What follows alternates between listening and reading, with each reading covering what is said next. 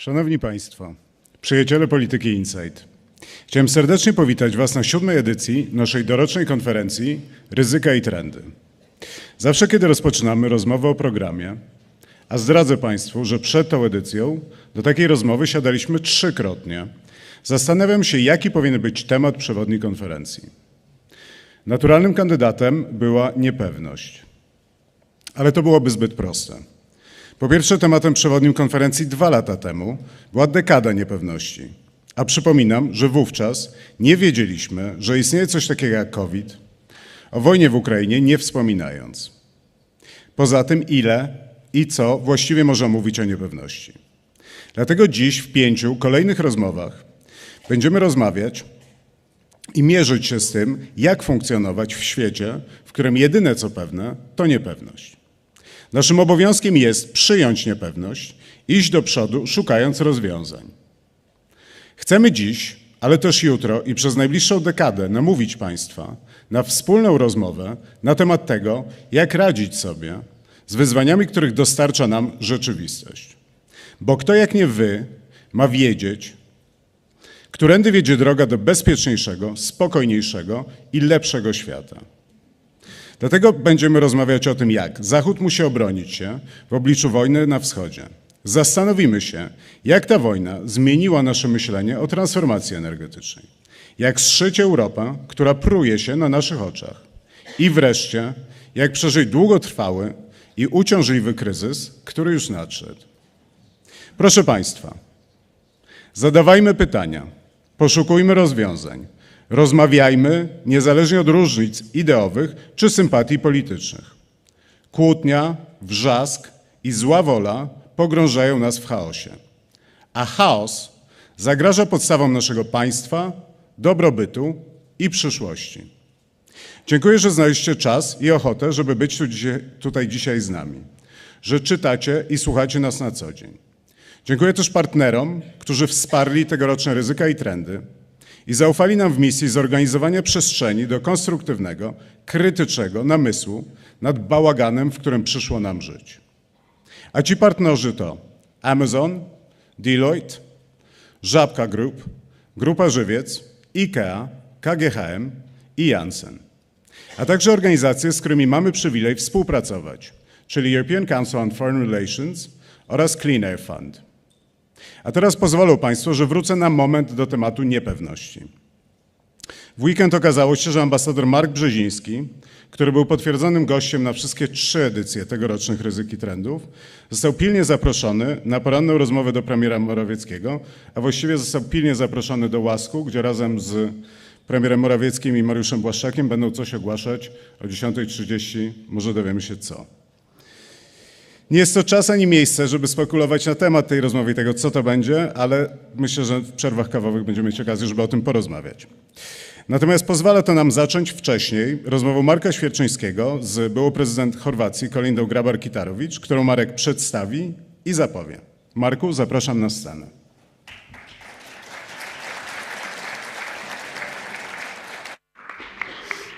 Dzień dobry Państwu. I'll switch to English because this is the format that we work with our international guests, friends and colleagues. How to defend the West? This is how we decided to name the first part of this conference, because we wanted to emphasize that the current situation is the first one in many decades that the collective West, its values, its structures, and even ideas that one particular country, Ukraine, adopted as its political agenda, were attacked.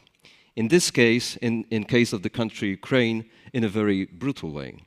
But if we are really going to answer that question, how to defend the West, we need to know first in what kind of a fight are we in?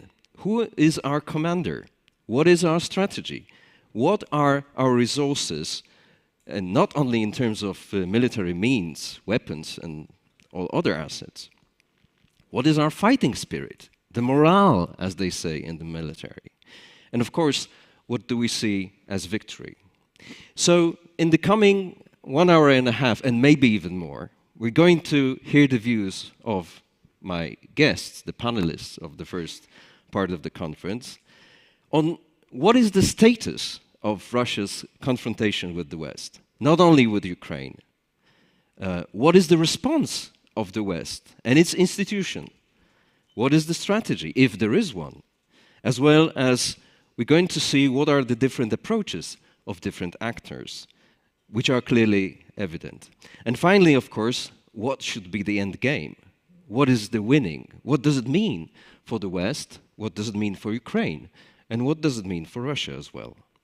A lot of stuff to debate among the panelists, who of course will be encouraged to debate among themselves, to intervene, to ask questions, and I will do so as well. And of course, there will be plenty of time for you, the audience, to ask your questions as well.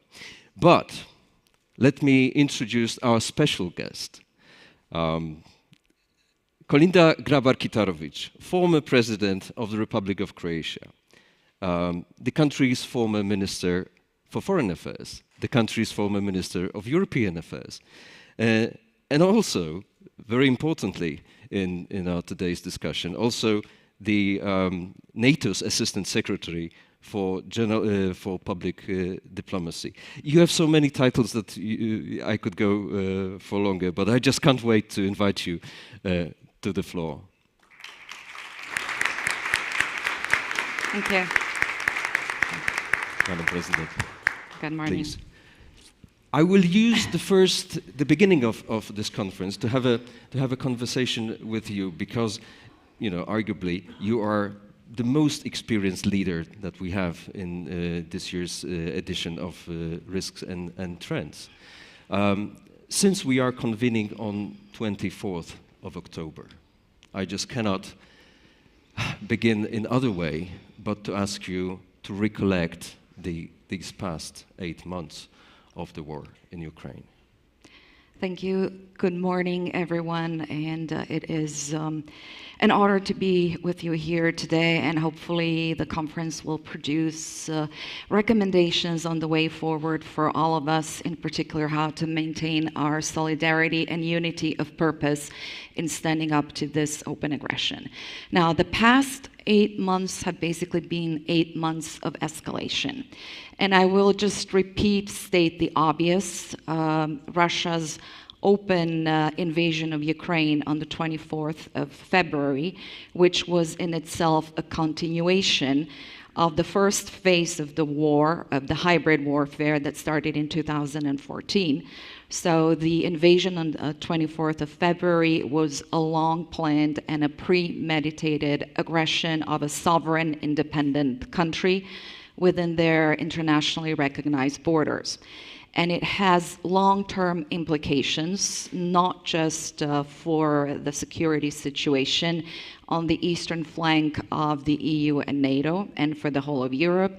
It truly has global implications and global consequences. So when you look at this open aggression itself, I sort of divided into 3 phases. The first one was the attempted blitzkrieg, which failed due to misperceptions and wrong analysis of 2 major components, and that was Ukrainian resilience and Ukrainian unity and the ability to fight back. And the second was the misperception of the so-called West, of our own reaction. Now, let me just state in the beginning that I don't like the term West, because I believe that democracy and the ideals of protecting the UN Charter and the international law do not pertain to any geographical space. And in addition to that, when we say the West, we sort of give credibility to everyone who says, including President Putin, the West against the rest. It is not so. I prefer to call it an alliance of liberal aligned democracies, of course, liberal aligned, distinguishing liberal democracies from domestic liberal versus conservative, or just aligned democracies who are based on values, where you have distribution of power, checks and balances, mostly parliamentary democracies, and that basically rest on trust between the governing elites or the governing institutions and the people. So the first phase, Blitzkrieg failed, and then Russia had to re-strategize and entered phase 2, which became a grinding strategy of attrition with incremental gains in the east and the south that were gained at a really huge price. And then Ukraine, at a critical point, turned the momentum of the war towards the end of August, the beginning of September, where with a counteroffensive, they started regaining territory and boosting the morale. I think it was critical not just for the forces within Ukraine to keep unity and solidarity and to be encouraged to continue to liberate their country, but it was crucial for the rest of us as well, as we had seen war fatigue already developing around Europe, the United States, and in other parts of the world where people started to question the validity of the war, the price that everyone was paying for that war. So that was the crucial point where Ukraine turned the momentum. And then they started gaining territory pretty quickly. They showed not just the resilience as in the beginning of the war, but the fighting spirit and the ability to liberate their territories, to regain territory, and that they were learning very quickly on the new modes of war that we saw would develop further. With these, the losses, now we saw dissent in Russia, but not the kind of dissent that everybody was hoping for, that the forces who support liberal democracy would gain the momentum and ask for democratization of Russia. On the contrary, the dissent actually came from those circles who support the war effort and were unhappy with the progress or the losses on the military field in the theater of war, and who started putting pressure on Putin and started questioning his position in Russia and as the leader and the product of that establishment, as well as the creator of the establishment around him.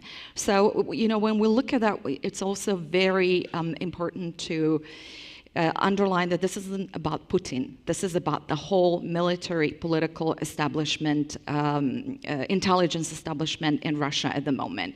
So what Russia does under Putin is escalation. That is the third phase of the war, where we see an escalation that doesn't really match the playbook of what our expectations had been. He actually exhausts the playbook of the possible escalatory moves very quickly, from declaring partial mobilization, which was in effect an acknowledgement that there was a war in Ukraine and not just this special military operation.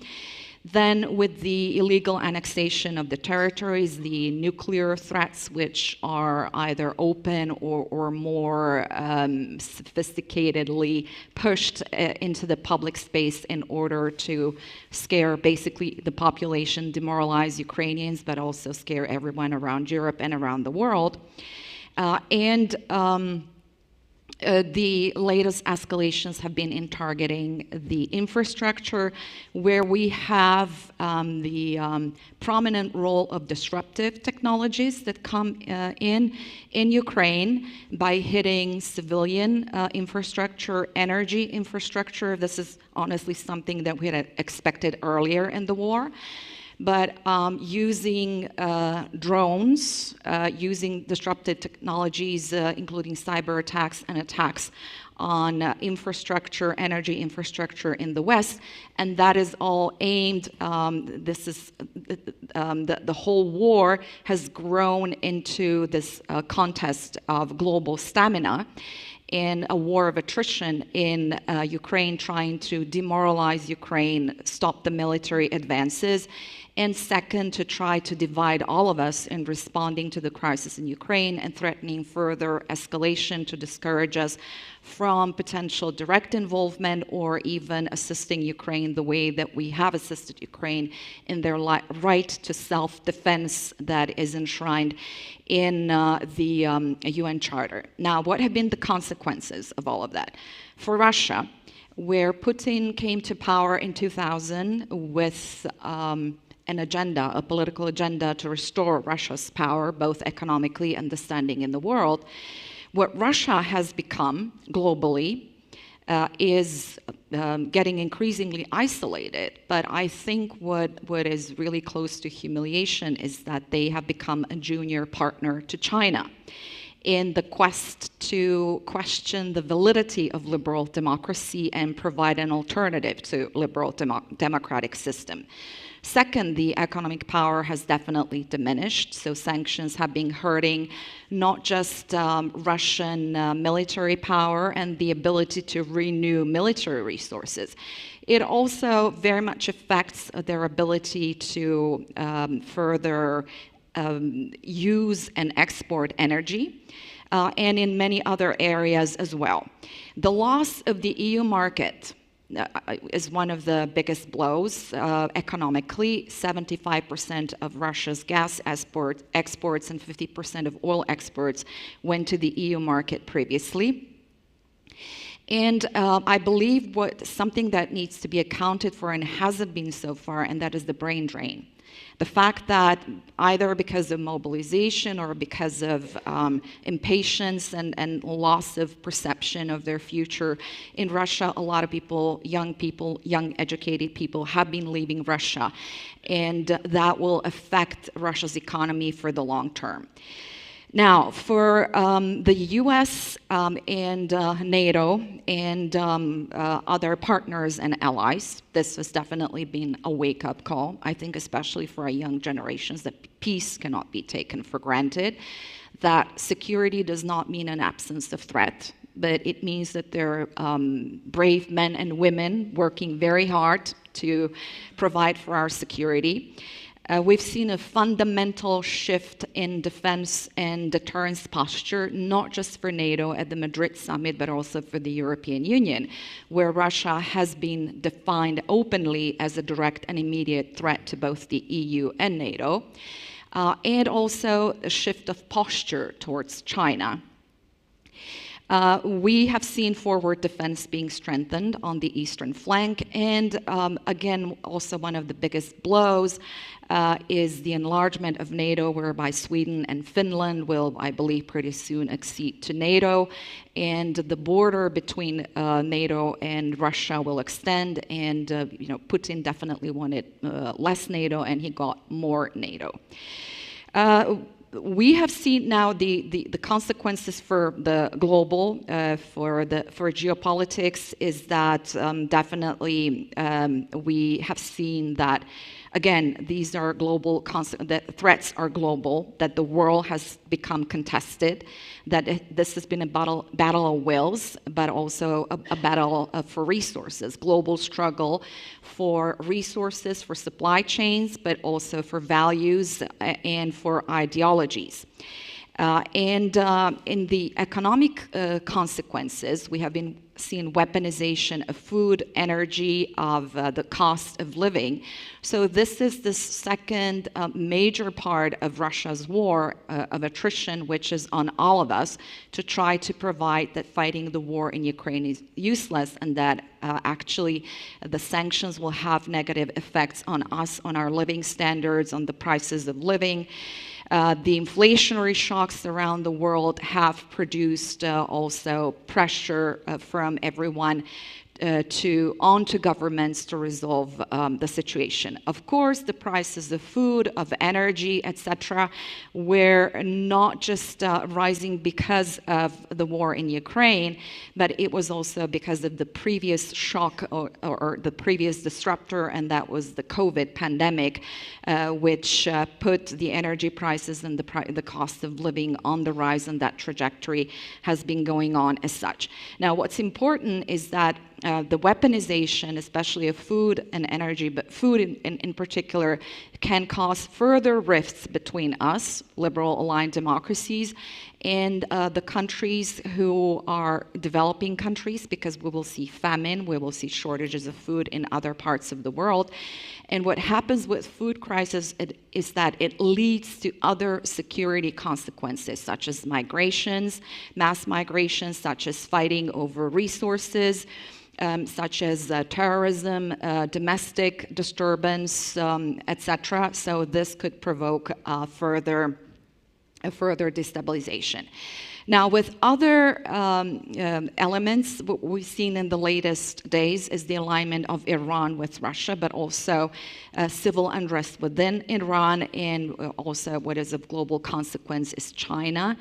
Xi having been re-elected for the third term. So far, China has supported Russia in terms of Russia not being humiliated and in terms of assisting them economically, but we haven't seen any military assistance so far. Now, with Xi consolidating power in China and moving China more towards a controlled system, by installing people who are loyal to him, we will see whether there will be any shift in the policy towards the war in Ukraine. Hopefully, it will be in the more positive direction by being concerned about global implications. So we are on a trajectory that is characterized by escalation. However, when you see escalation, then there are forces that at the same time are produced to control that escalation. So hopefully this will affect the position of not just the West or liberal aligned democracies, but other countries who have so far sided with China in order to work towards a peaceful outcome of the war in Ukraine or Russia's aggression against Ukraine. Well, thank you for this very comprehensive resume.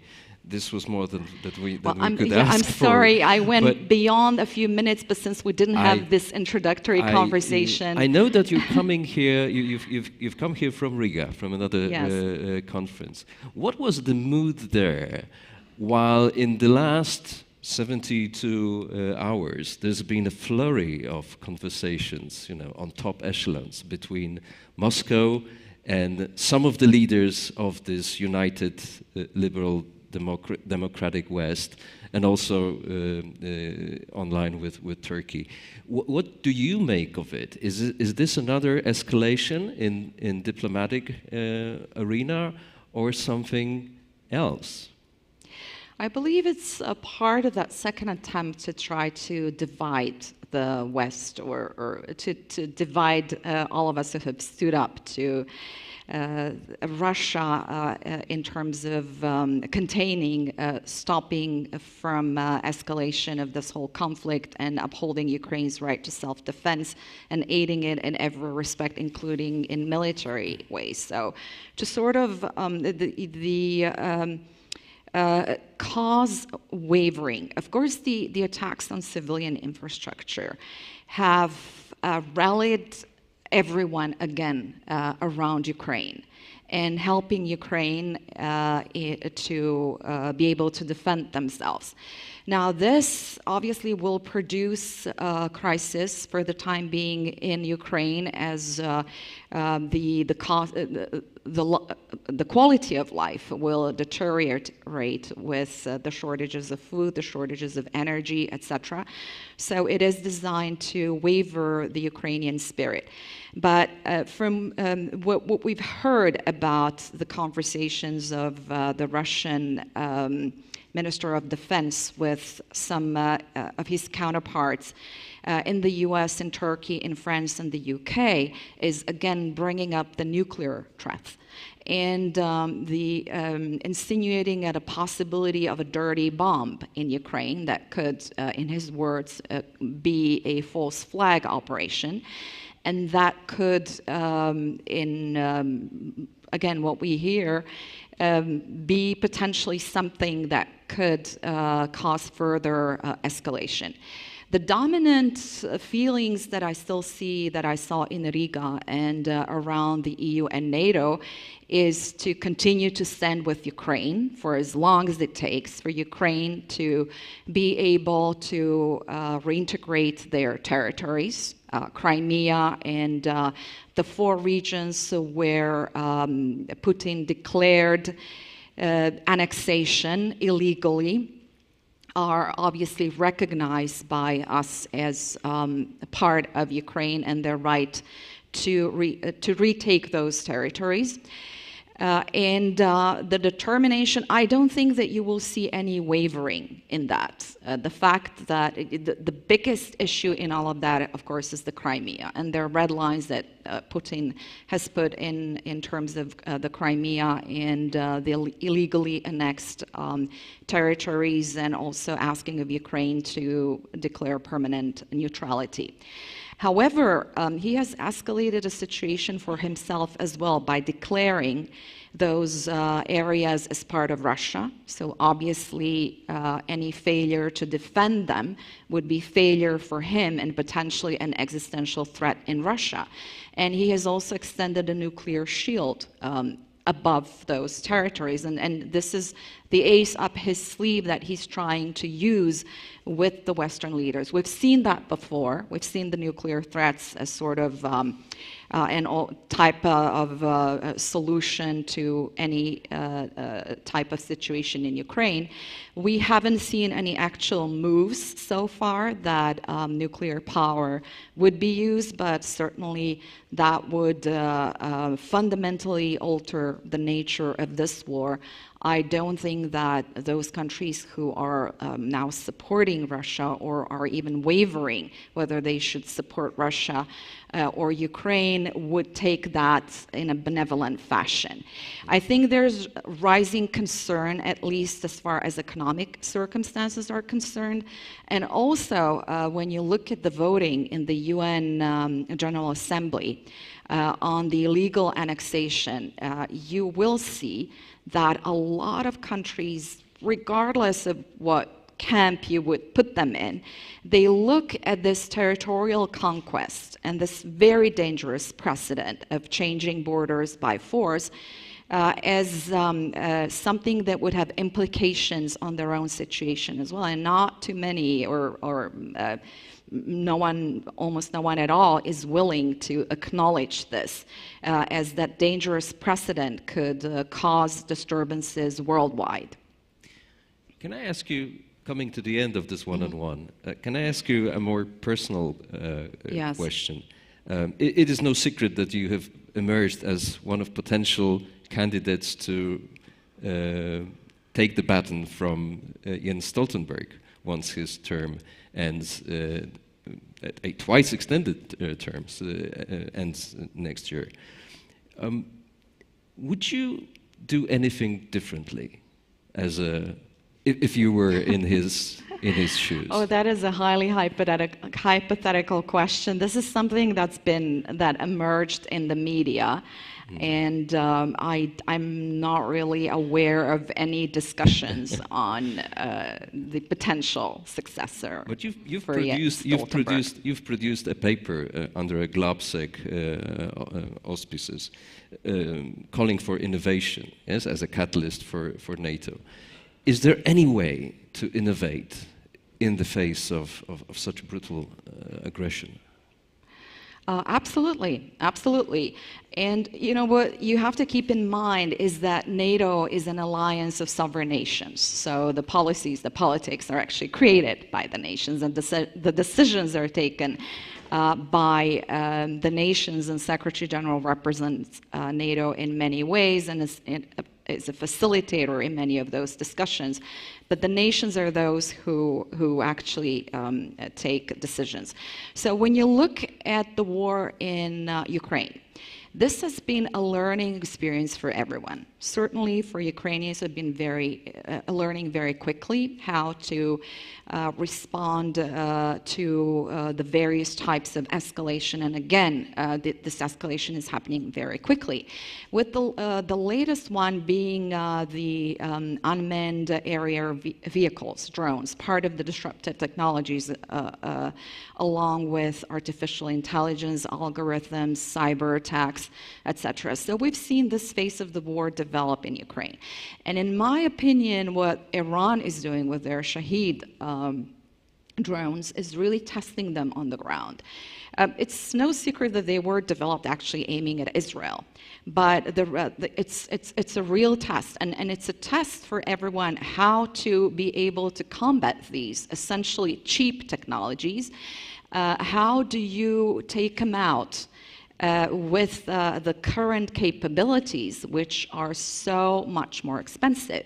So Ukraine right now has been combining three elements: working in the air with mixed patrolling the air all the time and firing air-to-air missiles. Then there is air-to-ground, also coordination. And the third aspect, which I had discussed months ago actually with a lot of people when we thought of this option of cheap drones, well, cheap, relatively cheap in comparison to the cost of other technologies.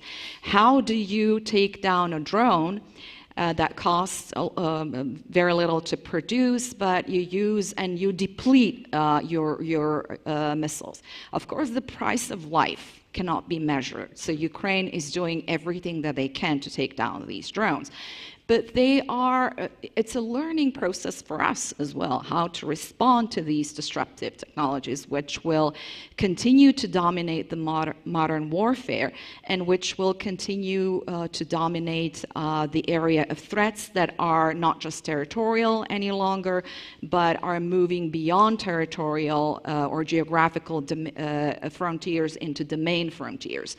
So what NATO has been doing is changing the deterrence and defense posture, but across all domains. So looking at multi-domain warfare, and secondly, building resilience of infrastructure, but of societies also towards the other types of hybrid attacks.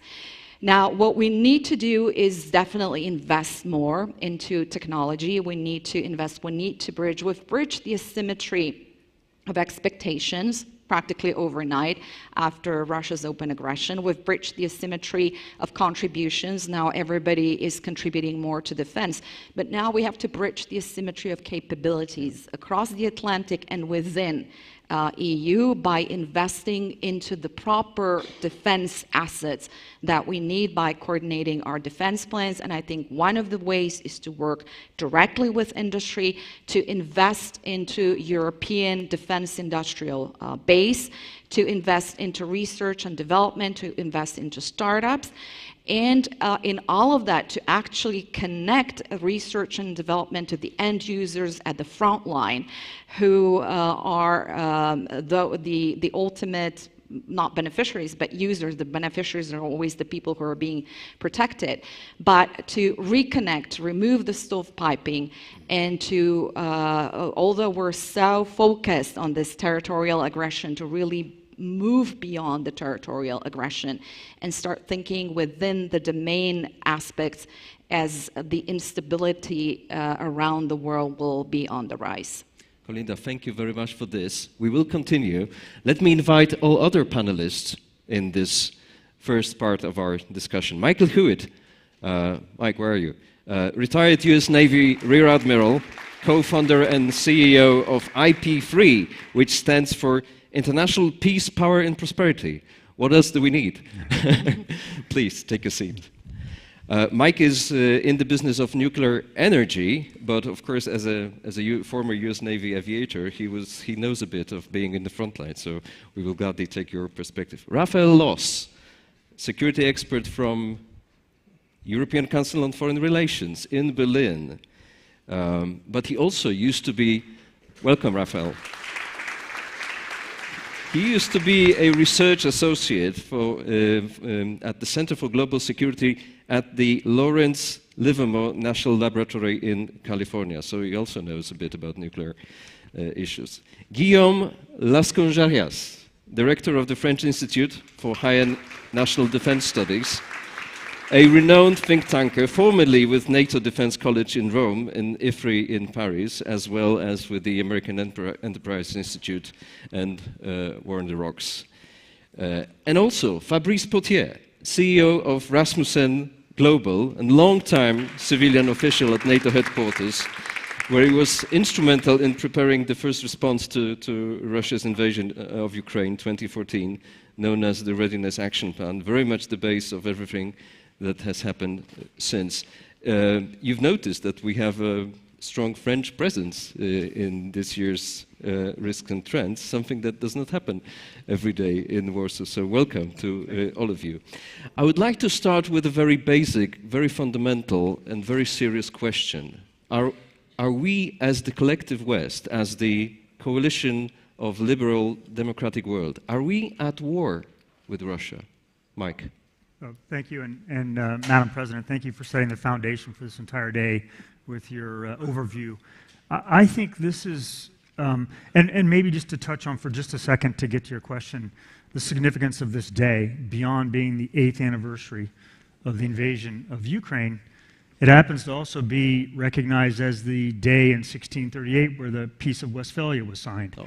And I absolutely believe there's a significance to that with the conversation that we're having today. This is really about democracies and Western principles versus authoritarian nations. I believe that is really what is up for grabs at this moment in time, and Ukraine just happens to be where the fighting is happening, but it is really a proxy war between the future of the planet, between authoritarian nations and Western democracies. And I think the key for us at this point is alliances. And I think moreover than ever, we need to focus on our alliances, not just in a peacetime way, but now in a wartime way. And I think we have the opportunity with NATO, the 3SI, the Visegrad 4, and other alliances that allow us to really address these issues. So we are absolutely at a time of war, but it is much larger than just what's happening on the battlefield in Ukraine. And I believe this approach that you've outlined was actually emphasized in the recently published the U.S. security strategy. Very much so, and I will touch on that. I did have a chance to write a op-ed on this that came out a week before the invasion, where I said that energy sovereignty is the Westphalian principle of the 21st century. This is really not about borders as much as it is about what are we fighting over, and I think energy, which will be a theme today, is really the undercurrent of much of what the struggle in Ukraine is right now. Fabrice, you wanted to intervene straight away. Yeah, I think it's a very good question, and I do agree with the points, but I think the West, even though I know Corinda doesn't want to use that word, but I think it's just so convenient, the broader NATO community is struggling with a dilemma. Nobody wants to be at war with Russia, but we know we have to fight a certain imperialistic version of the world. And that's the dilemma. And I think many people ask me often, what will be the outcome, the scenarios ahead in the war in Ukraine? And we often focus on Ukraine, but we don't really focus on Russia. And I think it's very hard to predict, but the key in terms of us succeeding is helping Russia be Russia as a nation, as a state, but not Russia as an empire. And this is the toxic Putin system, which is to say we cannot be a nation if we don't have imperial ambitions. And therefore, if we don't invade our neighbors, if we don't illegally annex territory, we are not a nation. Whilst I think the proposition that has to come from Russia, but possibly be communicated also from outside, is to say you can be a great nation, you can be a powerful state, and you completely deserve that because of the way the world is operating since the Westphalia Treaty. But Fabrice, isn't it what the West, what the collective West has been communicating to Russia for 30 years? I don't know about that, but I think we are reluctant to make a difference between the fact that it's the Putin proposition that is the problem. It's not Russia as a nation and state. And I think it's also an important message for our friends in Ukraine, that it's not about Russia, it's about Putin. And it's about Putin's imperialism that is causing this war, and that has to be fought. So to answer your question, I think nobody wants to be a war, especially in NATO. NATO doesn't like war. NATO, I mean, Colinda, we know that, is extremely defensive. It takes so many arm twisting to get some basic defensive posture agreed in NATO. But I think clearly now we are facing this dilemma that we have to push back on imperialism, whilst obviously not wanting to be at war against any nation or state.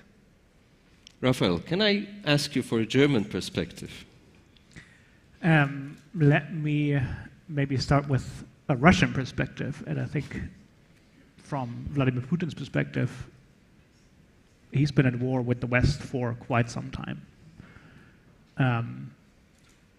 I think rhetorically since 2007, at least, when he gave his speech at the Munich Security Conference, detesting Russian presence in Europe epitomized through the NATO alliance, pushing back against what he described as American unilateralism.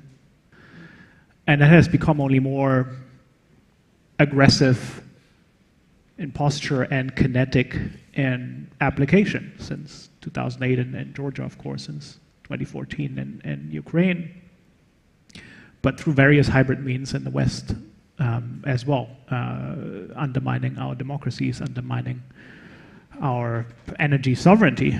And Germany, coming back to your question, I think didn't see that for the longest time. There were other Western Europeans that didn't want to see this for the longest time, that we, from Russia's perspective, find ourselves in a long-term strategic rivalry competition, however you want to describe it, and that NATO allies collectively have now formed a consensus around this, I think, since 24th of February. The Madrid Summit Declaration, I think, underlines that consensus as well, and now we draw the lessons from that consensus and from what we observe in Ukraine, how Russia is approaching this imperial project, how it is willing not only to accept collateral damage, but to target deliberately civilians. And that, I think, for NATO means that we can no longer rely on a defensive posture, but we need to do everything to protect civilians, because that is what Russia will strike if there ever is an attack on NATO territory. I think we are converging on that view. I think what NATO allies have agreed in Madrid, what they've outlined nationally in terms of increases of defense spending. We now go into the NATO defense planning process, establishing baselines for what we need in terms of military requirements, capabilities, revising strategy, doctrine, operational concepts.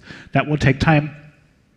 And a lot of work, I think, is ahead of us still, but we're, I think, on the right track towards strengthening our collective defense and deterrence capabilities in the NATO alliance, but in the broader community of like-minded liberal democracies. That includes countries in the Indo-Pacific as well, because, as has been mentioned, of course, China is the other big elephant in the room that NATO is increasingly focused on, but there is some hope, I think, in some parts of Europe, now that we've lost Russia, that we cannot lose China as well for economic reasons. I think that is a bit of a misunderstanding, but nevertheless, I think this is the next challenge that will be on the horizon. Right, but that was the easy part of your response, because you were sort of circling around NATO, around international reaction, etc. I was specifically asking you about the German perspective, German government, German society, and German business. And you would probably agree it is more complicated. It is immensely complicated. I think for a lot of observers in Germany, but also internationally, the speech that Olaf Scholz gave 3 days after Russia expanded its invasion of Ukraine on the 27th of February gave a lot of hope that this sort of change of times, Zeitenwende, as he described this moment, is something that would sort of permeate through German society, through political elites, through the defense establishment. And I think what we've seen since March is the emergence and the reversion to some extent to long-held beliefs about engaging Russia to some extent on very different terms. I think the energy relationship essentially is nobody believes that you could sort of turn back the clock on that. But certain beliefs about re-engaging Putin's Russia, I think still exist, and the hope that we could sort of return to that after the war finds an end. The parliamentary group chair of the Social Democrats gave an interview recently where he said that you have to find a balance between Ukraine's right to defend itself and necessities of diplomatic engagement. Of course, that implies that you can compromise on Ukraine's right to defend itself, which is a questionable assumption, but it, I think, indicates where some people would hope to see Western posture evolve in terms of balancing the needs of Ukraine with the needs of what they perceive as their national or European interests. We will come to the outcome and to the end game later on. Guillaume, is the French perspective, has the French perspective changed during the course of the last 8 months of the war? Because, you know, initially you could probably see that it wasn't, there was not an obvious answer to my question, are we at war? Well, I do believe that actually the French perspective has been somehow misread or misunderstood. Because since 2014, we collectively engaged in trying to re-engage Russia on the so-called Minsk agreement. It failed. Very honestly, it failed. Not because of France or Germany or Ukraine, but also, and first and foremost, because of Russia. So when we start actually discussing this issue of how to defend the West, actually it's, we've been at war with Russia, not just because we thought ourselves being at war with Russia, but because Russia is at war with us. That's the first thing. And we've been, and that's the second point, maybe collectively very naive in not understanding that what we were trying to achieve was, as a matter of fact, well, far from being a possibility. And therefore, when the 24th of February occurred, we have been, again, collectively caught unprepared, unequipped, somehow unable to understand what was happening. And for the past 8 months, we've been doing a lot. I know there are a lot of critics and criticism about the French position, yet it is not ambiguous at all. We understand that, and we call for Ukraine, when Ukraine will be ready to make peace, that will be at the Ukrainian desire to make so. So at not what Russia wants, but what Ukraine and Ukrainians want. So it's very clear, and the statements are very clear. The Ukrainians will define their end state. We, Europeans, and collectively NATO, have to help them, to support them, to strengthen them, but that will be their end state. We are not in a state of co-belligerence. We are not, we have to be very supportive. We deliver capacities, we deliver capabilities, yet we have also a lot of lessons learned to acquire for ourselves, because we are in for the long run, and as Raphael also said, other powers watch at what's going on and how we react. And if we don't take this in an earnest way, then we will be again challenged in Taiwan, in Africa, elsewhere. So we have to draw some red lines, and we have to follow through. I can see there is internal French conversation developing. Well, I thought you would find that interesting. I respect very much Guillaume's work, and we were collaborating together when I was at NATO. So what I'm going to say is obviously not about Guillaume, but it's more about the difference of I would say, reading of the French position. First, I think there's not a we on what you've just said, because if you look at other NATO countries, especially in Central Europe, but also in Northern Europe, I think there is much more clarity in the position, much more consistency from quite early on, even though you are right that it was a bit of a scrambling for what do we do, how do we respond to it. But like Olinda said, past few weeks, I think we started to find what's the appropriate modus operandi, which is essentially this Rammstein coalition providing weapon supply and training. I think the French position is, the problem fundamentally is that Macron's policy is not saying its name. It's trying to be too many things at the same time, which is, I think, one of Macron's quality when it comes to domestic policy, because you do need to balance sometimes the opposite. But dialectical approach doesn't necessarily work when it's a state of war and when it requires extreme moral clarity. And in that case, I think Macron is trying to have it both ways. He's trying to engage and be the European peace broker vis-à-vis Russia, and at the same time, obviously, signaling support to Ukraine. But the problem is that it sometimes contradicts itself. And the recent comment, I think today, he reiterated his humiliation comment, which I think is a way for him to empathize with Russia, saying we do understand you have gone through a traumatic event, which is the collapse of the Soviet Union, but the prime in doing so, he validates Vladimir Putin's neo-imperialism, because Vladimir Putin's neo-imperialism is based on that notion of humiliation, saying we need to revise what has been taken away from us by external forces, whilst we all know it's not external forces, it's more the Soviet Union collapse on its own contradictions.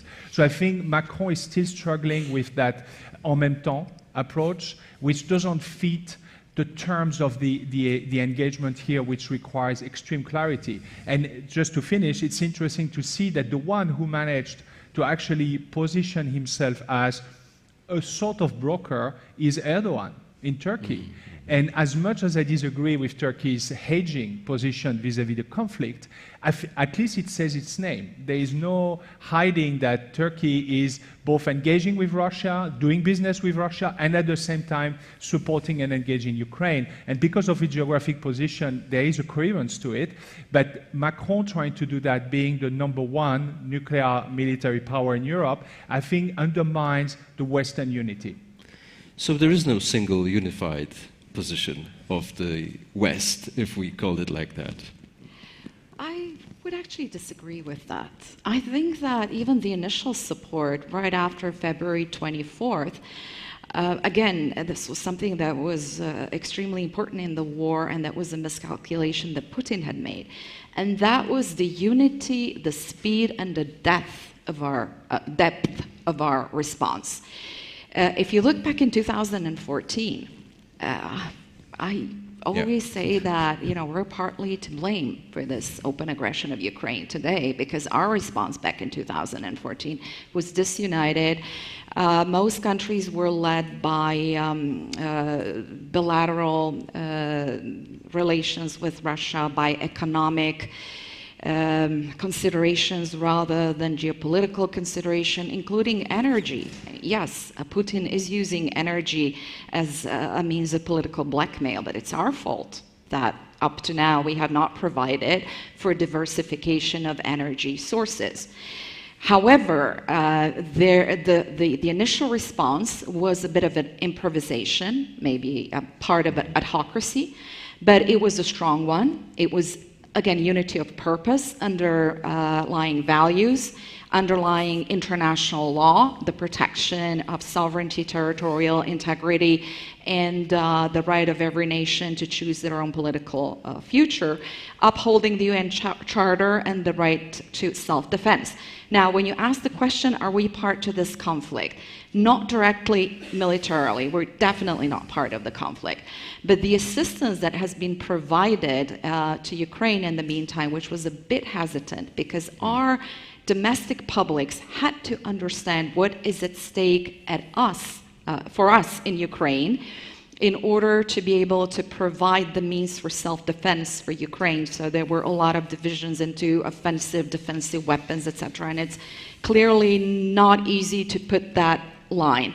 So we're not part of the military conflict, but our military support has been playing a key role on the ground, although, of course, Ukrainians are the ones who are fighting that war for us and for our values as well. And this is the way where we have direct interest in protecting the values and protecting the so-called West or liberal aligned democracies. Would you agree with Mike's term that it is a proxy war? No. I would not agree with that. I mean, I have experience in Croatia, when Croatia was a victim of aggression and occupation at the time. It was very similar to what's going on in Ukraine today, although, of course, on an entirely different level. However, this is really respecting Ukrainians, their determination and their right to self-defense. And they're not proxies in this war. Yes, they are part of our global strategy of protecting the values of liberal democracy and international law. But we're not using Ukrainians. I mean, and right now, what we have to do is actually step up our efforts as we're looking towards autumn and winter. The next few weeks will be crucial in that military momentum. Yes, Ukraine is winning, but unfortunately, I'm afraid that this war is going to be a bit longer than we're hoping. And that's why it's crucial to hold that unity and solidarity. It's not going to be easy. We've seen already protests around Europe. There will be more and more grievances by our own population. We will all suffer. The business of our governments is protect the vulnerable populations, but also fight disinformation, to continue with the resilience of our societies and maintain that unity of purpose. Francis Fukuyama just wrote an article, I think a few days ago, on his postulate of the end of the world and the liberal democracy. And he stated that, yes, we have had setbacks. He pointed to the elements that are inherent to autocratic regimes that will debilitate them. But there is a very, I think, a key, I wouldn't agree with everything that he said, but there is a key sentence in that we all have to remember, is that liberal democracy will not make a comeback unless people are willing to struggle on its behalf. So in that sense, it's our joint struggle with Ukraine. Can I ask you another basic question? Who is in charge? Who is our commander-in-chief? Is there a single one? Is there a collective one? If so, who are they? If I may, I think to follow on Colinda's point, I think this is a decentralized fight because it's a fight that should concern all of us. And I think what is very telling, and I do disagree a bit with some of the earlier points, actually, I think the public was already supportive of Ukraine before the leaders. It took the leaders to realize that we were, no longer in 2014-15, and that indeed they could have a much more forward-leaning posture. And the public, including in Germany, there was a strong majority, even where I live in Spain, which traditionally is not really, I would say, plugged with world events and European security. There is a big support for the Ukrainians and for Ukraine. Why? Because this is not a fight against Russia. It's a fight for Ukraine. It's a fight for basically rule of law and democracy. So in that sense, there is not a single boss or there is not a commander-in-chief, because it's about everybody contributing. And if you look at what is making the Ukrainians so successful, is that it's a very decentralized way of fighting a war that is not just a battlefield war, but is also an informational war. And so many Ukrainians are, basically it's a very social activist society. And I think if there is maybe one figure that has emerged, I mean, it's pretty obvious, it's President Zelensky, who immediately understood that it was about also winning that information war, being the communication chief for not just Ukraine, but for a set of values. So I would say we are all the commander-in-chief because it's about values that we all care about and depend on. But of course, many of us are looking to the United States on such occasions. For the president, for military leaders, for diplomatic leaders, are they leading?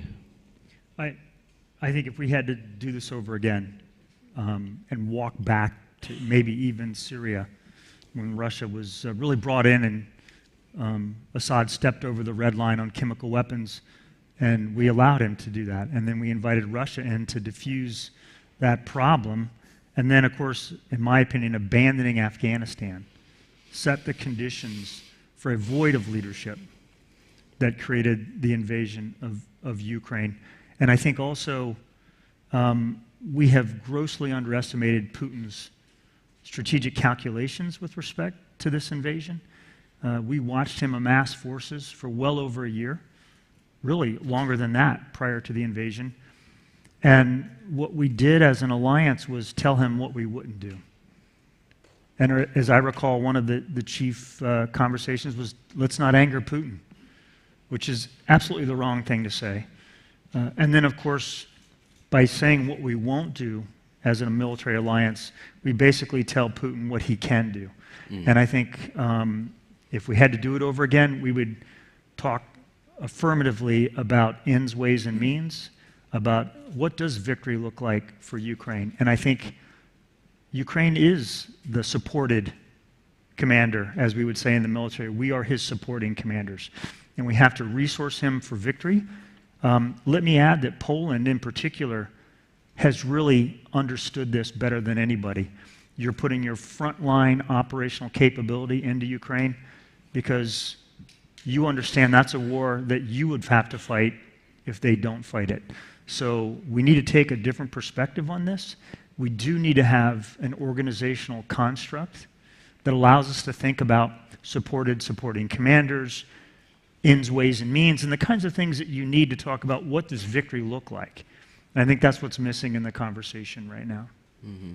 We will talk about this at the end of this conversation, but Kolinka said that if the reaction in 2014 was stronger, was more resilient, was more radical in a way, the events could have looked different. Would you agree? Absolutely would agree. And I think if you look at the timing of 2014 on the end of the Sochi Olympics with Russia, where Putin was testing the water prior to taking over and invading Crimea, and you look at the joint statement that Xi and Putin made on the opening day of the Beijing Olympics, which was just about a week before the invasion, was the same type of rhetoric. And so I absolutely believe our lack of resiliency on the invasion of Crimea set the conditions for what we saw this year. Mm-hmm. European leadership. I know there's at least a couple of presidents, prime ministers, maybe chancellors also, who would like to see themselves as European leaders in this response. Well, I don't see that any political leaders by themselves want to actually be seen as the commander-in-chief. Because, again, we try at least to be collectively responsible for defending our values, defending what we believe is right and trustful. And therefore, we might see each other's collectively bound by these state of values, democracies, etc., rather than identifying who is doing more than the neighbor. That's, well, maybe it started like this, but it's far now from being the case. We are collectively trying to figure out how to address the situation.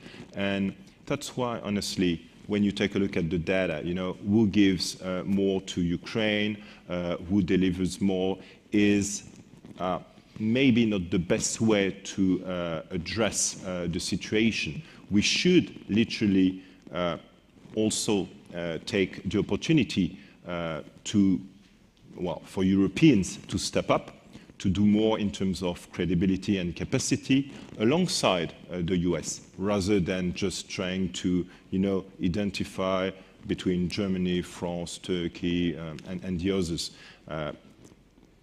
Otherwise, we will be divided also.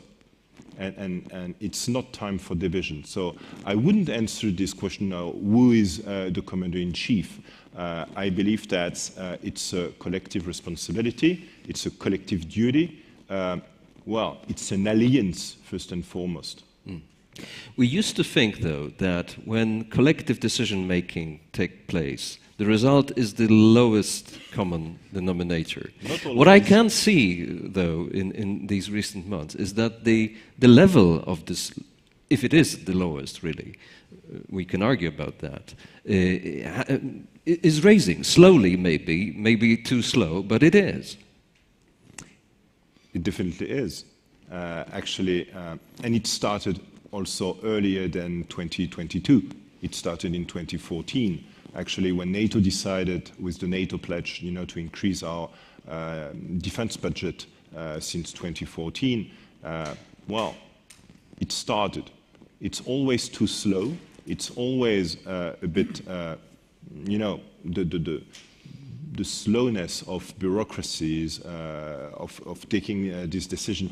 And it's not easy. It's not an easy thing, to put like billions of additional euros for bureaucracies. It's difficult. You have to absorb it. It's something way more difficult than just, signing a paycheck.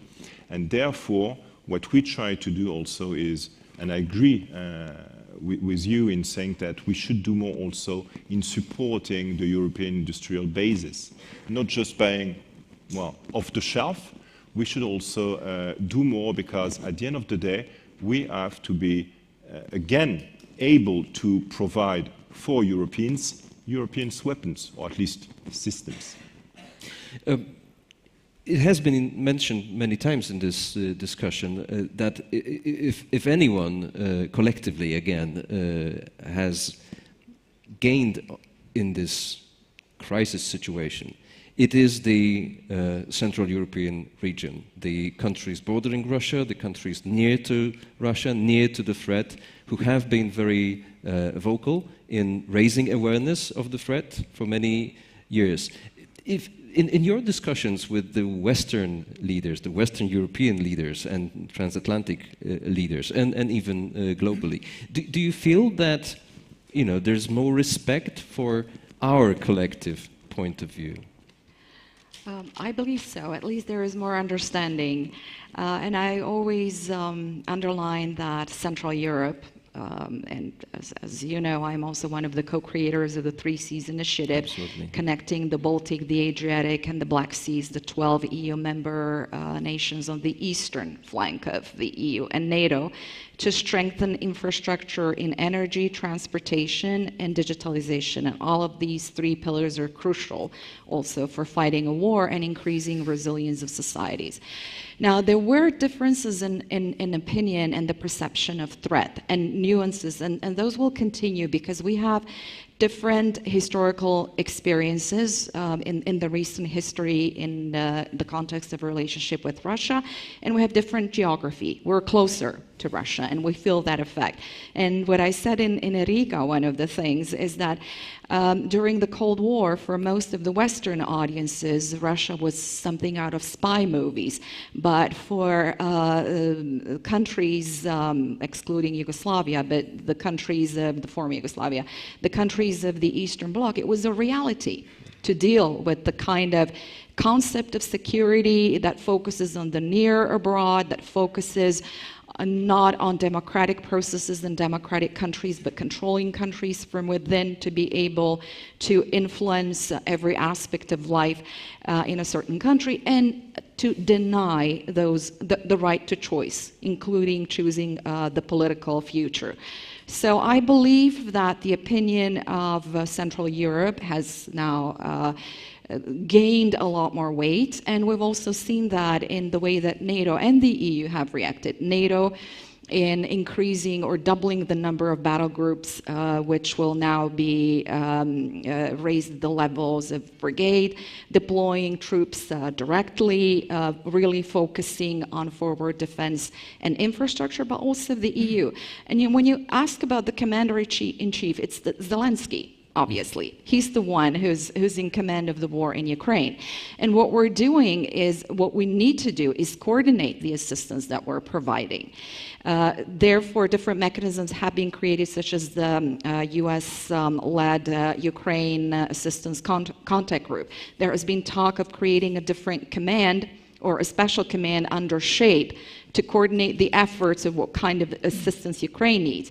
But also we need to coordinate among ourselves to see what effects, what counter effects the assistance to Ukraine is having on our own military preparedness, the resources that we're, I won't say depleting, but certainly we're giving over to Ukraine that need to be restocked, but in a proper way. While assisting Ukraine to transfer from Eastern to Western technologies, we have to go through the same process as Central Europe as well, because that's one of the problems that we have, that we still have a lot of gaps in our military security system and the mindsets that pertain to the previous security and arrangements in the previous system. So again, it's been so many lessons learned, an important learning experience for all, but we have no time to lose. We have to move very quickly.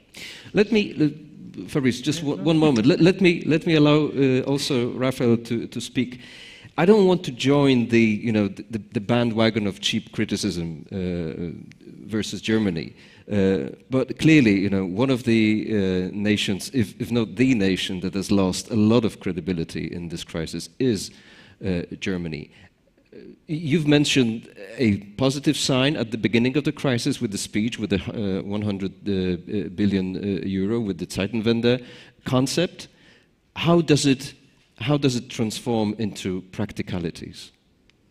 I mean, I'm happy to jump on that bandwagon right away. I think the cognitive dissonance that German rhetoric evokes about, we seek military leadership in Europe. That's completely not credible. There is no capability. For credibility, you need capability and resolve. And none of this is there. There is not, the Bundeswehr stocks are depleted, and they haven't been a priority for the last 20 years.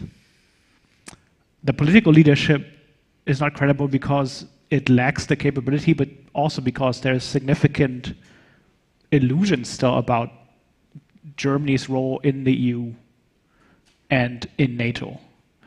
The Ukraine contact group, for instance, why did we as Europeans need Washington to lead this? Why was this not a European initiative?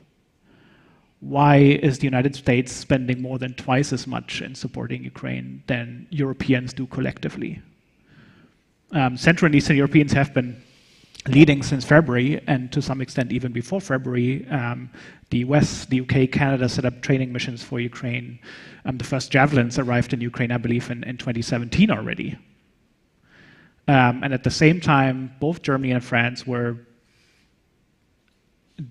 deepening on Germany's side the energy dependence on Russia, and on the French side, I think the outreach that Emmanuel Macron sort of unilaterally over the heads of Eastern Europeans to some extent sought with Vladimir Putin maybe was understandable for domestic political reasons or for his personal convictions about what French leadership in Europe could look like and how to best move forward in the European-Russian relationship. But clearly those undermined Germany's and France's credibility in Europe. I think Poland is not quite there politically. It doesn't have the clout to lead Europe politically in reforming our approach to Russia and in strengthening European pillar in NATO defense capabilities, because it's clearly expressed that ambition and it's putting up the money to get there.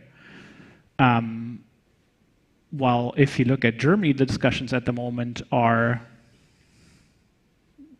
one, inflation eats up the special fund. It's melting away like butter in the summer. There is no willingness to increase the regular defense budget. And we haven't even put in orders to resupply Bundeswehr stocks and to turn the ad hoc support that Germany to some extent has provided to Ukraine into something that is more of a process that is robust, and where there is a reliance for Ukraine on German support over the long term. I think there are some notable exceptions. Self-propelled howitzers, for instance, might be a way to showcase the support. Urgent air defense capabilities that Ukraine has been calling for since the beginning of the war, but where the salience, of course, has risen tremendously since Russia started its sort of strategic bombardment campaign aimed at civilian targets across Ukraine, including energy infrastructure. But to help Ukraine transition from Soviet-produced material to NATO standard material, I think there needs to be a broader political, industrial agreement about what those capabilities are that Ukraine needs, and then get going. And that includes tanks, that includes infantry fighting vehicles, that includes everything that allows Ukrainian troops to maneuver and move under fire. It includes, at some point, Western-produced aircraft as well. So on the military side, things look complicated in Germany. Maybe on energy, is there anything better? Extending the nuclear power plants? I think to some extent it does. I think the political parties that make up the current government coalition have been adapting to some extent faster and to some extent slower than the speed of relevance that this crisis requires. I think Germany's current Foreign Minister Annalena Baerbock, for instance, was ridiculed during the electoral campaign last year for recognizing that Nord Stream 2 represented a vulnerability to German energy security. The other contenders were not at all of this position, and there has been a revision on Germany's energy dependence on Russia, but a disorganized scrambling about what to do to increase Germany's energy sovereignty and to have Germany play a role in increasing Europe's energy sovereignty. I think the nuclear part of the equation is important to underline. I think diversifying sources for fossil fuels, there's been a tremendous effort to make that happen. What we haven't really seen yet is an increase in investment in renewables, to be honest, and that has been long the hallmark of the Green Party, of course, and an ambition that the Social Democrats and Liberals to some extent have expressed as well. But we're not nearly fast enough in that sector, whereas if you look at fossil fuels and nuclear, I think there's been some movement at least to build up German and by extension European resilience to Russia's efforts to weaponize energy as a weapon in this long-term confrontation. So I guess this is the point in our discussion that we've reached, discussing strategies and then the outcomes. Fabrice. Therefore, to follow on the energy aspect, I think we are now in front of a complete redrawing of our energy posture in Europe. And the good news is we've lost, to a very large extent, the dependency on Russian gas and oil. The bad news is we've lost the affordability that it provided to our European industry, especially in Germany. So I think we've got to come up with a new equation with both reliability, affordability, and carbon neutrality.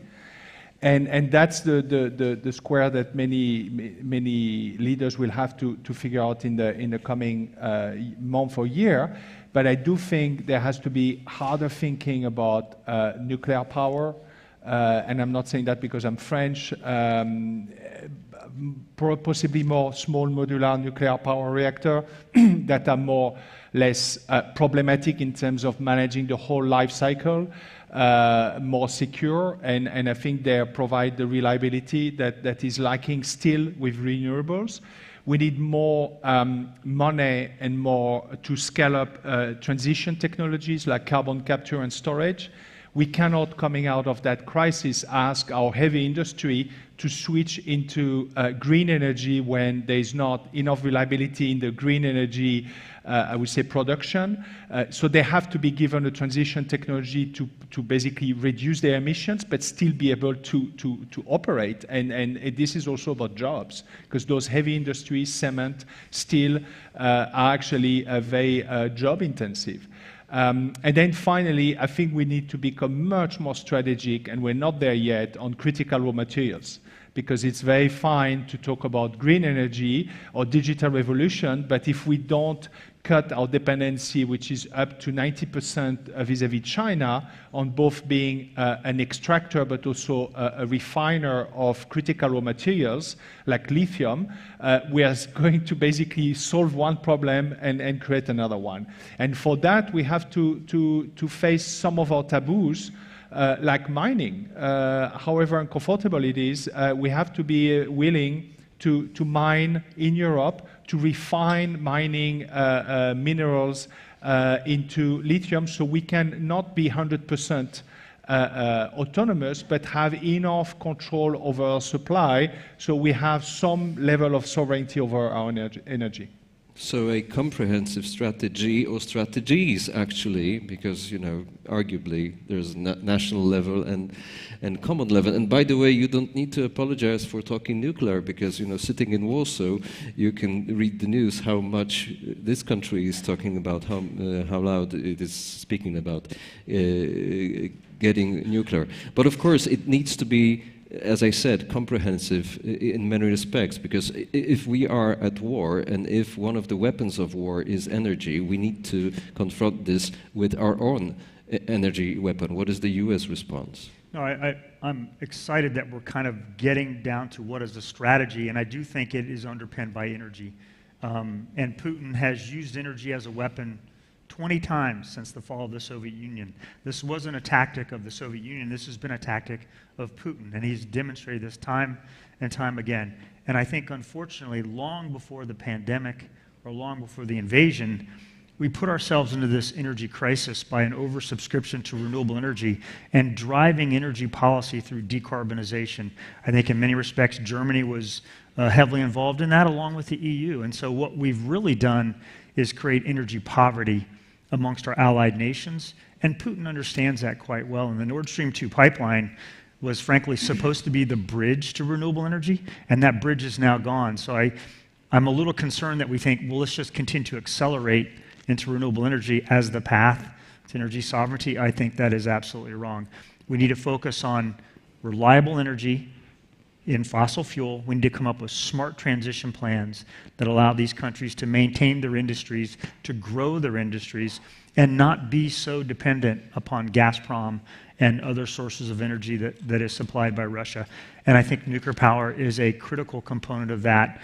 If you follow the 3SI nations alone, they weighed in very heavily on the EU Commission at the beginning of this year about the restriction, the ESG restriction to invest in nuclear power, which has now been lifted, along with natural gas. So I think there's a realization that energy really is underpinning this war, and we have to understand, how do we rectify our energy deficit? The food crisis, the water crisis, and the power crisis that we're seeing in Europe was not caused by Putin's invasion of Ukraine. But it simply accelerated it and woke us up to it. But this is also an area where the situation in European countries is very diverse. You know, you have France, which is, you know, a nuclear-powered country to a large extent. You have those who use renewables to a large extent, and you have those who have a problematic mix, to say the least. Isn't it this current crisis? Isn't it an occasion for a truly modernized, new European approach to energy? Isn't there a chance for it to actually come out of this crisis? Well, I wouldn't tackle the energy issue, because I believe that I would come back to what Fabrice just said about thinking strategically. Because prior to dividing or organizing what we should do at our best, we have actually to tackle, I would say, 4 C's. The first one is to understand that we will be always in competition or confrontation or contestation with these great powers that literally wants the West, so be it, to be, if not defeated, at least contested. So we have to understand that this competition is there to remain for a long run. The second C, so to speak, is we need to be comprehensive. We will not just tackle the issue in Europe, we have to tackle it globally. China, Africa, other countries, other spaces, other areas, because it's not just in Europe, it's also in the Indo-Pacific, it's everywhere where our European and also American values are also under offense. The third C would be staying coherent and cohesive, because we need this kind, more than just strategic thinking, we need also strategic endurance, that we're in the same boat and we're rowing in the same direction. And the fourth and last C is credibility through capacities. Energy is one thing, but at the end of the day, what we need collectively is also to be aware that we need stocks, we need sustainability, we need sovereignty. In military terms? Not just military terms, but also in military terms, yes. Raphael? Just a quick note. I found it interesting that you didn't mention the climate crisis as one of the three crises that you've described, outlined for us. Regardless of how Europe's future energy supply and sovereignty looks like, I think what Vladimir Putin's energy war against Europe and its war against Ukrainian energy shows is that you cannot only rely on centralized power production. He's targeting nuclear power plants for political leverage as well, but he's also destroying Ukraine's sort of energy infrastructure. And I think that one of the lessons that we should draw from this is that a certain degree of decentralization of energy grids and power plants enhances our energy sovereignty, resilience of networks, learning to some extent from the experience of Ukraine's armed forces and in operating in a decentralized fashion and turning innovation, creativity, and networked operations into leverage on the battlefield could be something where we learn from as we rethink in Europe what it means to be resilient, not only militarily but also in other areas of the economy, of the society, and in the energy question, of course. We will have a separate energy panel later during this conference, and I encourage you to stay on and listen and take part. But we need to slowly come to a conclusion of our discussion with another simple question. But everything, as the saying goes, in war, everything is simple but not easy. What will be the winning of both Ukraine and the collective democratic liberal West? Kolinda. As I said, this war for Ukraine is an existential issue.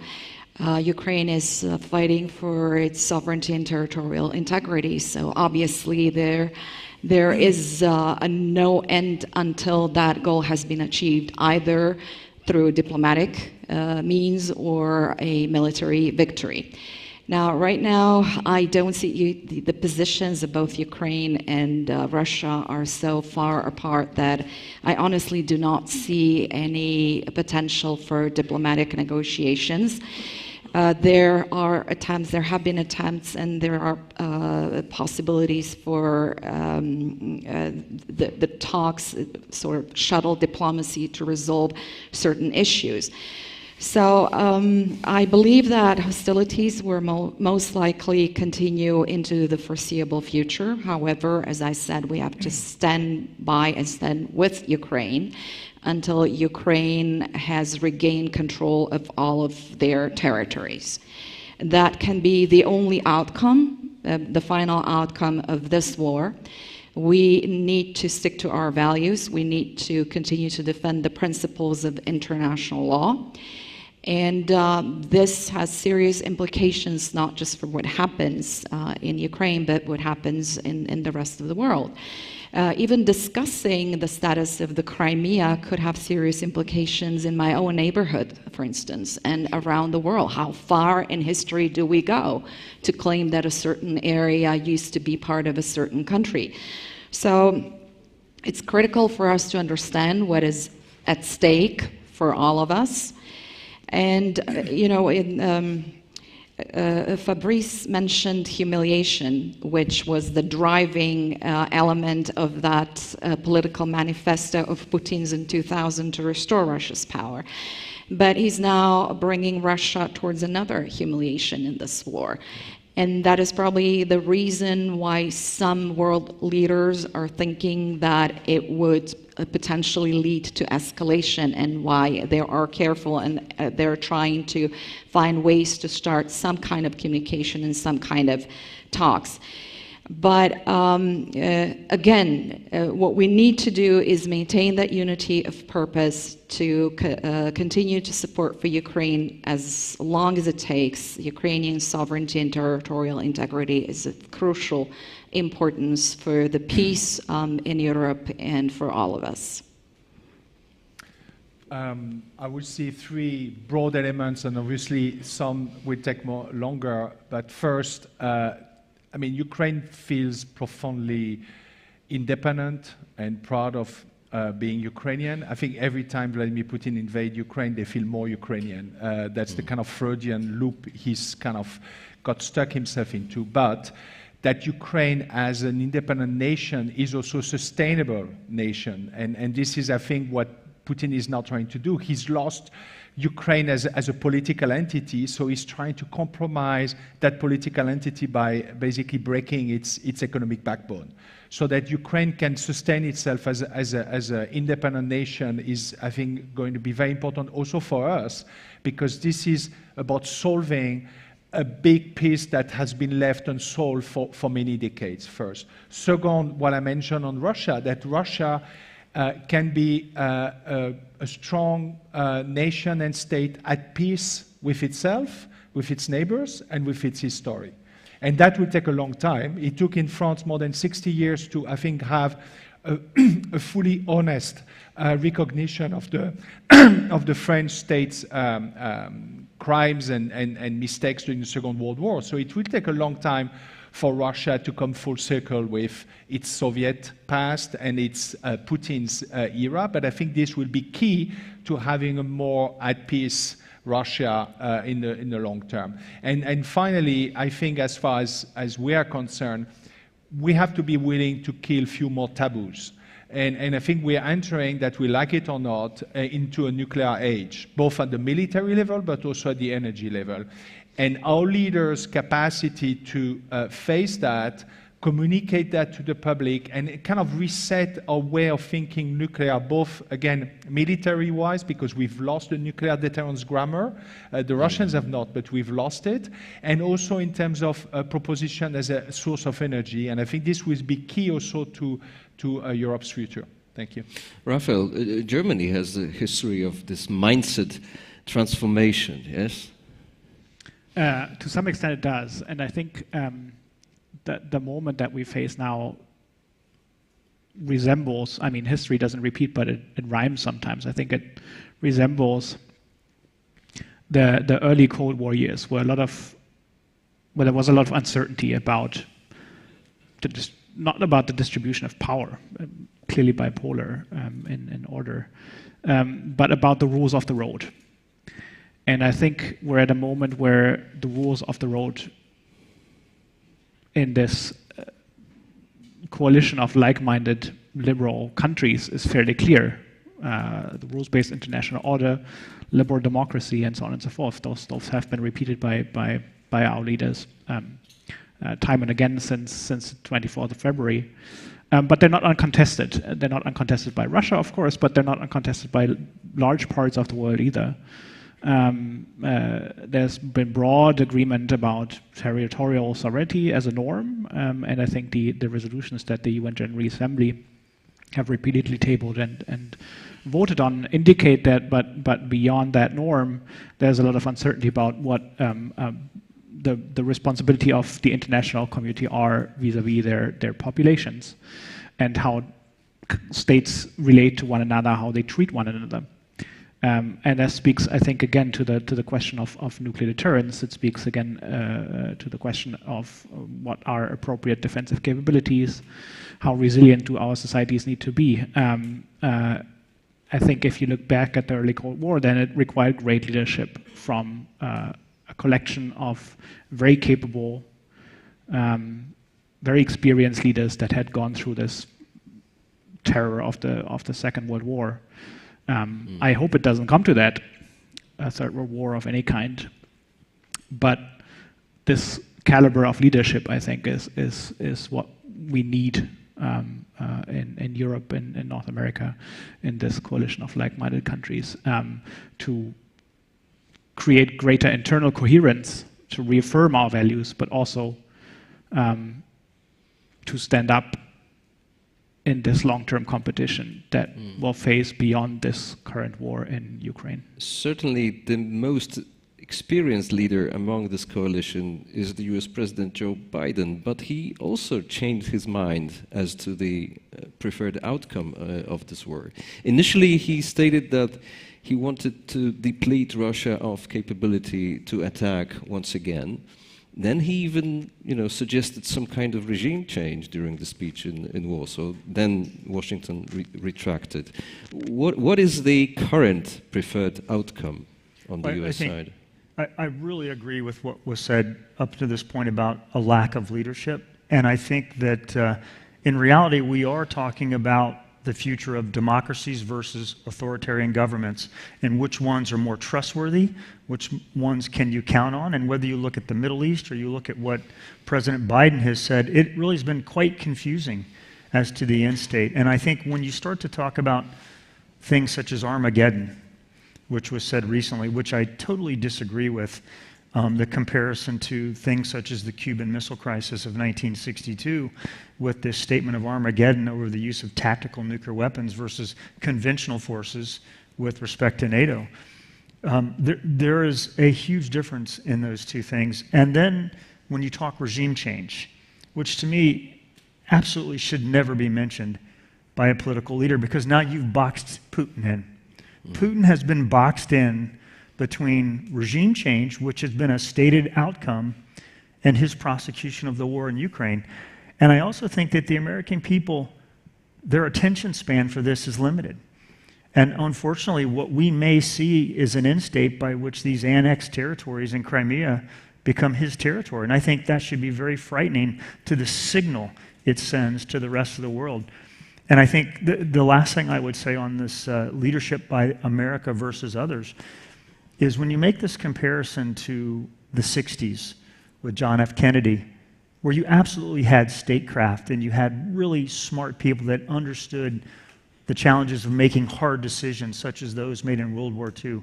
And you can only hope that there's a lot of diplomacy happening in the background that we're not seeing. But one of the things that John F. Kennedy said that was very important in 1963, a year after the Cuban Missile Crisis, he said, you never want to box a leader in between a humiliating defeat and the use of a tactical nuclear weapon. And unfortunately, I think that may be the scenario that we've created. So how do you walk away from that? You walk away by everybody being happy that that never occurred, but that Putin claims territory. And that, to me, is unfortunately where I think we're headed. How to strike the balance, Guillaume, between the two? Well, it's always really difficult, in a situation where you're in the middle of a crisis, you're in the middle of a conflict, of a war. So defining the outcomes is always very difficult because, first and foremost, those who have to define them are the Ukrainians themselves. Those are in need, as you rightly said. And therefore, we are to be supportive of themselves, but then we have also to collectively better understand what we should have done before this, what kind of lessons learned will be drawn, and then out of these lessons learned, well, actually include them in our strategic thinking. I do actually think that the problem is that we draw a lot of lessons and yet we never learn. So therefore, there is this kind of curve that we actually should better proceed to. And then I'm not a great fan of historical analysis or historical comparisons, so to say, because there are as much things in common as also things really, really different. So therefore, the situation yet is to be taken with our geopolitical assessment, the geopolitical situation, and so. And therefore, with coming to the outcomes, it has to be defined with the understanding that it's the Ukrainians, it's the Russian, it's then the rest of the world. But all the nations, individually speaking, or the European Union, have also their say in identifying what are their proper ideas, their proper outcomes, their proper outputs.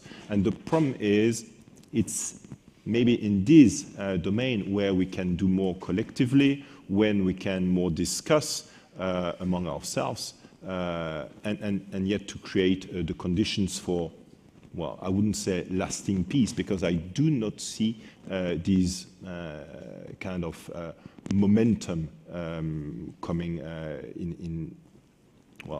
in a recent or in a proper coming times. And maybe in times of instability, the notion of lasting peace is unavailable. Well, the thing is, we are in a, and it has already been said, in a time of the return of great power rivalry. So, and in this time of great power rivalry, Europe in itself has also to be part of becoming a power, becoming independent, sustainable, autonomous in many ways, sovereign also. And therefore, we have to step up, we have to live up also with regards to our own expectations. Thank you very much for this conversation. We've slipped our schedule, but I guess we have some time for questions from the audience, and the microphones will be provided if there is a question at the back of the hall.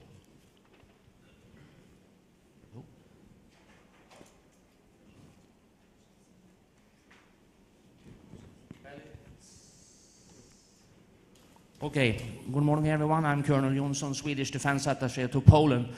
And first of all, thank you, Polityki, and thank you, Mark, for this very good start this morning. I have a question to my French friend Fabrice, I think. And of course, all of you can answer if you would like to do that. You mentioned, and correct me if I was wrong, in the beginning of your today's beginning, that Russia is not the problem, Putin is the problem. Is it really that easy? Take away Putin and problem solved? That's the question. How do you want to answer? We'll take another question from Michał Baranowski, our good friend from GMF.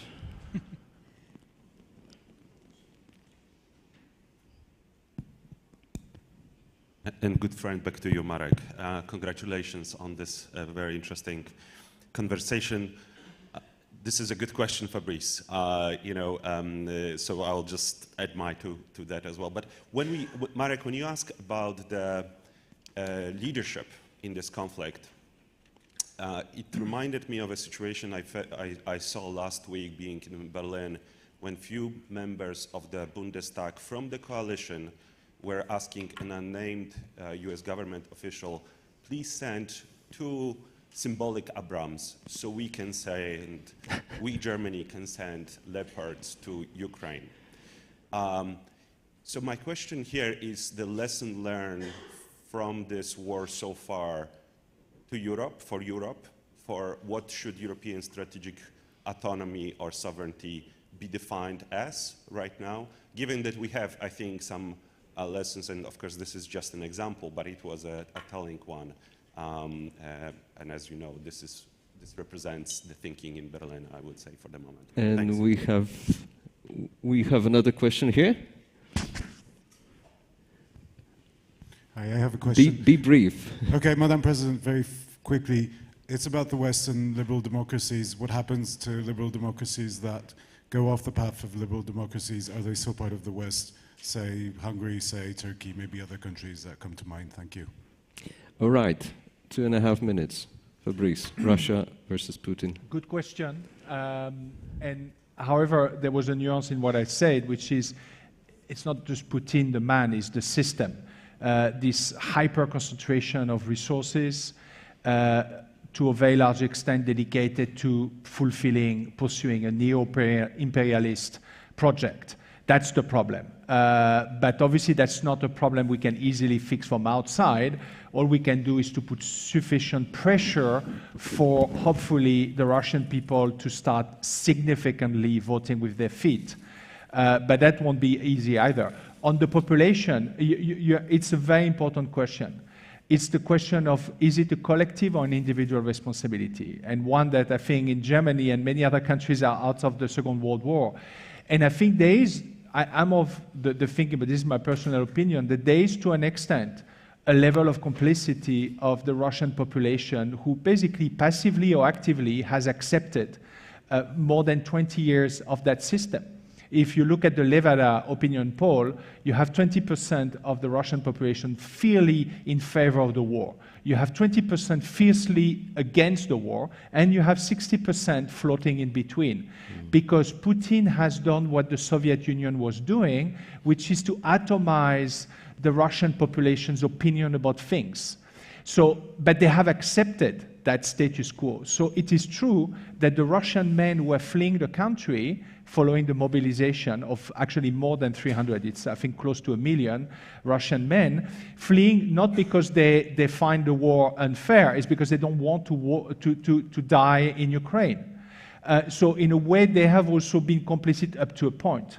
So you do have a point, but I think the way to get over that is why I was using the French analogy, which has also its limitations, is I think the Russian population will have and will only be at peace with itself and with its neighbors once it has processed its history one way or another, which in fact has never properly happened. It has not processed its Soviet history, and it has not processed its post-Soviet history. And until it does that, I think there will be a repeat of the mistakes. On the lessons learned in Europe, there was a question. I think the main lesson is we can, and it might sound a bit counterintuitive, control and manage escalation.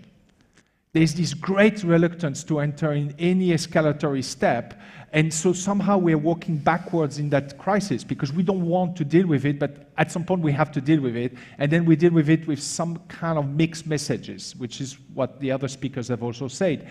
I think we have to be more comfortable, so it's probably this comfort with power, the notion of power, and the exercise of power, including how to escalate to a point where we can control that escalation in order to reach the outcome that we consider is the right one. And that's, again, on the nuclear, but also on the conventional. I think if we can have more comfort with our leaders about this, we will probably have fewer wars. Raphael, did you want to add something on the tank issue?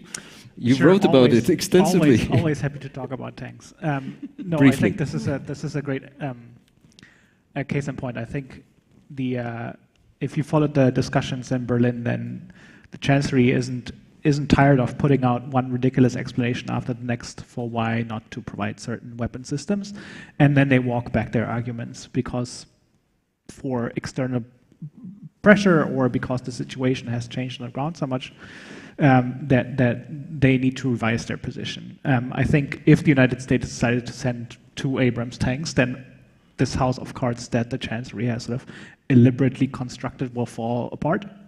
But it shouldn't take that. It shouldn't take Americans taking the first step again. If we're serious about anything like European sovereignty or strategic autonomy, then there needs to be a point where we collectively assume leadership, and it would be great. And this is exactly what Fabrice was speaking about. Yeah. On the point of the Russian population, I think, just to add what Fabrice has been saying, Vladimir Putin has been working really hard to implicate the Russian society in his war and his war crimes over the past 20 years through the militarization of the society and by the partial mobilization, which might expand at some point. But it's more difficult than just removing Putin, and then everything will fall in place. And finally, is this Western coalition endangered from within? From within. Well, 3 quick points. First, yes, we have to be mindful of what happens in our own societies, not just of the outside threats. But I think that liberal democracies, thankfully, have inherent mechanisms for self-correction. Secondly, just quickly on, is Russia the problem or Putin? Historical experiences teaches us that we have to be very careful about labeling or refraining from labeling entire nations. But this war isn't about just Putin, just one person. Definitely, it's about the current system, the political, military, intelligence establishment, and I'm afraid that currently we do have even worse alternatives that we should be mindful of. And the third point on the lessons learned for the European Union, definitely NATO remains essential, vital for the defense of Europe and the EU, but the EU has to do more to build that defense pillar. And when it comes to strategic autonomy, it has been heavily misunderstood. It's not an attempt at undermining NATO or getting away. It actually presents a choice from acting together with allies whenever possible, but if need be, acting independently as well and taking care of one's future and security. Thank you. Thank you so much for this. I can only say that we cannot guarantee that when we meet next year, we will have a more clear picture, but let us hope at least that the war will be over. Kolinda Grabar-Kitarowicz, Guillaume Lascon-Jarias, Mike Hewitt, Raphael Loss, Fabrice Potier, and the audience at the Polityki Insight's Risks and Trends. Thank you so much. Thank you.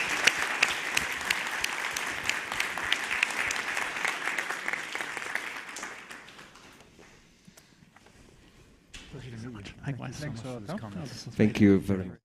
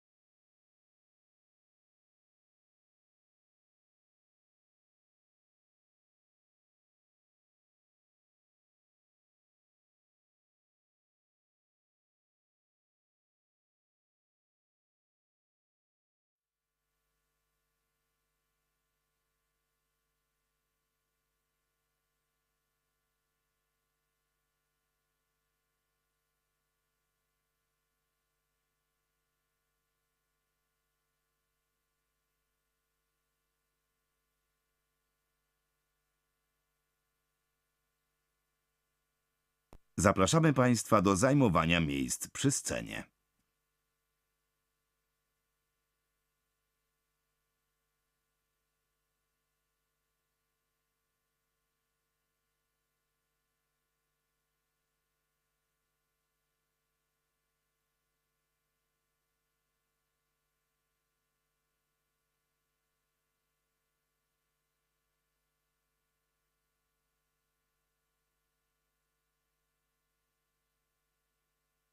Zapraszamy Państwa do zajmowania miejsc przy scenie.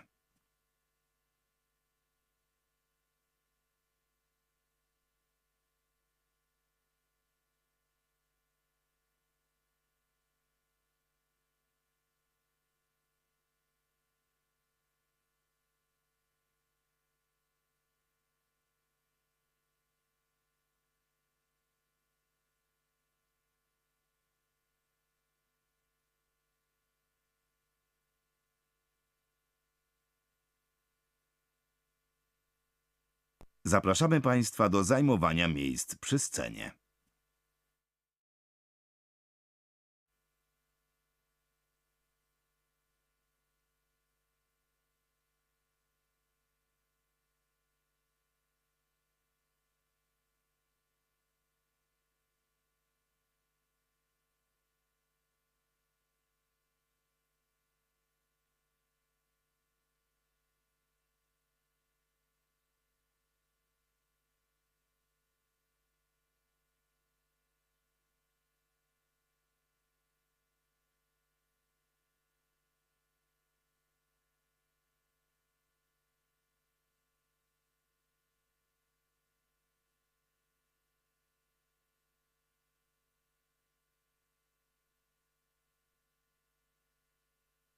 Zapraszamy Państwa do zajmowania miejsc przy scenie.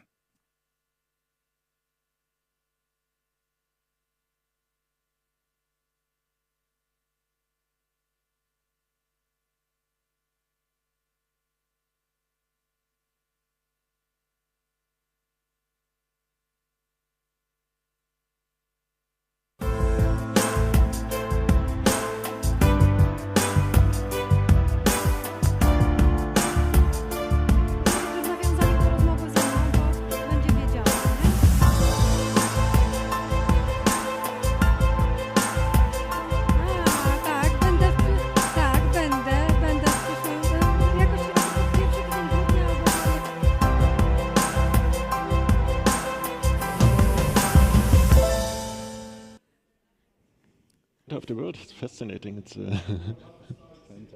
second panel of our today's conference. My name is Robert Tomaszewski. I'm Senior Energy Analyst at Polityki Insight, and I'm going to have a great privilege to be a moderator of debates about how to rethink climate and energy policy in the age of war. For the past 20 years, decarbonization has been a key factor in shaping the transformation of European and global energy order. The Russian invasion of Ukraine shattered this and reminded us how much we based our development on energy coming from the East. Today we're going to try to answer a few important questions about the future. How this winter will change Europe and our energy transformation. Is this the twilight of free energy markets and the dawn of new state interventionism? How will this situation reshape the conditions of functioning of European business? And finally, where in all this are our climate goals and our way to achieve the climate neutrality in 2050? I want to introduce 4 panelists which will take part in our today's debate. Marina Dubakina, CEO and CSO at IKEA Retail in Poland. Please. Jadwiga Emilewicz, member of Polish Parliament and ex-Minister of Development and Deputy Prime Minister. Zuzanna Rudzińska-Bluszcz, President of Client Earth in Poland.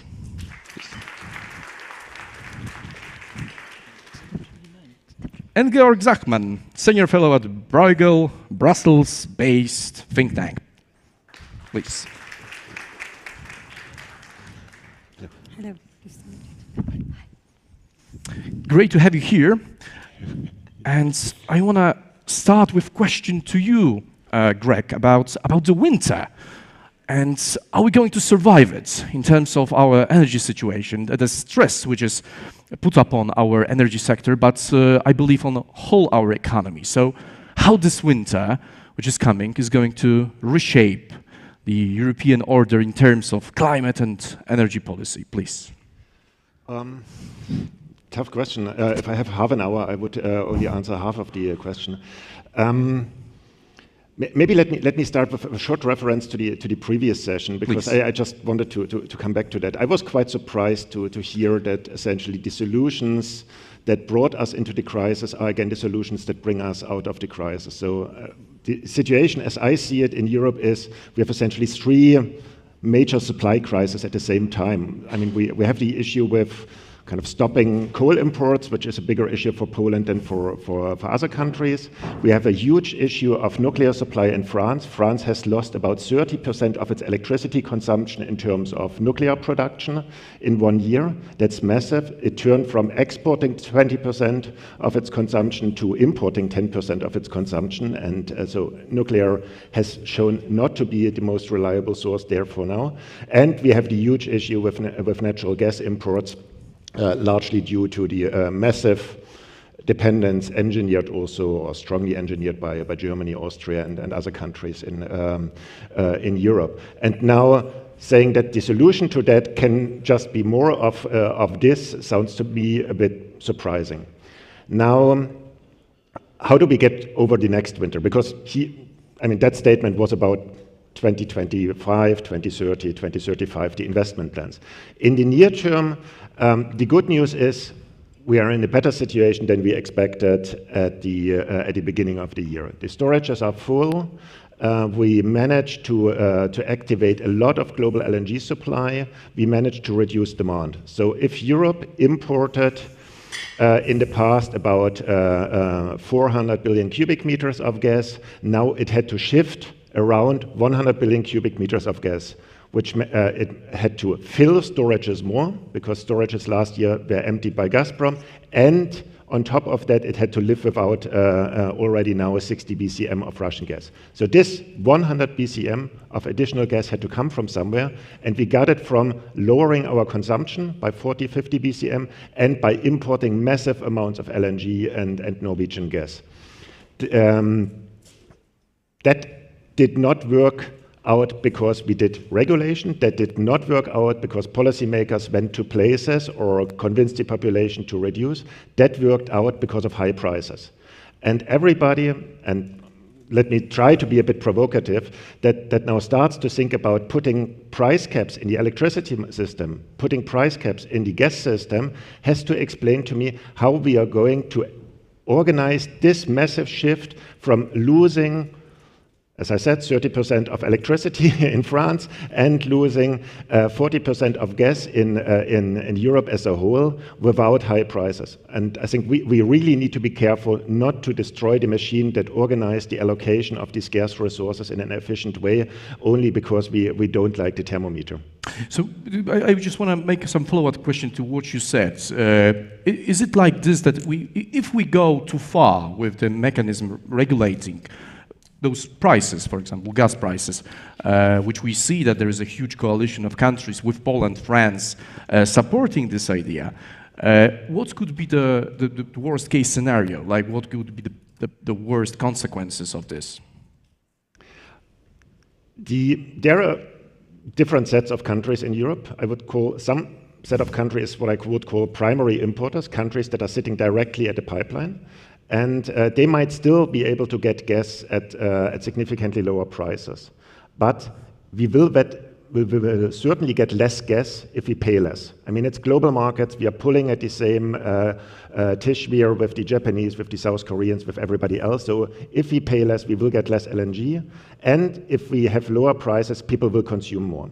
So there will be a shortfall of gas.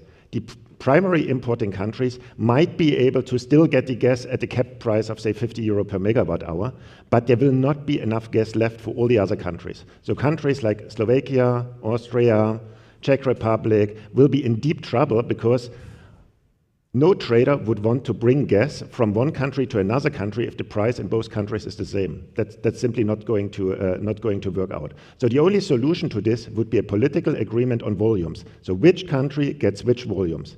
And then I wish our policymakers good fun with negotiating this across border about, okay, the Germans are getting this amount of gas, even though they created all these troubles and the Austrian debt. And here in Belgium, we have to close a factory because we have to give something. And then the Italians are still using in a luxury resort gas for their tourists. That's going to be a political mess. So I really am quite worried about all the approaches to say we can hardwire a system in which there is some central bureaucracy that distributes gas volumes in Europe. I'm very worried about this approach, and I think we should do everything we can about keeping the market alive. And keeping the market alive does not mean not resolving the distributional effects, because it's quite clear that we have both within countries huge distributional effects, so people kind of being unable to pay the high energy bills, and some countries being in much deeper trouble than other countries. So we need to find solutions for that. But for this, money has to flow, not gas or prices have to be arranged. So we need European funds that make sure that we can compensate the losers and that we can set the right incentives to save energy in all parts of Europe. I have a couple of proposals, but let's not go there now. Okay, so I will come back to your proposals in the another question to you. I just one last thing, and I will finish grilling you with my questions. Is this the toughest winter we are in front of us? I mean, do you think that next year will be easier for us to survive, assuming that the flow from the gas from the east will stop and the flow from the west, meaning LNG basically, will be there. So there will be no obstacles like cap, which can frighten LNG exporters. So what do you think? It's not a super easy one. The IEA said the next winter is going to be worse than this winter. My impression would be we are now building stuff. So we are building a lot of LNG terminals. So we will get rid of the bottleneck in terms of import infrastructure. We are seeing industry investing into fuel switching capabilities. We are seeing households investing into energy efficiency.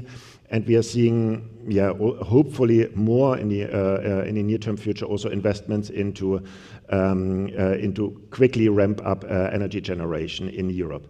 So my personal feeling would be that if we let the incentives work out in terms of doing all those investments on the demand and supply side, this winter will be harder than the next one. If we mute all the price signals, if we give no incentives to people to react, to invest, to kind of adjust to the new reality of more scarce energy supplies, then we will be in an eternal circle of we invest too little and then we have to push out 5–10% of GDP in consumer subsidies, and that's not going to be sustainable either. Thank you very much, Greg. And I will now switch to Polish. I chciałem się zwrócić do pani minister Emilewicz z trochę podobnym pytaniem, to znaczy jak ta zima zmieni naszą politykę energetyczną, no i ile tych reaktorów jądrowych postawimy i od kogo? Może ma pani jakieś tutaj informacje, z którymi mogłaby się z nami podzielić, bo widać, że jest jakieś przesilenie tutaj następuje. Dziękuję bardzo przede wszystkim za zaproszenie do udziału w tej konferencji. Myślę, zastanawiając się przed przyjściem tutaj dziś do Państwa, pomyślałam, że chyba w historii ryzyk i trendów nigdy tytuł tej konferencji nie był tak adekwatny do czasów, w jakich się znajdujemy. Nie ma gorętszego tematu politycznego i społecznego tego sezonu jak kwestie energii. Bardzo z dużym zainteresowaniem wysłuchałam tego, co zostało tu powiedziane wcześniej przez poprzednika. Ja widzę pewne napięcie generalnie, bo jesteśmy dzisiaj jednocześnie w Europie, wszystkie państwa europejskie, ale także zachęty Komisji Europejskiej są takie, gdzie zawieszamy wolny rynek. Tak? Bardzo brutalnie, bardzo wprost mówimy jednoznacznie, nie chcemy wolnego rynku w sferze energii. Ale to, co Pan powiedział, jest niezwykle interesujące, bo mówimy, zawieszamy wolny rynek w sferze dystrybucji, mamy się zgodzić solidarnie co do tego, ile każdy kraj otrzyma potencjalnie zakupionego czy też dostępnego na rynku europejskim gazu, ale reszta z ceną to się zobaczy. i reszta wygląda w taki sposób, jaki mogliśmy obserwować w minionym tygodniu w zakresie przyzwolenia na pomoc publiczną, nieznaną w historii Wspólnoty Europejskiej, udzieloną sektorowi przez rząd niemiecki. Więc to znaczy mamy ogromne napięcia wewnętrzne w zakresie w ogóle funkcjonowania Wspólnoty Europejskiej. Powiedzmy sobie o tym też niezależnie na marginesie tego kryzysu. Dokonuje się pewna zasadnicza transformacja Wspólnoty Europejskiej, ale o tym pewnie warto mieć to w tyle głowy, kiedy rozmawiamy. Na bieżąco staramy się rozwiązać tę sytuację. Na pewno ta zima będzie najtrudniejsza, ale też zgadzam się z panem redaktorem, że przyszły rok nie będzie bynajmniej łatwiejszy. Możemy powiedzieć z bólem, że tę zimę mamy już straconą. Być może jest tak, że globalne ocieplenie sprawi, że dzisiaj wszyscy modlimy się o to, żeby to była łagodna zima i to tylko pozwoli nam ją jakoś łagodnie w miarę przejść. Natomiast ten przyszły rok nie będzie bynajmniej łatwiejszy, bo nie powstaną nowe gazociągi bardzo szybko prowadzące z Magrebu przez Francję do Niemiec gazu. To się nie wydarzy w ciągu jednego roku, ale na pewno jest to rok, w którym tego typu decyzje powinny zostać natychmiastowo podjęte. Moim zdaniem ta zima będzie z całą pewnością sprawdzianem elastyczności systemu. Prawda? Na ile ten system jest elastyczny, na ile z drugiej strony podmioty gospodarcze i mieszkańcy Europy są gotowi do pewnej dyscypliny. Prawda? Na ile apele, ale także zachęty polityk, które dzisiaj już występują, widzimy we Francji, w Wielkiej Brytanii, premia za oszczędność, prawda? Na ile tego typu apele znajdą odpowiedź i przede wszystkim w sektorze prywatnym, u indywidualnych konsumentów, na ile będziemy gotowi przykręcić centralne ogrzewanie o 2 stopnie albo zredukować liczbę pomieszczeń, z których korzystamy, czy będziemy gotowi na to, żeby wyłączać światła w przestrzeniach publicznych, żeby energii konsumować po prostu mniej, bo jak wiemy najtańsza i najlepsza jest ta, której nie zużyjemy. I wreszcie na ile podmioty gospodarcze, duże te, które mogą, bo przecież wiemy, że stalowni nie da się włączać nocą, a wyłączać w ciągu dnia, że podobnie z produkcją nawozów, że są sektory, które mają liniowe zapotrzebowanie na energię elektryczną i to się nie zmienia bez względu na to, czy jest kryzys, czy nie. Może się zmienić o tyle, że tego przemysłu może po prostu w Europie może przestać egzystować. To po pierwsze, więc jakby podstawowym scenariuszem na tę zimę, to powiedziałabym, jest absolutnie energooszczędność i efektywność energetyczna. Znaczy nie ma innego rozwiązania na dziś, jakie może nam pomóc tę zimę przetrwać, czyli ograniczenie godzin zużycia prądu, tak jak wspomniałam, przez oświetlenie uliczne, obniżenie temperatury w budynkach użyteczności publicznej, no i także zrobienie tego indywidualnie w naszych domach. No i jednocześnie oczywiście powinny temu towarzyszyć intensywne starania o dostarczenie paliw z różnych kierunków.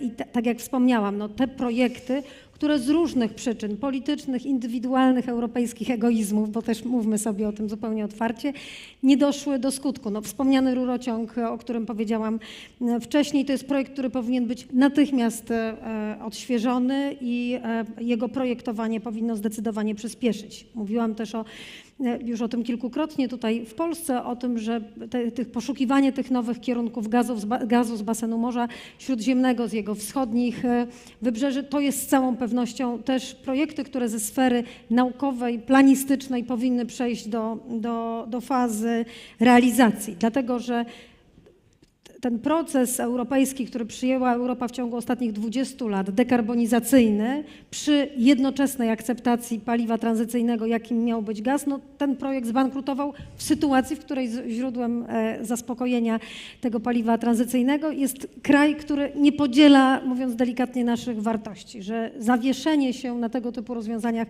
prowadzi do sytuacji, w której jesteśmy. I ostatni punkt, w zależności od tego, jaka będzie pogoda tej zimy i jak dużo mocy uda się uzyskać ze źródeł odnawialnych, prawda? Bo wiemy dzisiaj, i to też w Polsce zdajemy sobie sprawę, jak pod koniec czerwca sytuację energetyczną ratowała nam elektrownia słoneczna zainstalowana i na dachach, ale też coraz więcej dużych elektrowni fotowoltaicznych, które w Polsce są, jak bardzo będzie wiatr wiał.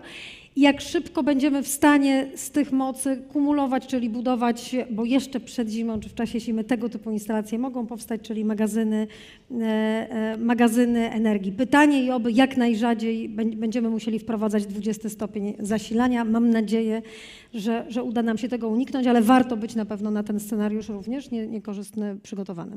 To jeszcze podpytam o te same implikacje dla naszej polityki energetycznej, bo tutaj pani wspomniała o tym, o utracie oczywiście przez gaz tego statusu paliwa tranzycyjnego, no ale z drugiej strony widzimy, że jakby te plany inwestycyjne naszych państwowych spółek są niezmienione. Znaczy musimy stawiać te gazówki, które były wcześniej zaplanowane, ze względu na to, że po prostu nasze stare bloki węglowe są już bardzo stare i trzeba je po prostu zamknąć, a w podstawie musimy mieć coś stabilnego. Więc jak pani widzi ten impact na naszą politykę energetyczną? To znaczy, czy tutaj będzie się dokonywał jeszcze jakiś taki radykalniejsze przyspieszenie, zmiana tych akcentów, czy raczej będziemy próbowali wrócić do tych ram, które sobie wcześniej wyznaczyliśmy, tak żeby móc przeprowadzić tą transformację w sposób uporządkowany? Tak, nasze bloki energetyczne, tak zwane 200, na których tak naprawdę stoi i stabilizuje się nasz system elektroenergetyczny, to są emeryci, ale jak widać, mieli dobry materiał genetyczny, bo one już przekroczyły swoją technologiczną żywotność. Jeszcze ciągle działają i na pewno będzie tak, jak patrzymy na to, jak działa system elektroenergetyczny w Polsce, jak często mamy awarie i wyłączenia, no to na pewno jest dla nas ogromne wyzwanie, ale na pewno podtrzymanie tych 200, które są, wiemy, że mamy kilka projektów takich remontowych, przedłużających istotnie ich żywotność, one na pewno się wydarzą i tak jak pan powiedział, na pewno nie obniża to poziomu inwestycji w turbiny gazowe. Co to oznacza? No to jakby wiemy, przypominamy to bardzo często, cieszymy się z tego, że Baltic Pipe został skutecznie zakończony, że będzie wypełniony od 1 stycznia, ta jego moc przepustowa ma być w pełni wykorzystywana. Na pewno rozbudowywanie terminala to jest kolejna decyzja niezbędna do tego, żeby zaspokoić potrzeby gazowe. No i punkt trzeci to jest to, o czym powiedziałam, że na pewno dzisiaj, to śmiała, ryzykowna teza z perspektywy tego, jak on realnie wygląda w praktyce. Ta wspólna polityka energetyczna europejska uważam, że jest absolutnie przyszłością. Wspólne zakupy gazu, co do których nam tak trudno się jest zgodzić, jest czymś bezwzględnie, co powinno być implementowane i do czego w tej dyskusji przecież Polska także uczestniczy, więc pozyskanie gazu z innych kierunków, o czym powiedziałam przed chwileczką, no to także jest przyszłość i to są projekty, w których Polska na pewno będzie uczestniczyć. Jeden ważny margines, bo wspomniał o tym pan w swojej wypowiedzi, pan redaktor także, że to, co zdestabilizowało w listopadzie ubiegłego roku tak mocno system elektroenergetyczny w zakresie przede wszystkim tego jednego źródła, jakim był gaz, no to jest niewypełnienie magazynów, prawda? Ja pamiętam dyskusje, bo częściowo w nich uczestniczyłam, o fuzji Orlenu, Lotosu. Jedną z nich, jak państwo doskonale tutaj w tej sali wiedzą, była kwestia związana z magazynowaniem i dostępnością magazynów energii dla rynku zewnętrznego. Ja wtedy zrobiłam takie bardzo pogłębione studia, bo to nie był temat, którym się przecież na bieżąco zajmowałam, jak wygląda sytuacja magazynów gazowych w Europie. I ze zdumieniem wtedy odkryłam, że w tym galopującym procesie dekarbonizacyjnym, outsourcowaniu wszystkiego, co się da poza Europę, wyoutsourcowaliśmy sobie, mówię my, Europejczycy, nasze bezpieczeństwo energetyczne. To znaczy Polska jest jedynym de facto krajem, który ma swoje zarządzane wewnętrznie magazyny gazowe. Tak? Że większość, tam 70-80% tych magazynów jest w rękach, powiedzmy otwarcie, w rękach rosyjskich, tak, w zachodniej Europie, czyli to, co się także powinno wydarzyć, bo ten gaz będzie jeszcze przez jakiś czas. On oczywiście w związku z tym, że ci, którzy są jego dysponentami na świecie, zdają sobie sprawę, że są paliwem zasobem schodzącym, no to te szaleństwo cenowe, ono się będzie dziać niezależnie od wojny rosyjsko-ukraińskiej. No więc te magazyny są gwarantem bezpieczeństwa, które pozwalają stabilizować cenę. No i to jest, powiedziałabym tak, my je mamy, my ich moc rozbudowaliśmy w ciągu ostatnich 7 lat. Nie moc, tylko zasoby. Natomiast to samo powinno się wydarzyć u naszych zachodnich partnerów. I ostatnie bardzo krótkie pytanie i prosimy o równie krótką odpowiedź. Czy to jest dobry moment na podjęcie decyzji w sprawie budowy tradycyjnej elektrowni jądrowej u nas? Nie ma dzisiaj technologicznej odpowiedzi żadnej, która mówiłaby, jak stabilizować system w momencie, w którym opiera się on w 70-80% na odnawialnych źródłach energii, innej niż z jednej strony biogazownie, ale to jest małe, to mówimy o klastrach tak naprawdę, które gdzieś tam lokalnie mogą działać. Tą stabilnym, absolutnie czystym źródłem energii jest atom, więc podjęcie dzisiaj takiej decyzji, no ja bym powiedziała tak, no 30 lat za późno. Czekamy na to bardzo długo, projekt nierealizowany z różnych powodów, także społecznych. Dzisiaj jest paradoksalnie najlepszy społecznie moment. Mamy akceptację społeczną, której nie mieliśmy przez ostatnie, myślę, 20 lat na tak wysokim poziomie jak dziś. I ta inwestycja, no po prostu ona musi zostać wykonana, jeżeli my chcemy w ogóle móc być nadal przemysłowym krajem, bo nim jesteśmy, b, dostarczać tanią i czystą energię i do przemysłu, i do odbiorców indywidualnych. Bardzo dziękuję. And I'm switching back to English and I want to ask Marina Dubakina about your perspective about the energy crisis for business and what should be the business answer, because we're seeing like skyrocketing energy prices, gas prices. On the other hand, we have tsunami of new mechanisms, new taxes for big corporations, windfall taxes. So what is, from your perspective, the business answer for this energy crisis we are facing? Yes, thank you, Robert. For us, being a consumer brand, consumer-centered, the perspective is always twofold, because the first perspective is the consumer perspective, and probably we will not talk much about it today, but obviously, we serve people at their homes. And it's people at their homes, as you have said, that will have to take a lot of that pressure in, which will, of course, impact their consumer behavior, etc. Then, as a business, we sit with the same questions of energy efficiency, energy independency, and how can we build that energy resilience in our chain, in our pipeline. For us at IKEA in particular, I think this is a moment that only speeds up the plans that we already have, because with our strategy running from early 2012. We have been investing for a long time in renewables.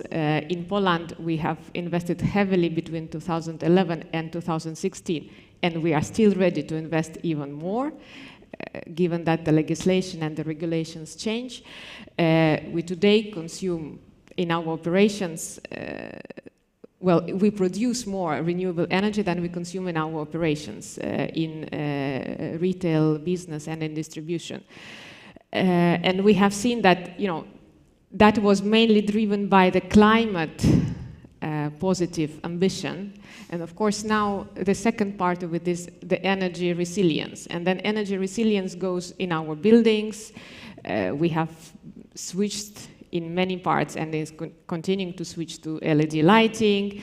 It's about renewable heating and cooling, decreasing the dependency on gas, decreasing the dependency on fossil fuels, and then obviously tightening the belts very much, because obviously it's how can we lead our business in a less energy consuming way. So I would think that businesses that have been already on a journey towards climate conscious way of working, and the businesses that have financial might and power, then those businesses will, speed up, and probably that is an opportunity to both internally and externally with the stakeholders, just give more power to the programs that is already there. Then smaller businesses, smaller enterprises, the ones that are not as financially independent as we are, for example, they will obviously have a much tougher battle to take. As you said, you produce more green energy than you consume, so maybe it's a good moment to make one step further and just, become energy independent in a way that you can balance all your needs inside your company. Do you think that's the way that IKEA can go and follow? Yeah, we would love that. We would love that. And I think, talking about Poland in particular, it's our IKEA landscape here is very interesting. We have big supply chain here. It's a country that is important from many dimensions for a big IKEA. And then from our ambition, we say 2030, climate positive, we have announced an investment of an intention to invest 6.5 billion euro into renewables worldwide. Then a lot of that should be destined to Poland. But after 2016, it's not an easy game to invest into renewables in Poland, which means that what we say as a business, hey, we are ready to invest, we have money to invest, we are prepared to invest, but please, let's create the conditions that we can actually do that. Investing in solar and wind, talking about things like direct connection, improving the capacity of the grid, cable pulling, amendment of 10H. I think nothing is new of the pleas, but it's a bit ridiculous that a project of simple installation of PV panels on the roof of one of our stores would take 2 years from start to finish. 2 years. So, assuming that these obstacles will be destroyed in some way, in a legal way, like the NH rule, direct connections between the producer and the receiver of electricity, do you think that you're transforming your company into energy company? Well, partly it is like that. I mean, we already produce a lot, and we have the ambition to produce even more. We have, from a commercial side, we have entered clean energy services, trying also to give access to the consumer to those renewables. And then, together with our partners in Inca Investments, we are looking to how we can develop even further in that sense. So I truly believe that when I don't say if, I say when. We have a climate here in Poland that is more favorable. We will be one of those companies that will be going into that angle, producing energy, becoming energy independent, and having, a better impact on the society in that aspect, of course. Thank you, Marina, for this.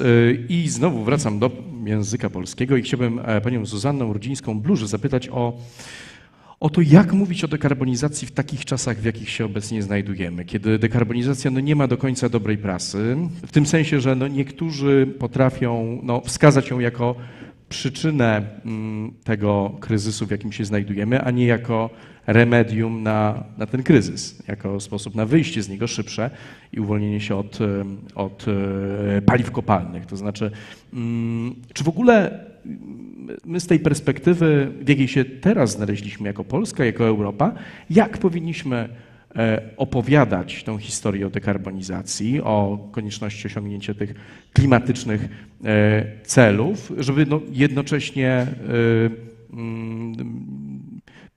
nie stracić tego z agendy pod naporem kryzysu energetycznego? Dziękuję za to pytanie. Dzień dobry i bardzo dziękuję za zaproszenie. Myślę, że tak jak powiedziała pani minister, teraz jest szczególny społeczny moment. Ta zima, chociaż bardzo trudna, spowodowała, że teraz energia, dekarbonizacja, kryzys klimatyczny, kryzys bezpieczeństwa znalazły się na ustach wszystkich. Są komentowane w dziennikach, w gazetach, są w telewizji tematem numer 1.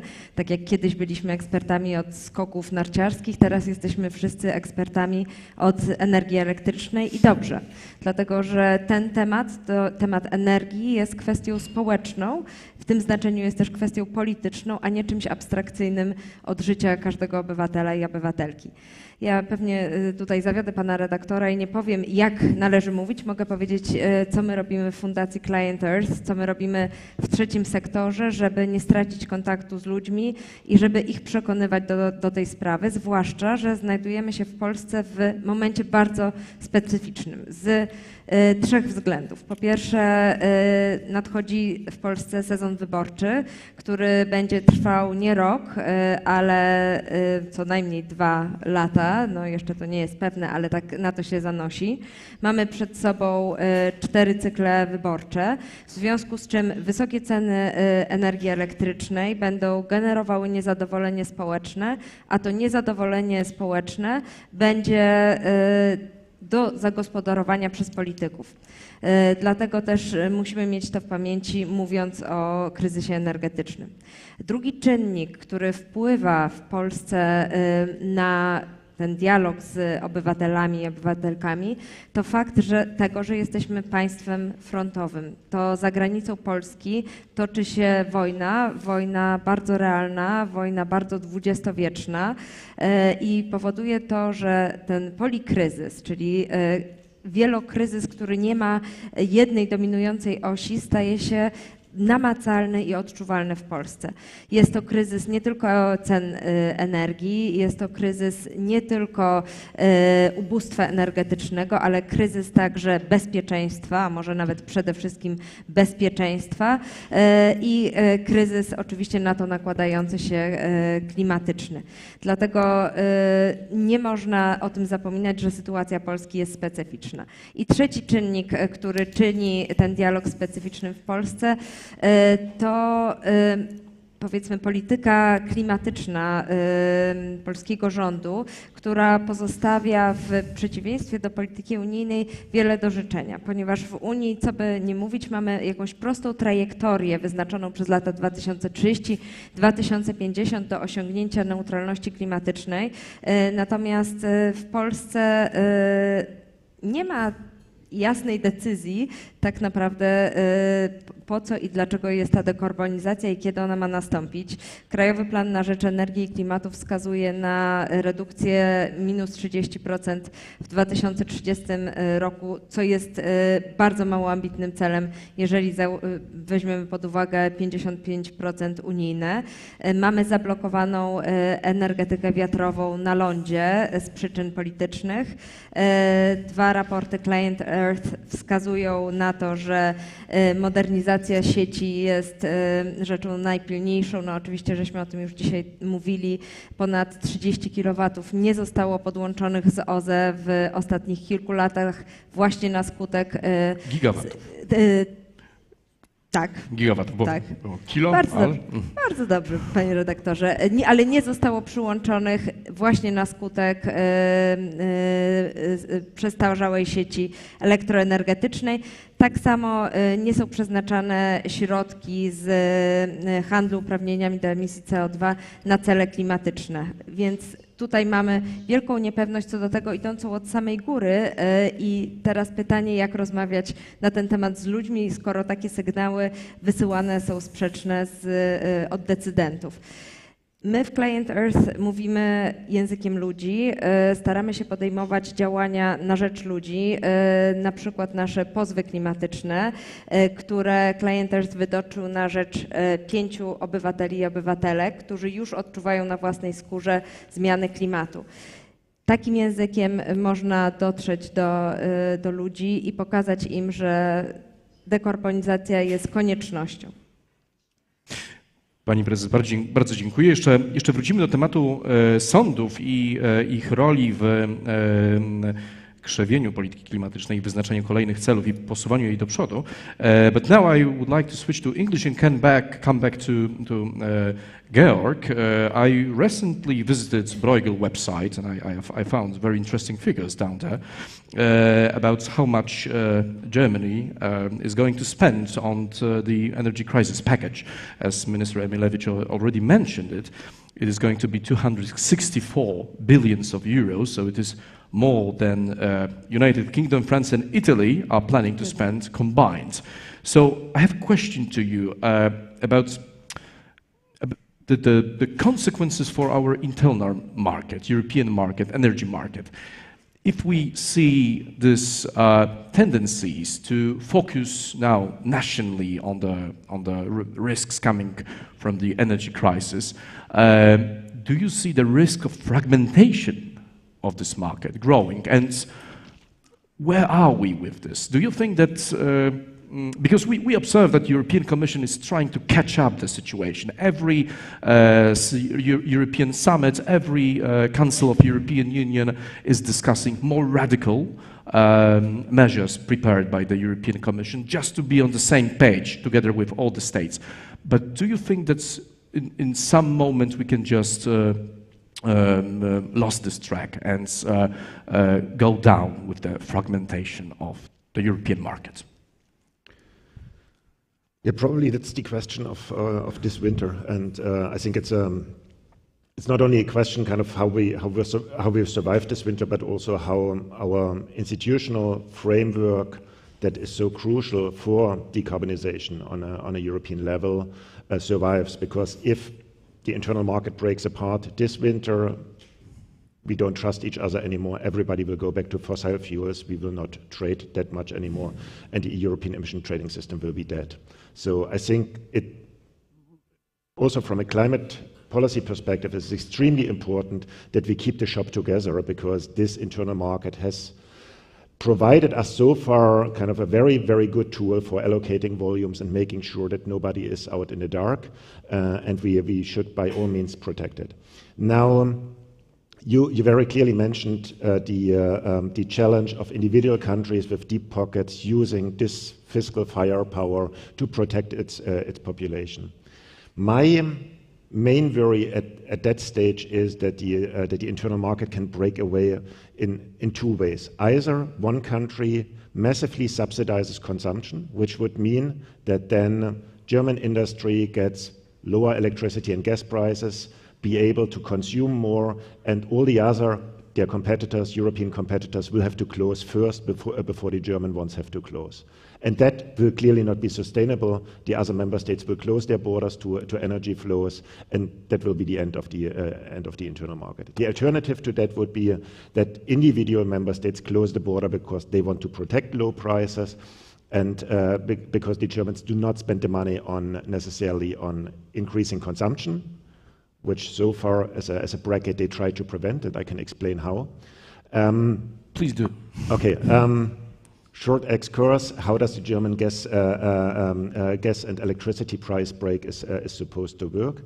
The idea is really that implicitly it's lump sum payments to companies and citizens, and the incentive to reduce consumption is still in line with the very high prices that are out there.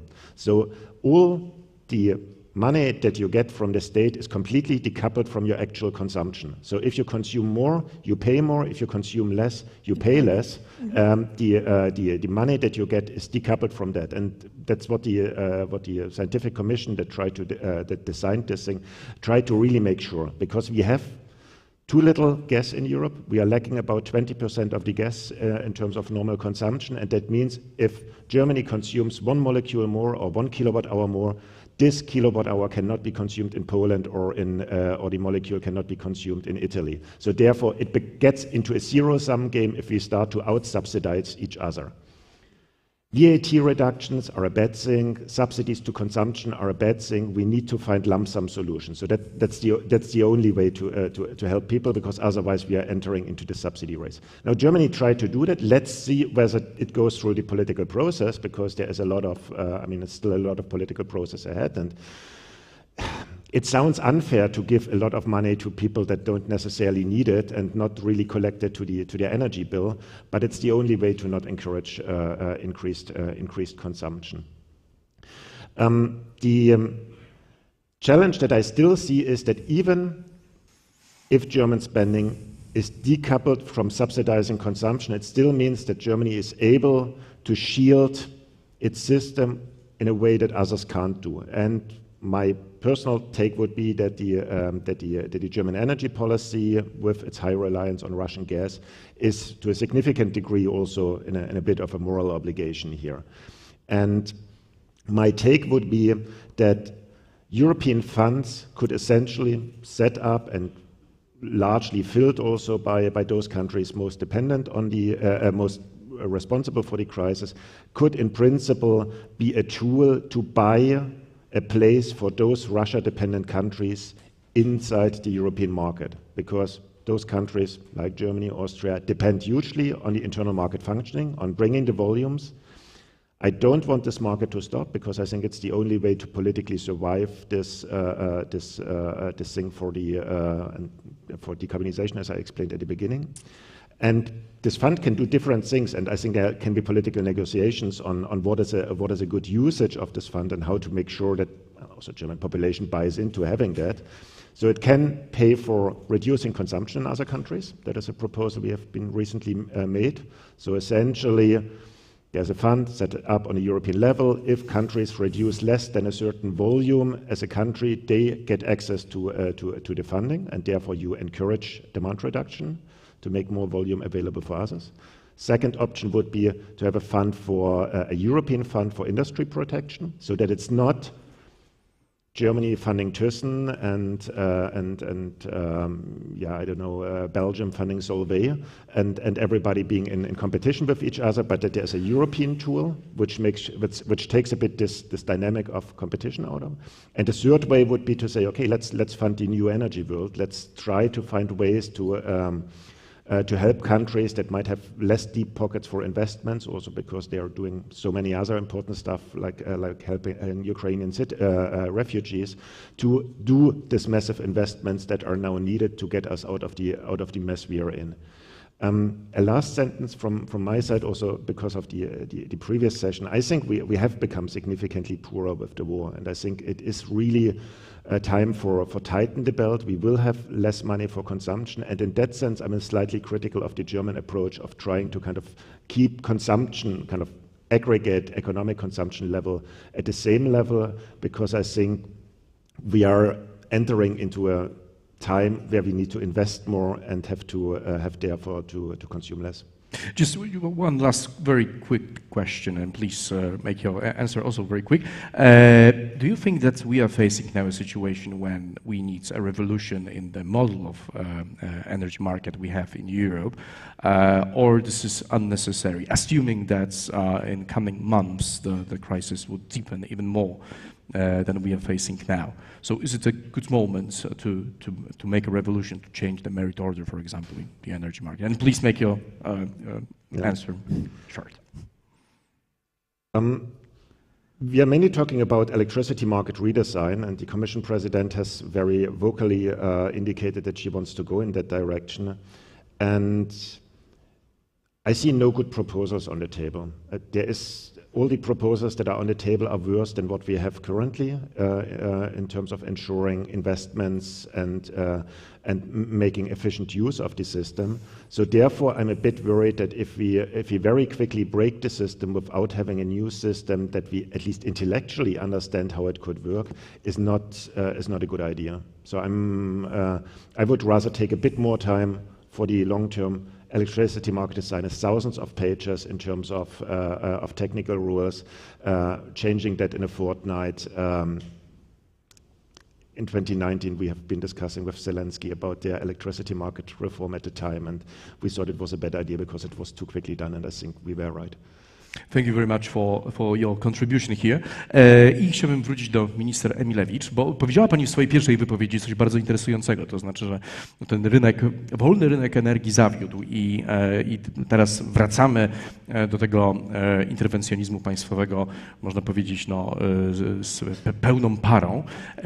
I czy tak rzeczywiście może powinno zostać, że my nie powinniśmy już wracać do tego eksperymentu z liberalnymi rynkami energii i po prostu postawić na więcej takiego ręcznego sterowania, jeżeli ten mechanizm się nie sprawdził. W Polsce mamy szczególną tradycję tutaj takiego twardego państwowego nadzoru nad sektorem, dużej też nieufności w stosunku do liberalnych tendencji liberalizacyjnych właśnie na rynku energii. Więc jak Pani zdaniem to powinno wyglądać? To znaczy, czy tutaj ta okno wejścia w tą interwencję państwową, które się teraz otworzyło, powinno zostać już trwale otwarte, czy w pewnym momencie będziemy musieli je zamknąć? Po pierwsze chciałabym spolemizować z tezą, że to jest jakaś szczególna polska przypadłość, bo przypomnijmy, że nacjonalizacji chce dokonać RWE, chce dokonać dzisiaj Francja, Niemcy mówią o przejęciu Unipera. Także te procesy przyspieszyły gwałtownie w państwach, o których wydawałoby się, że to jest niemożliwe, że takie pomysły będą miały miejsce. Ja bym powiedziała tak, że i również druga może uwaga do autokorekta. Nie mówię, że wolny rynek nie i tylko i wyłącznie sterowanie państwem państwowe, bo to z całą pewnością nie da dobrych efektów, zaraz o tym powiem. Natomiast powiedziałabym, że w tej maksymalnej liberalizacji zabrakło troszkę zdrowego rozsądku w poprzednich latach. No chociażby ten brak zdrowego rozsądku to są te magazyny, o których wspomniałam, czy też uzależnienie się od gazu pochodzącego z Rosji po prostu. Więc tutaj wolny rynek wolnym rynkiem, ale mówię, wolny rynek dobrze jest, polega na zawieraniu pewnego rodzaju umów i warto, abyśmy strony tej umowy przestrzegały podobnych i w podobny sposób rozumiały pojęcia, które są w tej umowie, a tego na pewno zabrakło. Warto powiedzieć o tym, że dwa wątki. Po pierwsze wolny rynek, a po drugie Unia Europejska, prawda? Bo tutaj mówimy dzisiaj też warto mieć ten horyzont cały czas przed sobą. Czyli pamiętajmy o tym, że ta wspólna polityka energetyczna rodzi się w ogromnych bólach. Przy jednoczesnym realizacji projektu Nord Stream 1 i próbie realizacji Nord Stream 2 bez tej polityki europejskiej, prawda? Czyli pewne rzeczy działy się w zakresie energetyki w Europie, inwestycje, bez ram prawnych, prawda? Uznano, że to jest element innego porządku niepolitycznego, no jak się okazuje wysoce politycznego. I teraz co nas czeka w najbliższym czasie i czy to ręczne sterowanie państwowe jest najlepszym rozwiązaniem? Ja bym powiedziała, że obszar energetyczny okazał się po raz kolejny obszarem dotyczącym bezpieczeństwa, prawda? No bezpieczeństwo to nie jest ten obszar, który jest, przynajmniej na pewno w Europie, nie, ale nawet powiedzmy w bardziej liberalnych Stanach Zjednoczonych, tam również nie jest elementem sprywatyzowanym 100%. Więc jest pytanie, jaki rodzaj tej proporcji tutaj, wyważenia tej proporcji. Jeśli mielibyśmy przejść do konkretu i do polskiego przykładu, ja byłam akurat tą osobą, która w czasie szybkiej realizacji ustawy znoszącej obligo giełdowe w sytuacji nadmiernego wzrostu cen, zupełnie mającego inne źródła niż w Europie Zachodniej, mówiąc o tym, że na pewno część handlu energią trzeba zdjąć z towarowej giełdy energii, zwłaszcza kontrakty terminowe, natomiast aby rynek spotowy jednak pozostał na tej giełdzie, żeby ten pierwiastek rynkowy jednak był korygującym. A zatem, tak jak mówię, że teraz powinniśmy sobie raczej postawić pytanie, jaki odpowiedni blend tutaj powinien być wykonany wolnego rynku i państwa, bo moim zdaniem te dwa elementy powinny tutaj mieć miejsce. Tak jak powiedziałam, w przypadku polskim, specyficznym polskim, zdjęcie kontraktów terminowych, danie możliwości zawierania bezpośrednich umów spółkom obrotu z klientami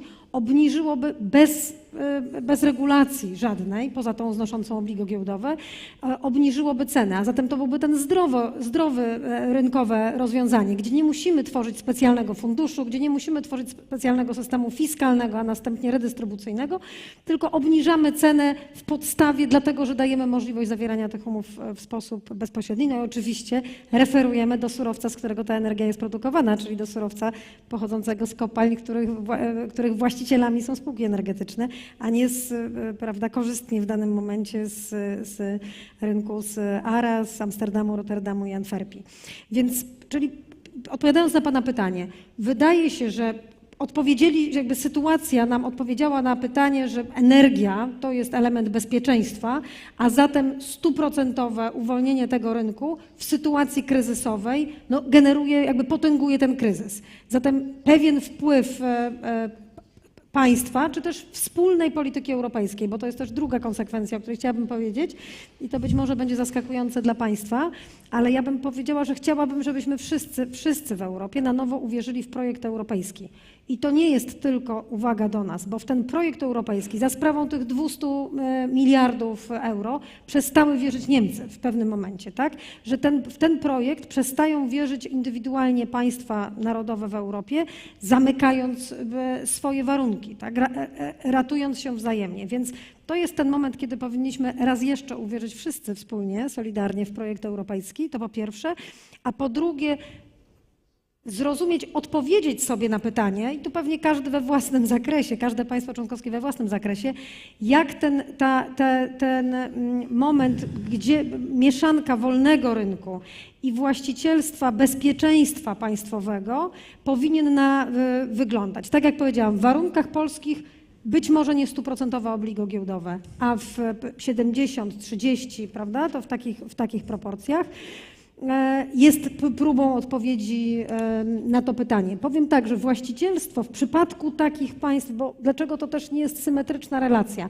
Jeśli pomyślimy sobie o zasobach kapitałowych dostępnych do dużych inwestycji, no projekty takie jak elektrownia atomowa wymagają ogromnego planu finansowego, ogromnych zasobów finansowych, ale duża farma wiatrowa na morzu to także jest ogromna inwestycja. Tego typu inwestycje w państwach w tej części Europy też trudno sobie wyobrazić mobilizację tylko i wyłącznie kapitału prywatnego. Tutaj ten znowu blend środków, regulacje plus blend środków, powiedziałabym, państwowych pochodzących z budżetu państwa ze środkami prywatnymi jest niezbędny do realizacji pewnych przedsięwzięć. I wydaje się, że dziś w Europie Zachodniej, jeśli mówimy o wydłużeniu pracy elektrowni atomowych w Niemczech, a być może w ogóle zmianie decyzji długoterminowo, no to te inwestycje też będą wymagały pewnego nadzoru, a na pewno silnej obecności regulacyjnej. Więc ona tak czy owak, tak jak powiedziałam, ta mieszanka rynku i państwa będzie chyba znakiem szczególnym przyszłych czasów. Czyli powiedziałabym, wahadło wychylone w żadną stronę nie daje dobrego rozwiązania. Jest pytanie o te proporcje obecności. Bardzo dziękuję. I switching back to English again, question to Marina Dubakina. We're facing a solar revolution in Poland. We have already more than 11 gigawatts of photovoltaic panels installed in our energy grids. It is in Polish energy policy approved by the government in 2021. We were supposed to reach the level of 10 gigawatts in 2040, so in next 18 years. You're part of the story because you're selling photovoltaic panels in IKEA too. So. And it is also about building independence of not only companies but households which are willing to produce their own electricity. So do you see this potential still growing given that government changed the regulation supporting photovoltaics? And do you want to ride on this wave still in Poland, be part of this photovoltaic revolution? Yes, absolutely. And as you rightly said, especially until the regulation was changed, we have seen that business on the rise and interest from the consumer very high. Then, of course, more consumers want to be prosumers.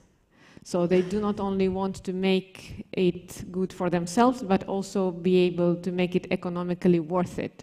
And then we see a direct correlation as soon as it is more or less economically interesting for a specific household, then the interest is higher or lower. And we will be continuing to develop what we call clean energy services, and also thinking how to link, heat pumps, make the solutions more complete. We know our neighbors in Sweden are pioneering what they call a clean energy subscription, and we hope that we will be able to do something like that in Poland, sooner, hopefully than later.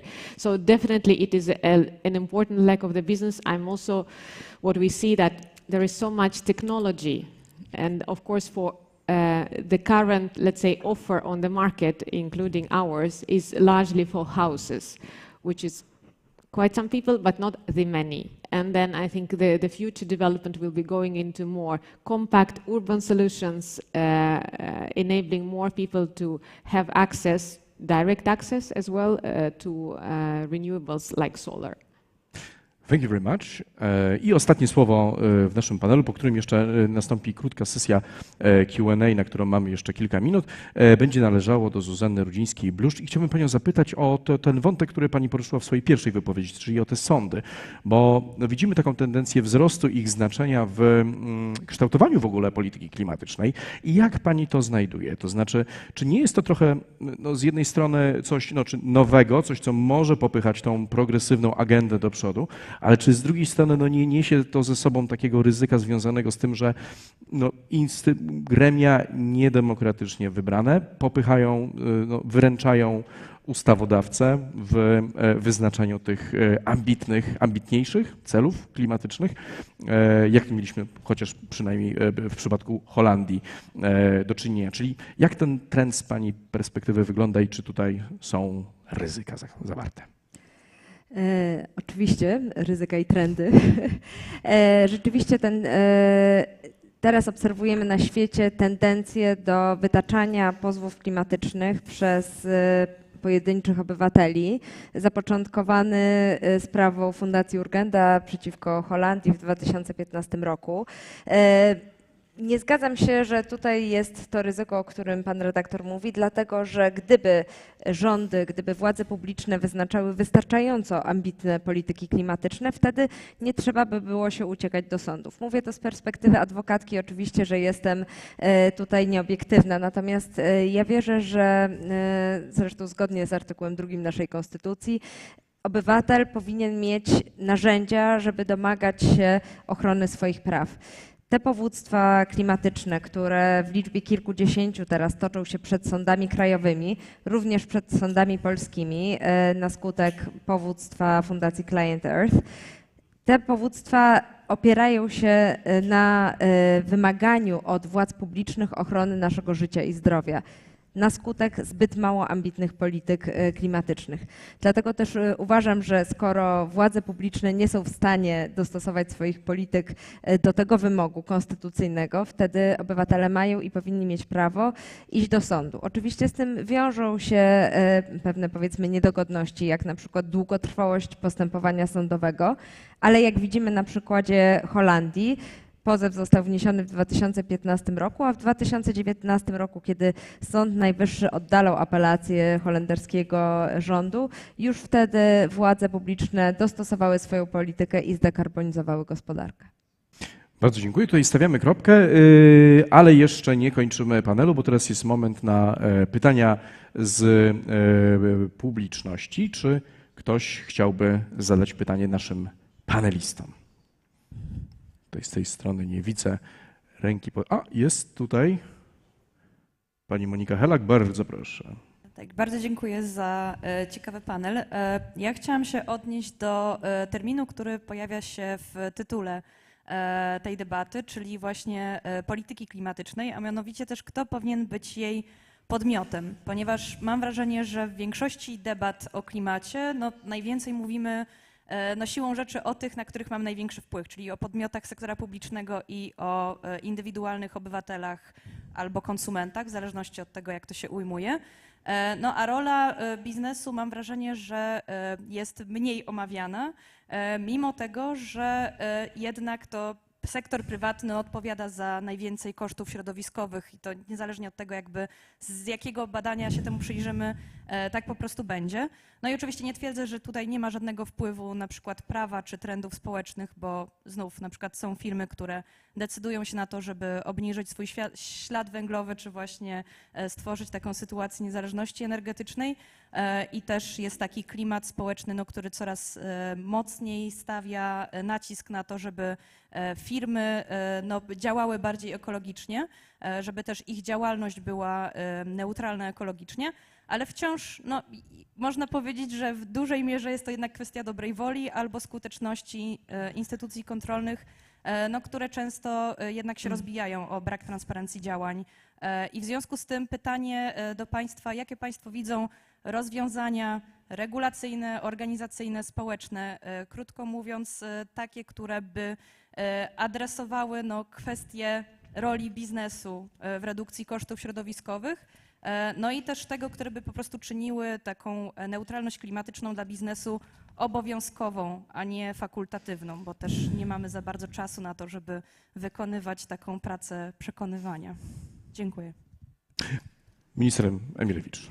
Ja o tyle dziękuję za to pytanie, ale nie rozumiem go zarazem, dlatego że mam takie przekonanie, że skala regulacji dotyczących, związanych tak zwanych środowiskowych regulacji dotyczy w pierwszej kolejności biznesu. Tak? I skala zmian, jaka jest wymuszana w ten sposób, to jest znacznie większa niż na naszych codziennych zachowaniach. To nie musimy mówić, tutaj są przedstawiciele na sali. Sektor motoryzacyjny, i zmiany, które on musi dokonywać u siebie w całym cyklu produkcyjnym jest niewyobrażalne. Te ostatnie 10 lat, to jest tyle, ile wydarzyło się, wydaje mi się, technologicznie w ciągu 100 lat tak naprawdę w sektorze motoryzacyjnym. Farmaceutyczny, szklarski, każdy sektor, tak? Stalowy jeszcze ciągle go tam gdzieś, bo tak jak powiedziałam, że są pewne bariery technologiczne, to znaczy, mówiąc krótko, regulacje czasami w ciągu ostatnich 20 lat, wydaje się, europejskie regulacje, wyprzedzały możliwości technologiczne. I co było konsekwencją? No to, że obniżaliśmy ślad węglowy, outsourcując produkcję. Tak? Jakie mieliśmy konsekwencje? No takie, że jak przyszła pandemia, to się okazało, że substancje czynne, na których są produkowane wszystkie od aspiryny zwykłej, mamy w Indiach i w Chinach. Dlaczego? No dlatego, że nie znaliśmy sposobu technologicznego i oczywiście redukowaliśmy koszty i dlatego nie produkujemy tego tutaj. Panele fotowoltaiczne. Nie mamy dzisiaj słownie ani jednej fabryki paneli fotowoltaicznych w Europie, choć jest to europejski patent w 100%, czyli wydaliśmy bardzo dużo na badania i rozwój, no ale już skomercjalizowaliśmy to i produkcję całą wynieśliśmy z Europy. Więc ja powiedziałabym tak, że ten kryzys musi nam dać jednak również do myślenia. To znaczy droga, ścieżka w stronę dekarbonizacji, w stronę obniżenia przyrostu temperatury na Ziemi jest nieuchronna. Tak? I to ja wiem, że w publicystyce, o tym powiedział pan redaktor na początku, że to jest, że ten kryzys przywraca, prawda, mówienie, że wracamy do paliw kopalnych. Otóż nie wracamy, bo jeśli najwięksi emitenci na świecie przyjmują system zbliżony do EU ETS, mówię tutaj o Chinach, jeśli Wielka Brytania, która już jest poza Unią Europejską, w kwietniu tego roku wprowadza podobny system i generalnie tendencja światowa i ten trend globalny jest jednoznaczny. To niemniej jednak musimy sprawić, że to nie będzie tak, że Europa, będąc prymusem regulacyjnym, będzie jednocześnie w ostatniej oślej ławie, jeżeli chodzi o wzrost gospodarczy, o taki dobrostan społeczny, prawda, mierzony kilkoma miarami. Jedną z nich jest bezpieczeństwo środowiskowe, bo chcemy mieć czyste powietrze i czystą wodę i dobre warunki do życia, no ale z drugiej strony chcemy mieć po prostu co jeść i móc się rozwijać. Więc powiedziałabym tak, że z całą pewnością regulacje europejskie nie pozostawiają przemysłu z boku, wręcz przeciwnie, to on jest poddawany największym procesom regulacyjnym, a ja bym sobie życzyła, żeby te regulacje widziały zdolności technologiczne i takiej zmiany, żeby Europa nie stała się tylko atrakcyjnym muzeum dla świata, ale jednocześnie też wyznaczała trendy technologiczne. Bardzo dziękuję. Tutaj mamy pytanie z tej strony sali. Bardzo proszę. Ja się nazywam Ewa Łabno-Falencka i pracuję w takiej firmie, która się nazywa Mercedes-Benz.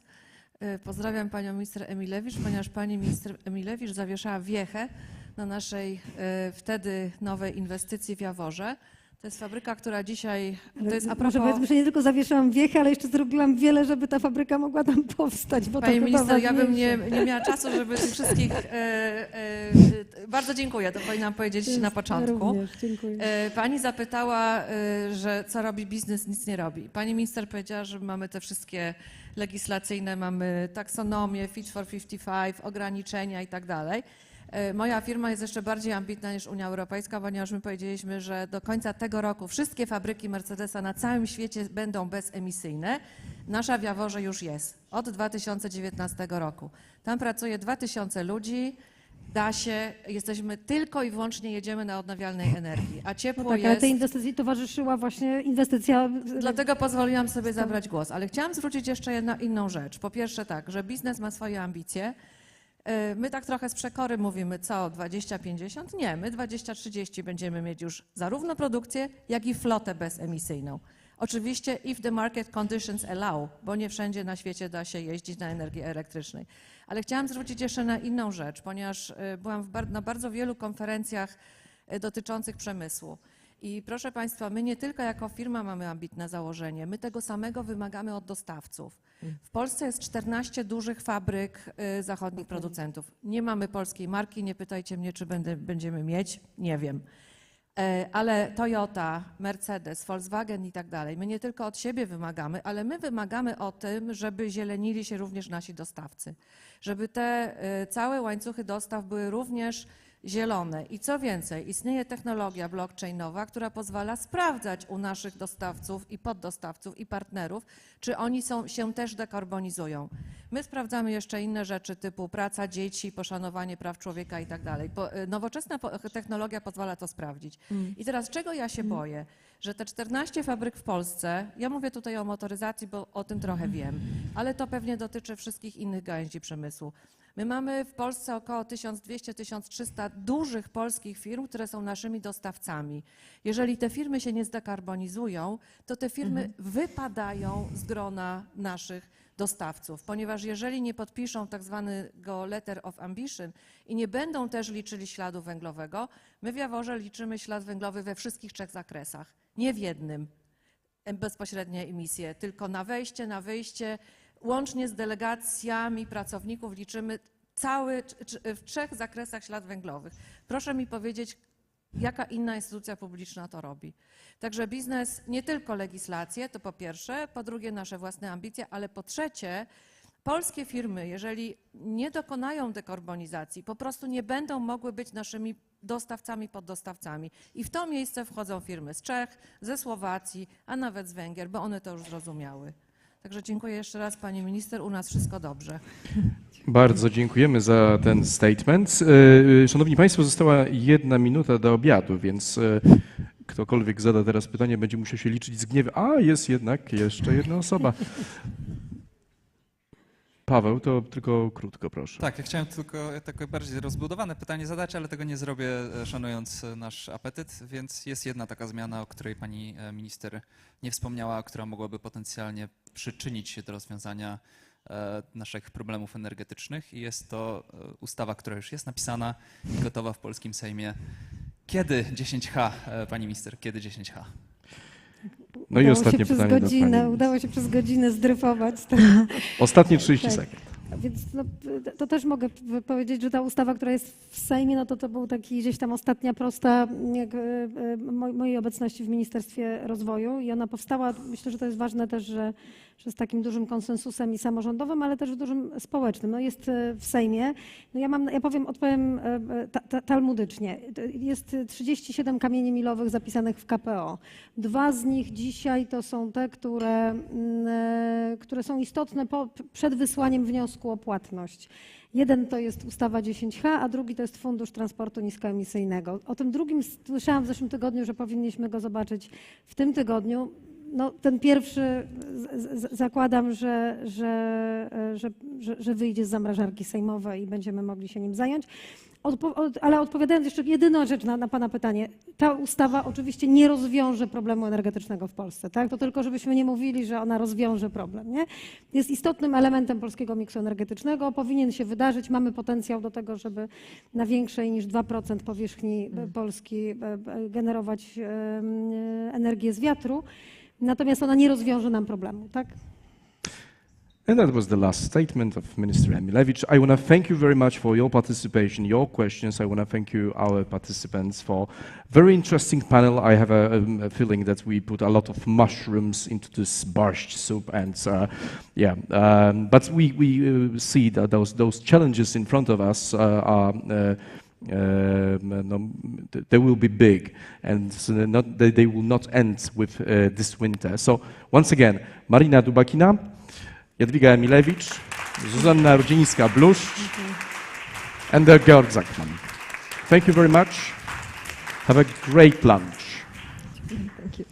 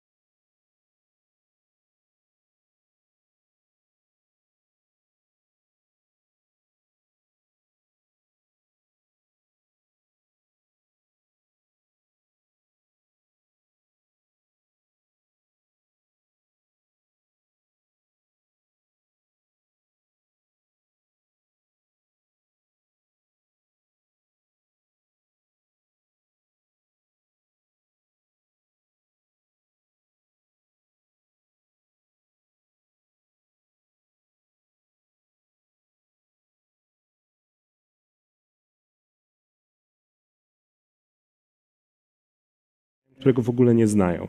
Z perspektywy elit francuskich Rosja jest o wiele bliższym krajem kulturowym ze względu na emigrację po 1917 roku białych Rosjan, obecność w dyskursie itd., itd.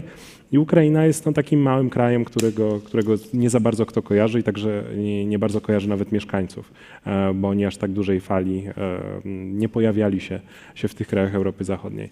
I to zmieniło nastawienie. I ta jedność, która się pojawiła na początku wojny, która była dosyć mocna i też jedność wśród państw G7, bo to jest istotne także, że bardzo dużo sankcji było nakładanych przez Stany Zjednoczone, Australię, a także Kanadę na sektor finansowy rosyjski. No i to sprawiło, że to było na tyle dotkliwe, także Rosja w tym roku będzie notowała recesję.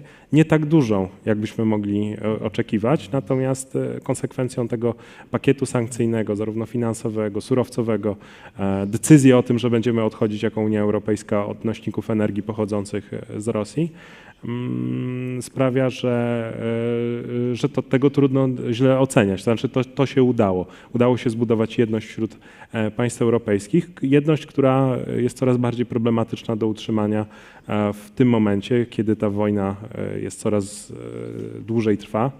Będzie pewnie trwała trochę dłużej i problemem będzie też to, jakie narzędzia będą stosowane do tego, żeby zaradzić na konsekwencje wojny, bo nie wszystkie państwa w Unii Europejskiej mają te same zdolności finansowe. I to jest problem podnoszony przez państwa południa i także przez członków Komisji Europejskiej. Mówię tu o liście Thierry'ego Bretona i komisarza Gentiloniego, mówiące o tym, że na przykład wprowadzanie większej sumy pieniędzy przez Niemcy do swojego systemu przedsiębiorstw po to, żeby zasypać koszty energii po prostu pieniędzmi, no jest czymś, czego inne kraje nie są w stanie na przykład zrealizować. Czy gdzieś tutaj nie powinny być jakieś mechanizmy solidarystyczne wprowadzone podobne jak 2 lata temu. No i na razie ze strony całości Komisji Europejskiej nie mamy jasnej odpowiedzi. To znaczy, co będzie robione i w jaki sposób skoordynowane działania. Co do kapu na przykład na cenach gazu nie jesteśmy w stanie dojść do porozumienia. I do wielu rozwiązań dzisiaj tej jedności nie ma wśród stolic, nie ma wśród komisarzy europejskiej i wydaje mi się, że tych problemów będzie więcej, im dłużej będzie trwał ten sezon grzewczy i więcej problemów społecznych będzie się objawiać. Wracając jeszcze do sankcji, ja się zastanawiam, ponieważ Polska i kraje bałtyckie należały do tej grupy państw, które bardzo mocno parły do wprowadzania najbardziej dotkliwych sankcji. Od samego początku była mowa na przykład o wprowadzeniu embarga na gaz, to do tej pory się nie wydarzyło ze względu na mocny sprzeciw przede wszystkim Niemiec. Ja się zastanawiam... Częściowo się wydarzyło, no bo te kraje podnosiły ich politycy o tym, że ten gaz i tak zostanie odcięty, no więc... Znaczy, nastąpiło to ale z drugiej strony, to Rosja nas dokładnie, odcięła, tak jak a nie się my Rosję... spodziewali rządzący Bałtykami i Polską. Ale ja się zastanawiam, czy takie łagodniejsze podejście, czy takie mitygowanie tych sankcji i nakładanie ich bardzo stopniowo, odcinanie tych połączeń gospodarczych z Rosją w sposób taki łagodniejszy nie przyspieszyło, znaczy spowodowało, że takie zmęczenie wojną w stolicach, ale też wśród społeczeństw następuje dużo wolniej i to poparcie społeczne dla wspierania Ukrainy jest nadal dość wysokie w Europie. Mi się wydaje, że pełnych sankcji na gospodarkę, z którą jednak tak istotną wymianę handlową w przypadku surowców posiadamy, a nie wiem, Francuzi, Niemcy, Austriacy są właścicielami mniej więcej 1/3 systemu finansowego. No nie jestem sobie w stanie wyobrazić, żebyśmy szybko wprowadzili, bo to by oznaczało od razu, że te państwa musiałyby wypłacić jakieś odszkodowania przedsiębiorcom, którzy zainwestowali na terenie Rosji, co by było trochę idiotyczne, patrząc z perspektywy tego, że jest jednak wojna. Więc mechanizmy musiały być wprowadzane stopniowo, drugie musiała być zgoda na to, żeby one były wprowadzone. A czy to zwiększyło akceptację społeczną? Nie wiem. Trochę nie do mnie pytanie. Może tak było. Na pewno to, co wpływa na świadomość społeczną, jest zupełnie inne. To, że każdy z nas obserwuje wojnę. To znaczy nie potrzebujemy pośrednictwa CNN, nie potrzebujemy pośrednictwa mediów światowych. Wystarczy wejść na którekolwiek ze social mediów, żeby zobaczyć to, co się dzieje na Ukrainie, albo działo się wczoraj, albo dzieje się nawet w tym momencie. Widzieć cierpienie ludzi, zwierząt, dzieci, kobiet. bestialstwo i to na pewno wpływa na postawy Europejczyków. Pewnie gdyby inne wojny były w ten sam sposób transmitowane i tak samo dostępne, także inne nasze podejście było jako Europejczyków do tego, co się tam dzieje. Natomiast nasze zainteresowanie jest mniejsze. Professor Knaus, has the European Union proved once again its endurance or showed its limits? Well, first of all, thanks for inviting me. Let me start by saying that the most important thing about the European Union in this crisis is that it exists. And so just a few days after the war started, the very first thing, Kyiv was in danger, and yet the government in Kyiv, President Zelensky, decided to apply for membership in that union. Now, he wasn't alone. The Moldovans, the Georgians immediately followed. And that tells us something really, really important that we lost sight of. We've had two Europes for the last 30 years. We've had a Europe of constant war, from the Caucasus to Georgia, to Transnistria, to Croatia, Kosovo, Serbia, Chechnya, again Georgia, Ukraine. I mean, one war every 2 or 3 years. And we had a Europe in which war was unthinkable. Nobody in the Netherlands worries about what Germany buys in terms of weapons. Nobody in Romania thinks about Hungary as an enemy. It's gone. We don't think of this. The borders are invisible. And that Europe in which war has become unthinkable has taken this for granted.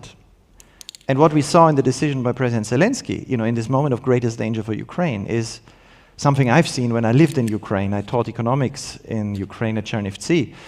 And at that time, only a few of the young saw it, and now the whole country sees it. We, Ukrainians, want to be part of that other Europe.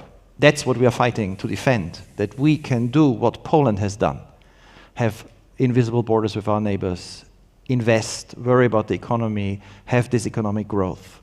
And in this respect, the European Union's institutions are smarter than the people running them.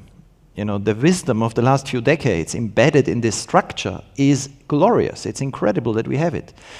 But if we come to the people running them, I think what we now need to see is they need to develop a vision how to extend that Europe, and that is the challenge of the moment. How do we make sure that what Estonians and Bulgarians, Romanians, Poles, and of course in the previous generation, Germans and Portuguese enjoyed, is extended to Moldova and Ukraine? It requires us to help Ukraine win the war. It also requires us to take urgent decisions we haven't taken. I mean, Piotr pointed at some of them. And this is not the EU institutions, that's not Brussels, that's the member states. We don't have a plan at the moment how to fund urgent costs that prevent hyperinflation in Ukraine. The Ukrainian government has to fund the war, has to fund millions of internally displaced who didn't come to Poland or the European Union because they wanted to stay in their country. If the state collapses because they don't have the revenues, we will have millions more come who don't want to leave their country. We need to fund the reconstruction, and not just when the war ends. Ukrainians need that now. We need to fund them their budget so that they can wage the war. And perhaps one word on this. Tomorrow there is a meeting in Berlin. Chancellor Scholz, Ursula von der Leyen, the Ukrainian Prime Minister. I have not found any single big idea, I mean, I'm not talking about big ideas, concrete proposal out of that meeting tomorrow. We will hear big words about a Marshall Plan somewhere in the future. But honestly, why aren't we now discussing, and that's what I was hoping for at that meeting in Berlin, when do we confiscate the Russian foreign currency assets? The 300 billion which are in our banks, like the Americans did with the money of the Afghans. When are we going to have a package that funds Ukraine next year, that reassures them that they can fund their war? What are we going to do this summer about Moldova, this winter about Moldova, which has today cut-offs of electricity because they can't fund the electricity with a very low demand. They don't have the money. I met their foreign minister just 2 days ago, and he was very clear that they are facing a dramatic crisis soon. So if you ask me about the European Union, brilliant that we have it, the wisdom of generations embedded, it works, it's our hope. But if we want to extend that great construction at this time of enormous danger and stress, the people who run these institutions and our member states need to step up and do more. how likely is that it will happen now when the European Union is occupied with energy crisis and resolving its own issues? Well, I think it's, I would be reluctant to blame politicians too much. I mean, I've said the people in charge need to do more, but it's really up to all of us. It's the civil society, it's the academics, it's the media, it's people, it's citizens who have ideas, because this is an unprecedented crisis. I mean, just to give you one example, we have already more than 4 million Ukrainians who applied for temporary protection in the European Union in a few months. And it would be millions more if so many hadn't returned after April. Millions returned because after the Battle of Kiev, they thought it was safe to return.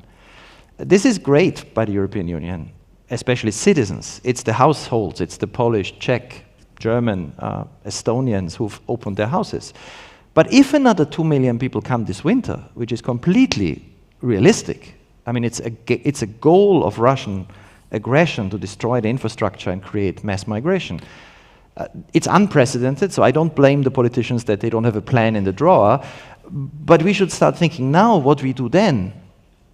For example, why don't we have a discussion now why Poland, or let's take a smaller neighbor, the Czech Republic, has more Ukrainian refugees today than France, Italy, and Spain together, who have 170 million people. The Czech Republic has 11 and has 430,000 Ukrainian refugees. So how do we, if another 2 million come, create a voluntary system that they will not stay in sport halls or school playgrounds, like in Germany now, but they can have accommodation in France or Italy. So those are concrete issues we need to solve now, and I think events like this, where we discuss and make ideas and then push for it tomorrow in Berlin or in Warsaw or elsewhere, are hugely important. So do you want to say that the mechanism that was launched by the European Union unanimously just the first days of the war doesn't work? No. That mechanism was brilliant, but it wasn't enough. Okay. So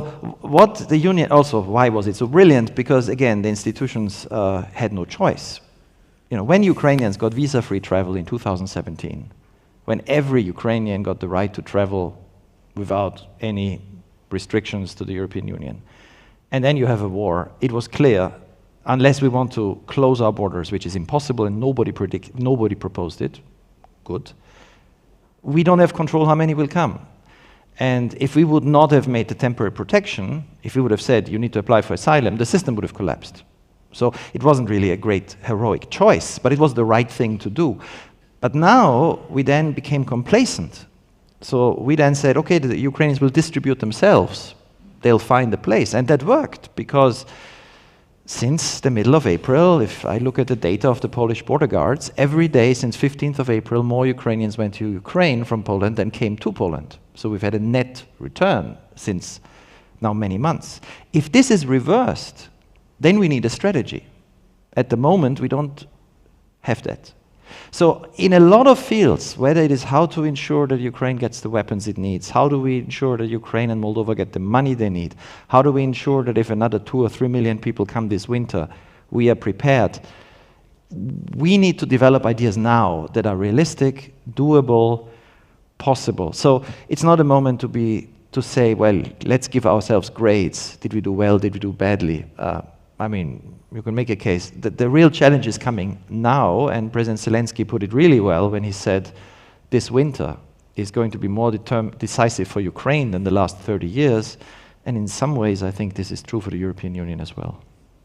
We'll come back to this topic. That's very interesting, but I will come back to Piotr Buras and zadam to samo pytanie co Piotrowi Arakowi. Czy ta zima, podczas poprzedniego panelu dyskutowano na temat kryzysu energetycznego i jak Europa go zniesie, abstrahując od wszystkich pomysłów, które krążą dotyczących rozwiązania tego konkretnego kryzysu, jak sprawić, żeby to zmęczenie wojną nie rosło wśród społeczeństw? Czy nie da się, czy da się tego uniknąć? No cóż, ja myślę, że ostatecznie najwięcej zależy od tego, jaka będzie pogoda. No, znaczy taka jest prawda. Myślę, że to jest ta wielka niewiadoma i dzisiaj widzimy, że przed chwilą rozmawialiśmy o tym, że ceny gazu spadają. No przede wszystkim dlatego, że jest ciepło.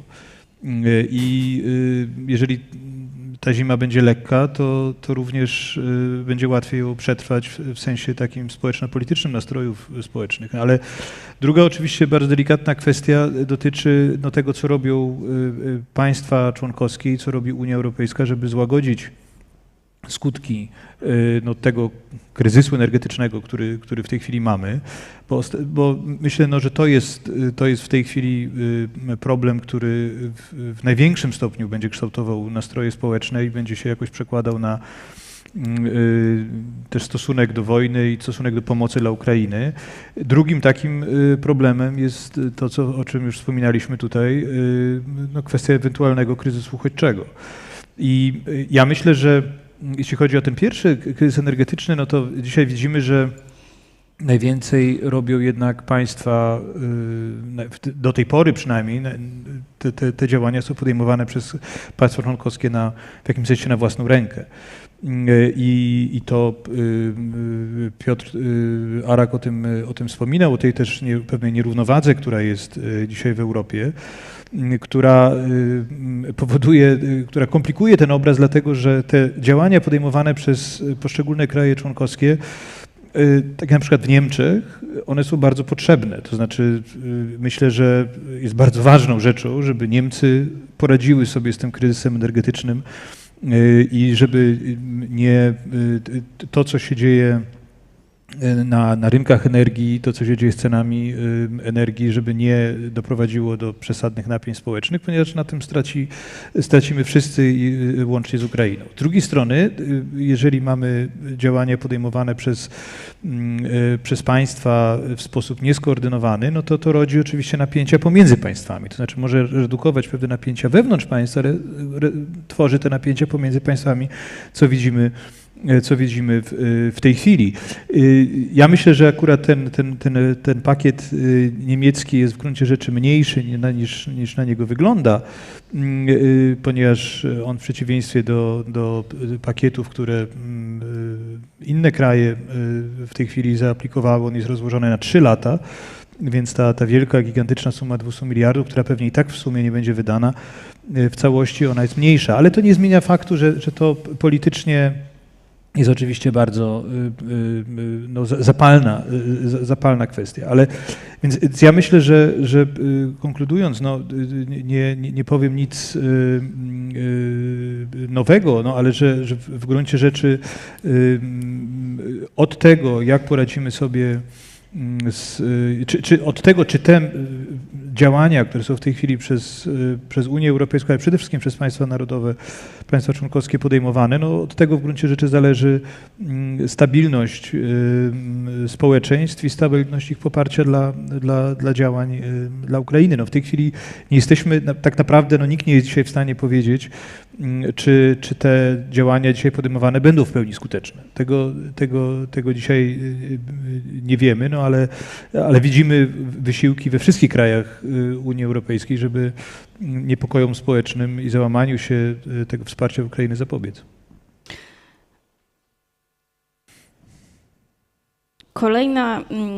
Kolejną kwestią, która jest dyskutowana od kilku miesięcy poza tym wspólnym podejściem do kryzysu energetycznego, to jest ta dalsza przyszłość Unii Europejskiej, nie tylko ta zima czy ta kolejna, ale to, jakiej Unii potrzebujemy w przyszłości. Kanclerz Olaf Scholz pod koniec sierpnia zaproponował reformę Unii, trochę nawiązując do pomysłów prezydenta Macrona.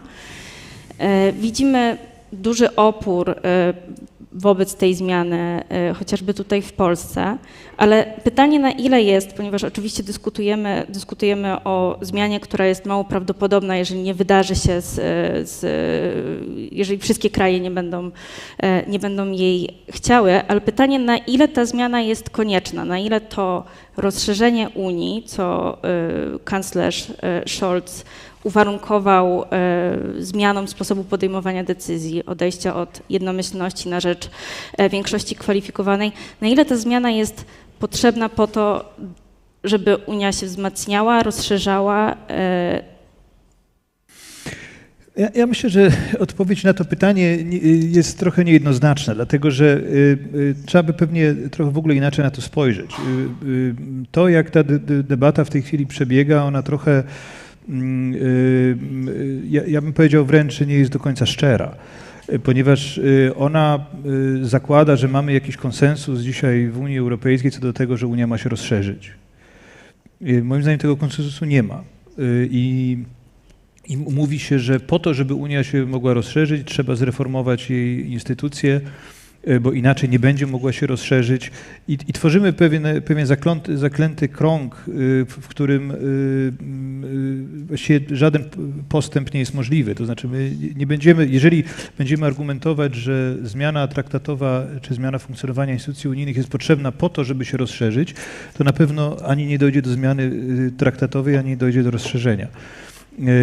Ponieważ rozszerzenie Unii Europejskiej nie jest żadnym dzisiaj priorytetem i nie ma zgody co do tego, że należy je przeprowadzić, niezależnie od tego, że mamy pewien postęp w polityce rozszerzenia, ale jej nie należy mylić z rozszerzeniem jako takim. I więc ja myślę, że ja na to patrzę trochę bardziej, wydaje mi się, pragmatycznie. Ja myślę, że zmiana traktatowa dzisiaj nie jest możliwa i do niej nie dojdzie.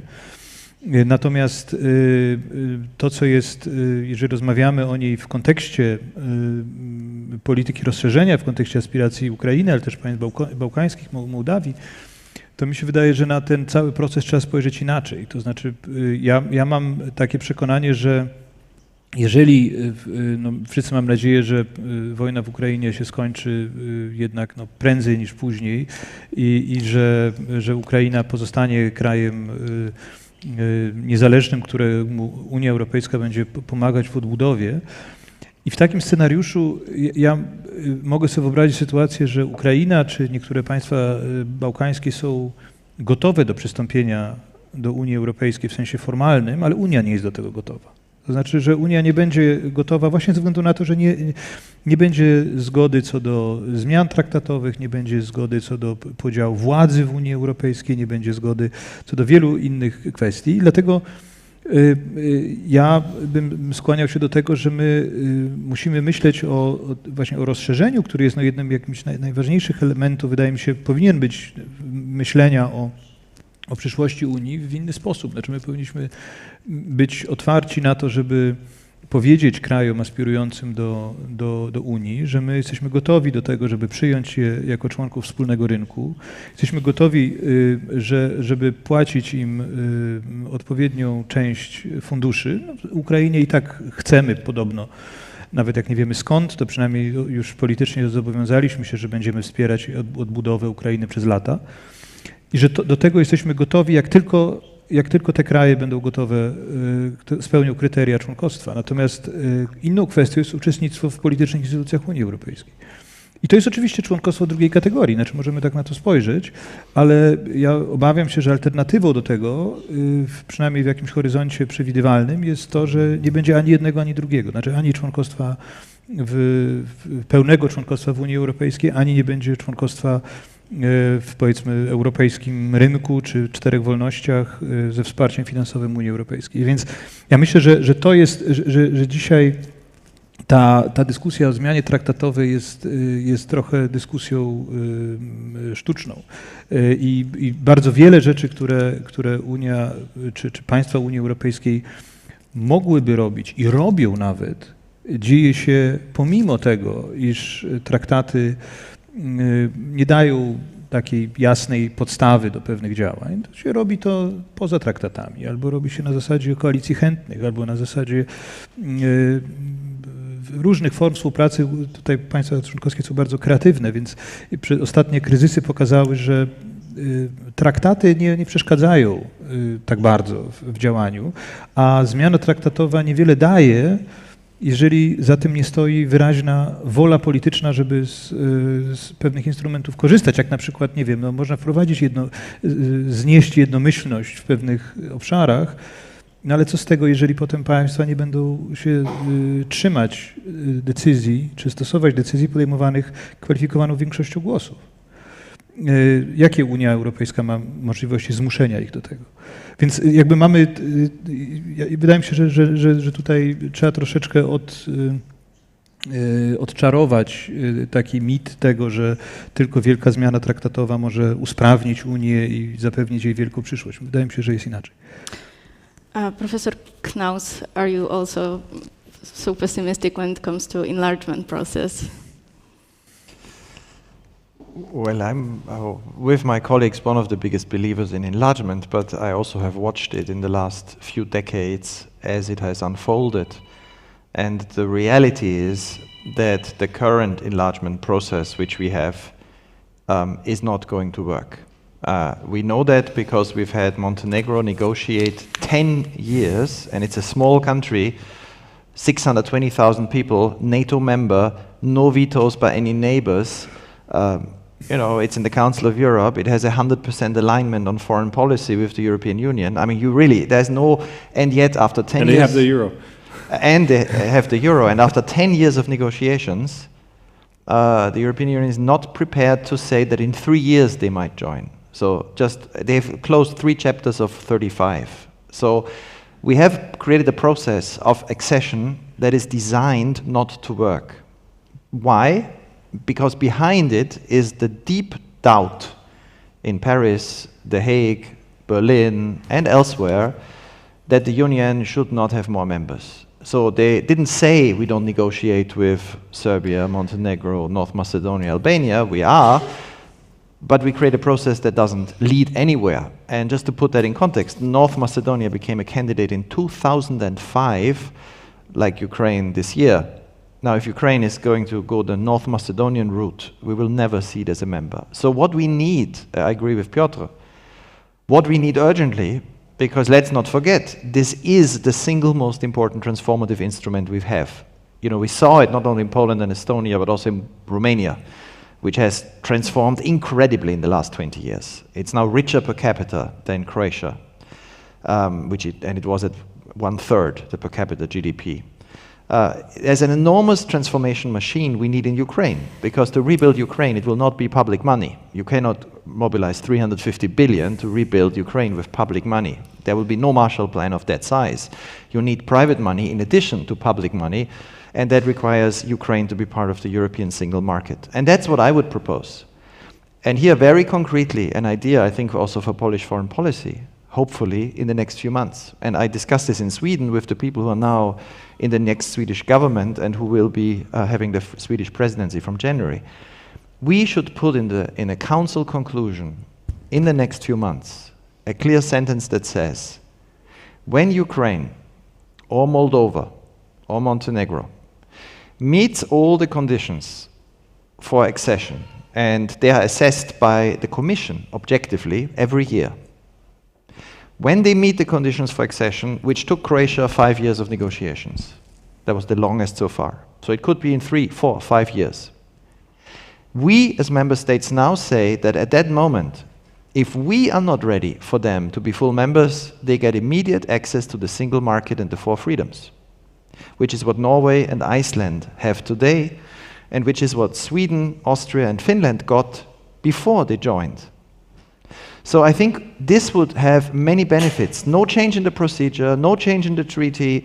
The French can continue to say, listen, we are not expanding the union quickly, but we also do not need to do something terrible, which is to demotivate reformers.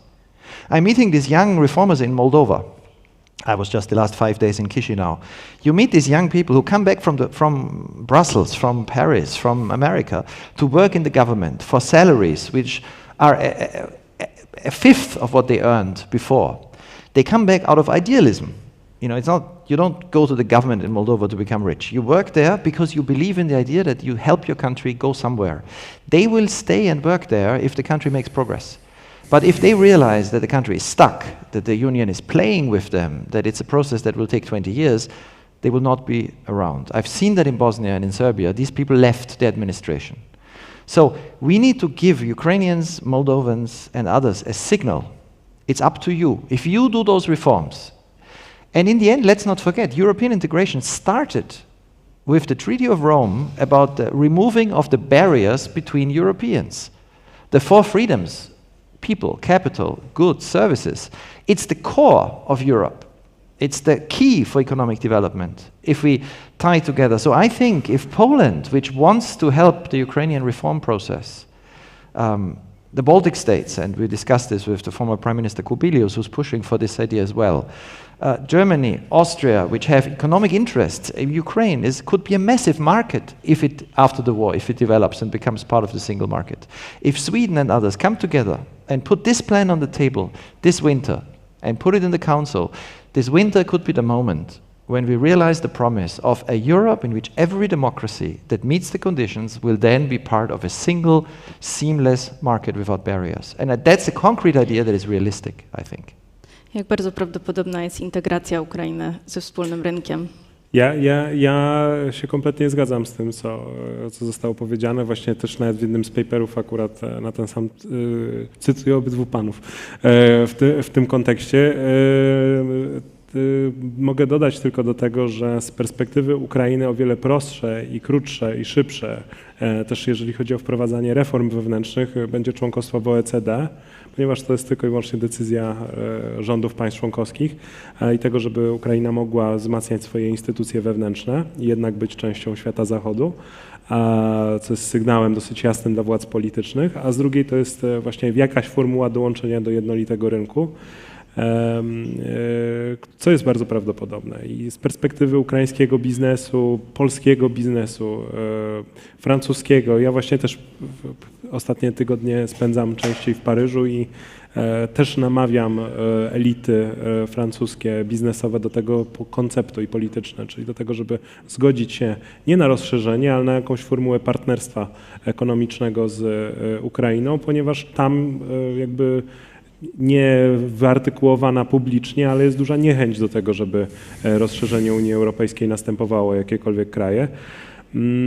Ale wydaje mi się, że to jest możliwe i to jest najlepszy kierunek, który można by było przyjąć, nie łamiąc serc Ukraińcom, którzy zabijają się na frontach tej wojny i chociaż tyle jesteśmy w stanie załatwić, bo społeczeństwa, politycy, ugrupowania polityczne części państw Europy Zachodniej mogą się po prostu na rozszerzenie nie zgodzić, podobnie jak przecież pamiętamy, mieliśmy mieć europejską konstytucję i to nie jest tak, że w Warszawie akurat po referendum o konstytucji europejskiej przegrało, ale przegrało w Paryżu i wiele instytucji po prostu nie możemy zobaczyć ze względu na to, że to będzie wymagało też głosu państw członkowskich do tego, żeby się zgodzić na tego typu rozszerzenie.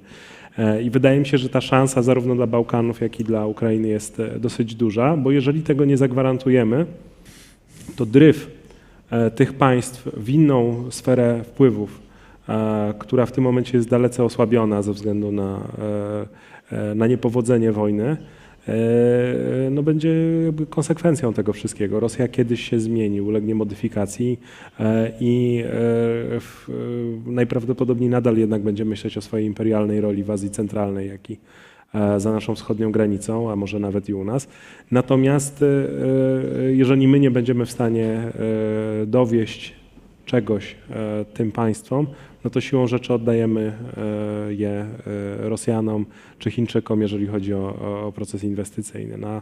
A oni w końcu nie o to się zabijają, czy giną, żeby być tam. Więc wydaje mi się, że to jest dosyć ważne, zwłaszcza, że 70% Ukraińców według jednego z ostatnich sondaży wierzy, że w perspektywie 5 lat Ukraina przystąpi do Unii Europejskiej. Czy wyobraźmy sobie, jak my złamiemy tą opinię publiczną i co się wydarzy też ze społeczeństwem, które wykrwawiło się na wojnie, a jednocześnie nie jest w stanie zmaterializować sobie tego celu. Więc ja akurat co do Ukrainy, jeżeli chodzi o spełnienie warunków, zarówno jeżeli chodzi nawet o ograniczenie korupcji, społeczeństwo ukraińskie się drastycznie zmieniło, zmienili się politycy, ucieczka oligarchów bardzo dużo zmieniła, jeżeli chodzi o zasady funkcjonowania tamtejszego rządu, akceptacja nawet do zachowań takich, jak to miało miejsce przed wojną. Więc ja, jeżeli chodzi o proces transparencji i reform, jestem mniej zatroskany niż o to, co się może wydarzyć u nas na zachodzie Europy, jeżeli chodzi o zgodę na to, żeby Ukraina była członkiem. O wiele łatwiej będzie moim zdaniem im przyjąć nasze warunki niż nam ich. płynnie przejdziemy do ostatniego tematu, czyli do geopolitycznej roli Unii Europejskiej. Straciliśmy szansę zadania pytań rozmówcy bezpośrednio z Komisji Europejskiej, ale zadam je Tobie, Piotrze. Przewodnicząca Ursula von der Leyen mówiła w swoim orędziu wygłoszonym 1,5 miesiąca temu o kolejnych zależnościach. Dzisiaj walczymy z zależnościami, uzależnieniem od rosyjskich węglowodorów, natomiast uzależnieniem przyszłości są metale ziem rzadkich i Komisja Europejska szuka możliwości, jak uciec przed tymi zależnościami. A czy klamka już w zasadzie nie zapadła, czy na tym rynku nie ma jednego dominującego gracza? Jakie są możliwości, jak budować to partnerstwo w świecie, jeżeli Unia Europejska chce uciekać od partnerstwa z Chinami?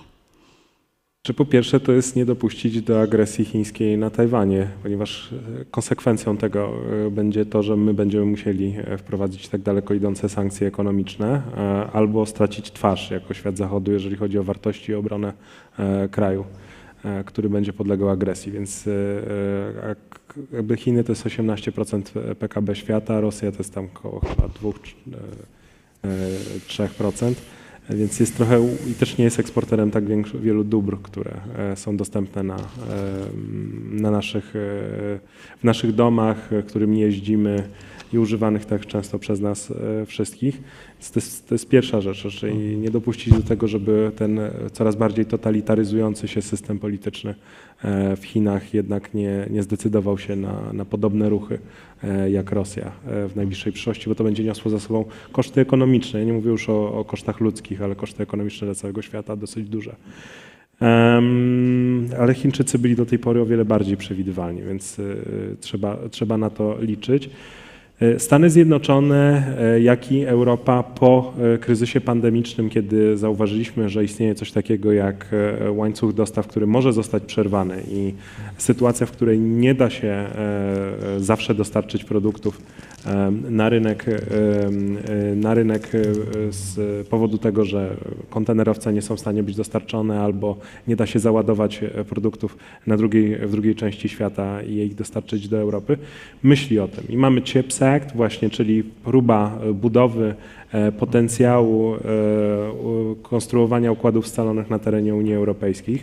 Między innymi też przychodzą amerykańskie korporacje, które specjalizują się w budowie układów scalonych i czekają na subsydia publiczne ze strony Komisji Europejskiej i decydować się na tym, żeby realizować tego typu inwestycje na naszym kontynencie, co też się udaje i w sensie otrzymują subsydia i realizują inwestycje w Europie i zwiększają nasz potencjał i bezpieczeństwo.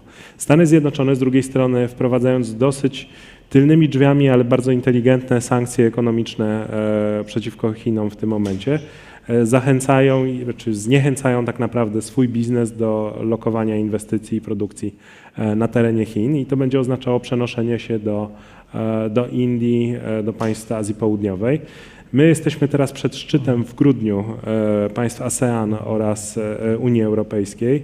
Jestem bardzo ciekaw, co z tego wyniknie. Tak samo po pandemii koronawirusa odmroziliśmy negocjacje z Indiami, jeżeli chodzi o strefę wolnego handlu. No, na razie ona nie jest zakończony proces, ale Unia Europejska ma narzędzia i możliwości, żeby zdywersyfikować sobie produkcję tych specyficznych dóbr i usług. To się nie wydarzy w rok, nie wydarzy się w 2 lata, ale jesteśmy w stanie znaleźć inne kanały dystrybucji. Także korzystać z dosyć naturalnego rezerwuaru, którym jest Europa Środkowa i potencjalnie Ukraina, jeżeli nie będzie objęta walkami, przynajmniej w dużej jej części. To jest też dosyć istotne w tym argumencie o tym, że odbudowę Ukrainy trzeba rozpoczynać teraz, bo Ukraina potrzebuje po pierwsze broni od wszystkich, po to, żeby móc dotrwać do zimy, po drugie pieniędzy, po to, żeby wypłacić wynagrodzenia żołnierzom i pracownikom administracji publicznej, nic innego.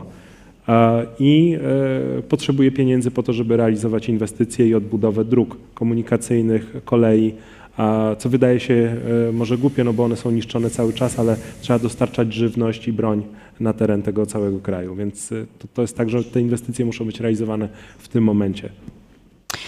I promise to come back to looming refugee crisis. I would like to ask you about possible solution. Is it mandatory relocation? Because it was at some point when the war broke out, it was discussed, but Poland is still against. Well, I very strongly believe that mandatory relocation has always been the wrong proposal for one very simple reason: it cannot be done. It doesn't work. We've had decades of a rule in Europe, the Dublin system, which said that certain people need to be in certain countries. The legal situation is clear.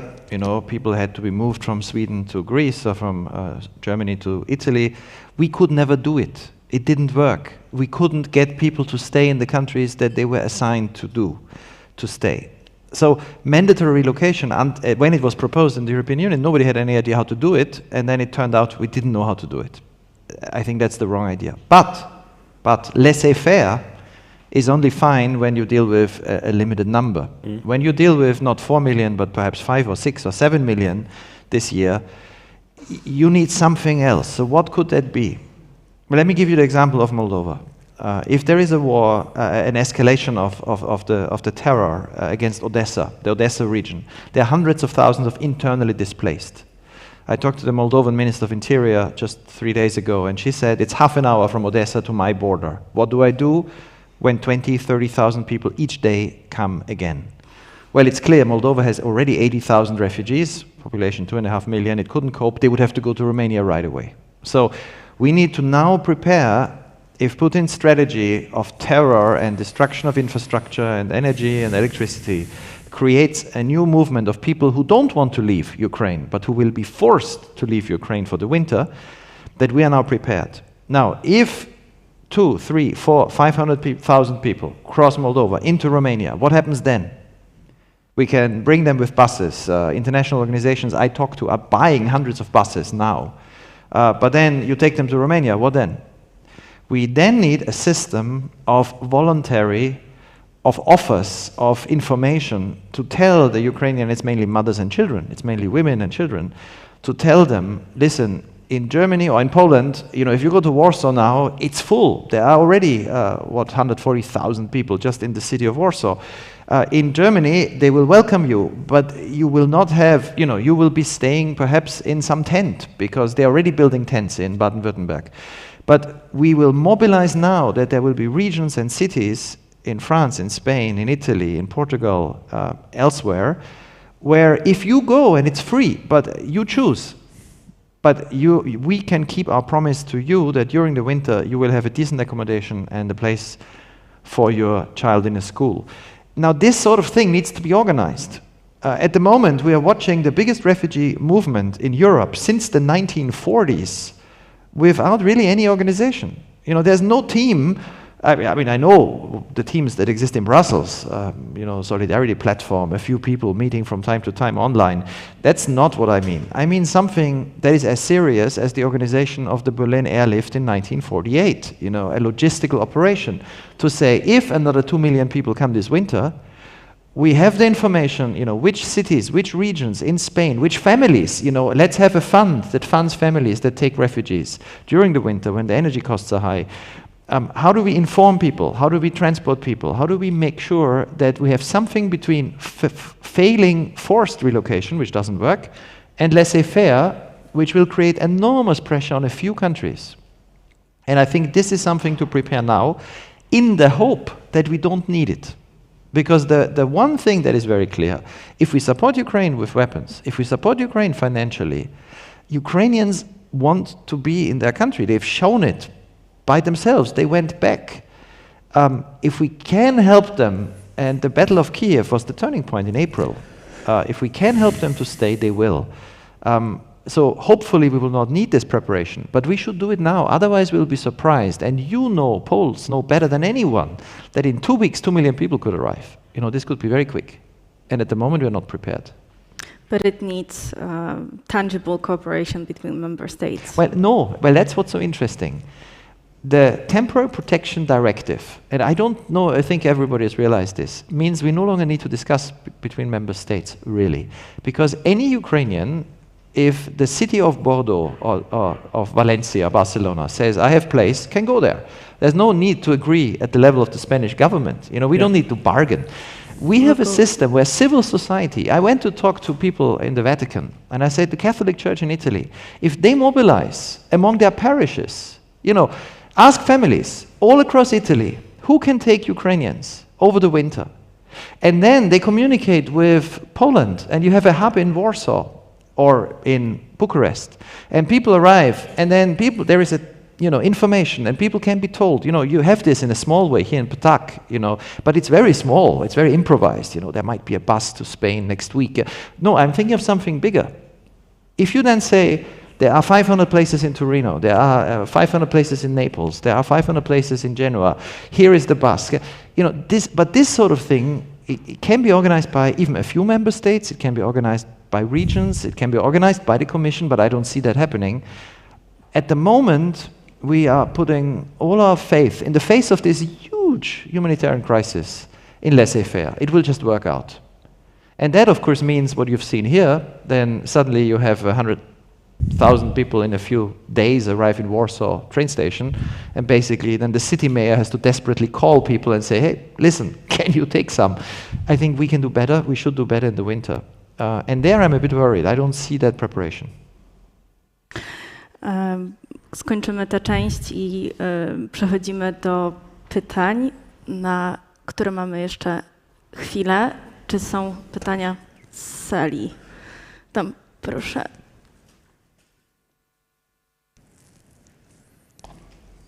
Dziękuję. Krzysztof Bobiński. Maybe not everyone here knows what a good thing Gerard Knaus is, actually, but at the European Stability Initiative, he's done fantastic work over the last decades, and I think you can hear some of his wisdom. And it's a pleasure to see you again. And I'd like to ask you, whilst you're in Warsaw, could you tell the Polish government to stop this nonsense with the rule of law, a dispute with Brussels, and also now the additional nonsense where they're talking about the European Union being a German instrument, because this kind of talk and this kind of behavior, it is what is convincing the man in the street in Holland that when you let all these new countries join, then they will behave badly. And this is what you're talking about with the problems with enlargement. Thank you. Do kogo kieruje pan pytanie? Do Geralda. Okay, well, perhaps it's a slightly different issue, but I think you're right. There is a linkage here. My colleagues and myself have written a lot about this rule of law issue as well, because we think it is fundamental for Europe, what is happening. But let me slightly rephrase it. What holds the EU together? We have 27 member states, right? And President Putin never understood that. He still doesn't understand it. He thinks there must be a secret center. It must be a form of hidden empire. And that somehow in Brussels there are people who meet and then they can enforce their will. But the reality is that in the European Union, in reality, if a member state doesn't want to imply EU law, there is no police that anyone in Brussels can send. There is no enforcement. It's not an empire. There is no power at the center except persuasion, a little bit of money, and the prestige and authority of the law. The law that the member states make together. That's it. Now, that means it's also fragile. If the core principle that we make common legislation, common laws, or more importantly, the fundamental principle that the courts which apply the law, each German, Portuguese, Polish court is the EU court, because the EU doesn't have courts in Poland. If they are controlled by a government, then this whole contract breaks down. Then we no longer have anything to tie us together. So it's not me who is saying this. It's the European Court of Justice, and it's Belgian Chief Justice and the other judges who have written in the last 2 or 3 years in judgments, historic judgments, that some of the things that have happened here in Poland in terms of the control of power in the hands of the Minister of Justice, who controls the prosecutors, who controls and can appoint the chiefs of the courts, who can have disciplinary procedures. You know what the power of Mr. Jobro that he gave himself. That this is not compatible with what holds the EU together. It's not about Poland, it's about the EU. And so I think on this issue, and I agree with you, it's tragic, because at this moment we don't need this fight. Poland should get more money from the EU. I mean, we need no tension, we need a common project of stopping Russian aggression, expanding the EU to Ukraine, etc. But on this issue, I think it is clear that the European Union will not ever give in. It cannot, because it's its core, it's its existence. If it allows that rule of law bond to go away, it disappears, because it's not an empire.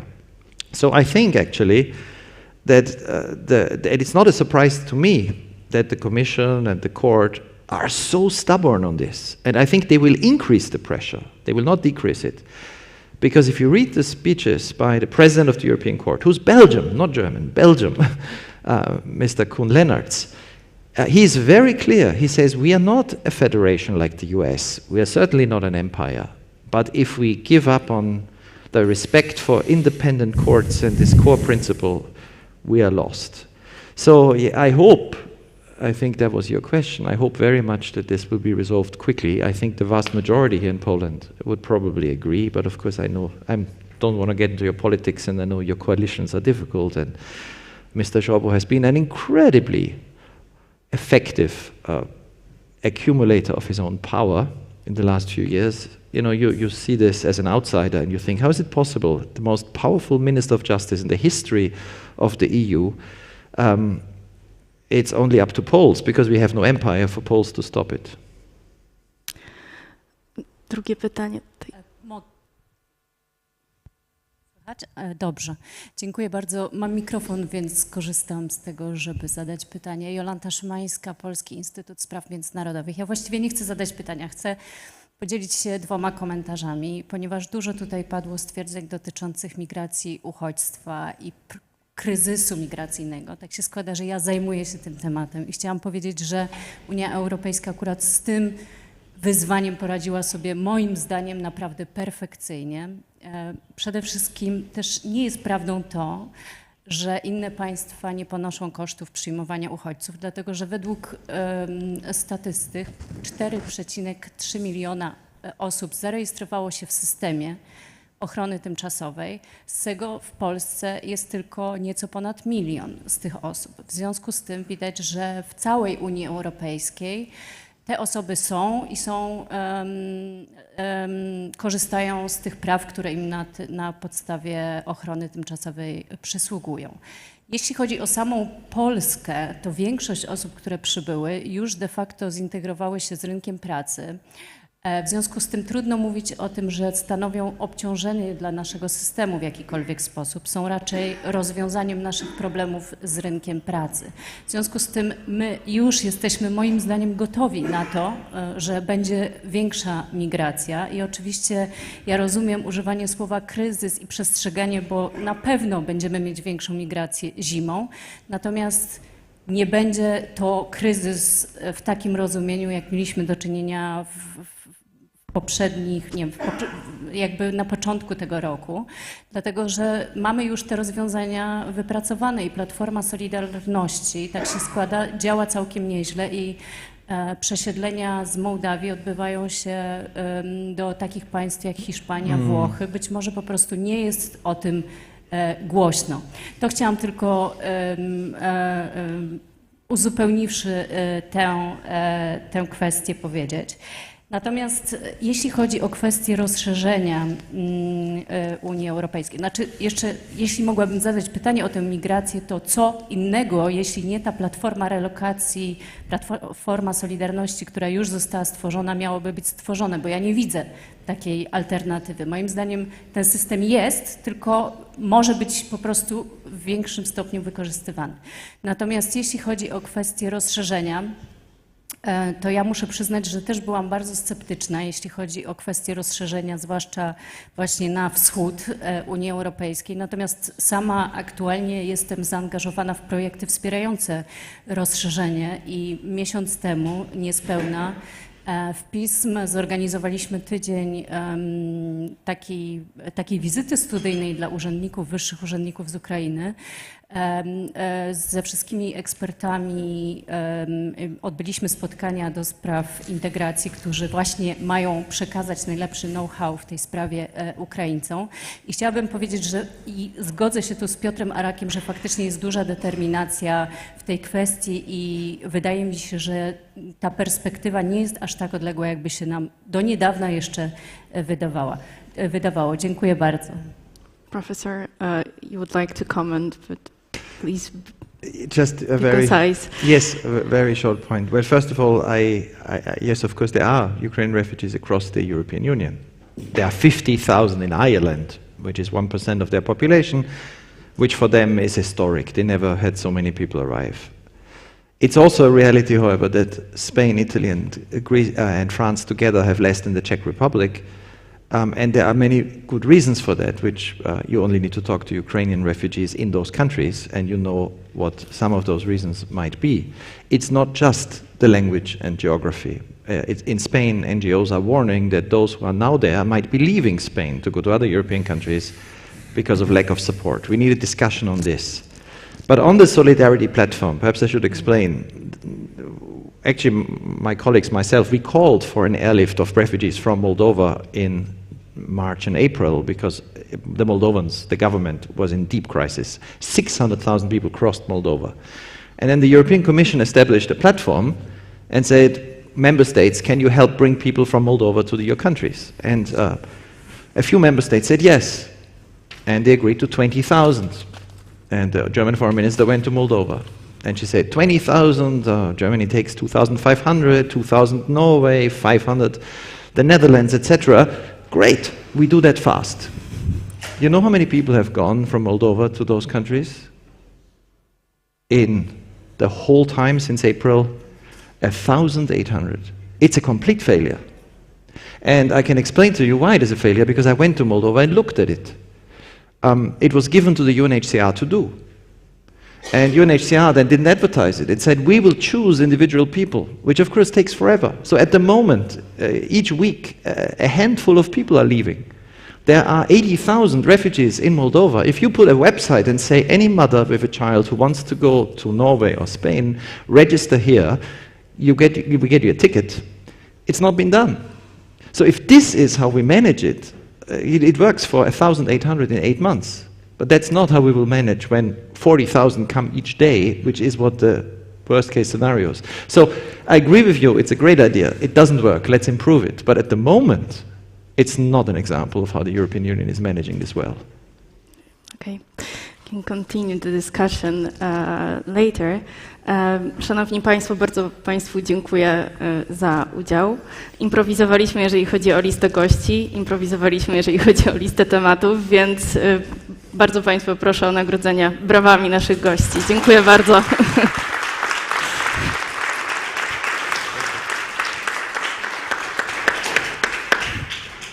Zapraszamy na kolejny panel o stagflacji, który poprowadzi Adam Czerniak.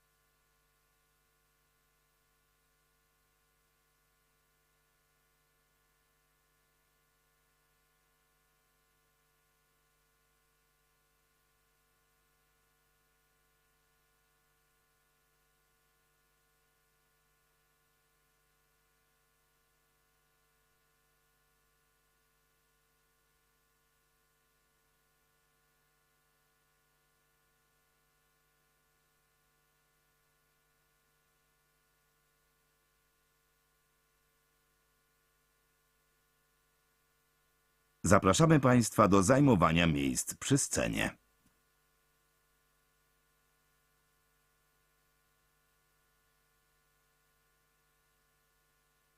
Zapraszamy Państwa do zajmowania miejsc przy scenie.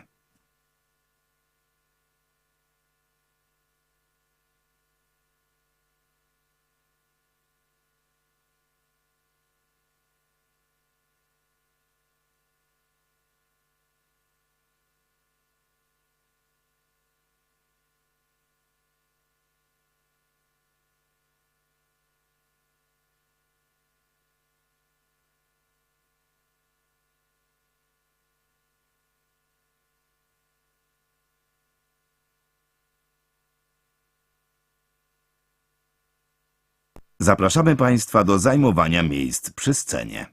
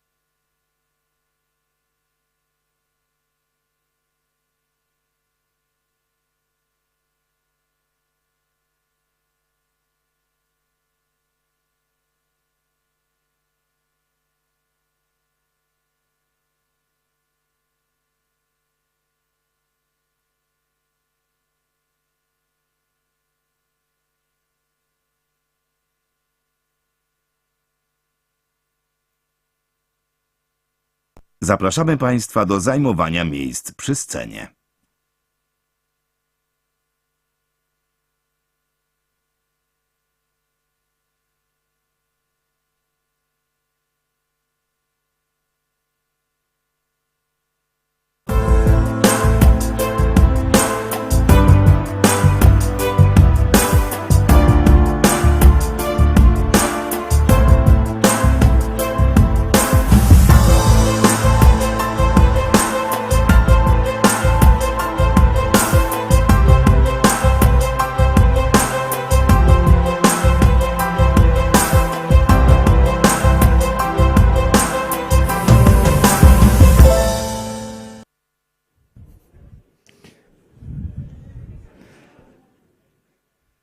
Dzień dobry Państwu.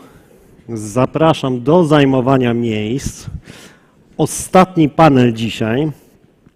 Muszę Państwu przyznać, że jak wczoraj wieczorem nieoceniona Kasia Szajewska, która zajmuje się organizacją tego całego panelu, do mnie zadzwoniła, to powiedziała mi,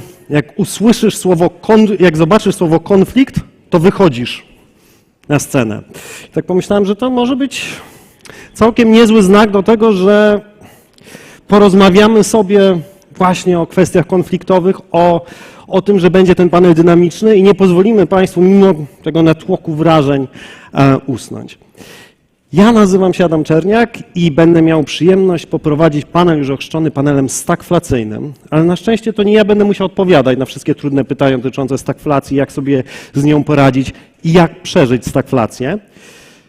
Odpowiadać będą moi paneliści. Zacznijmy. Paweł Borys, panie prezesie. Prezes Polskiego Funduszu Rozwoju, zapraszam.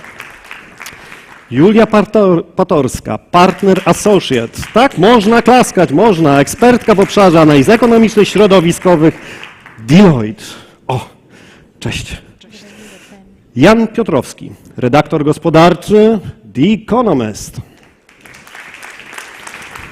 I oczywiście, szanowni państwo, last but not least, Galina Vincalette, dyrektorka do spraw Unii Europejskiej Banku Światowego. Hello and welcome. Please have a seat.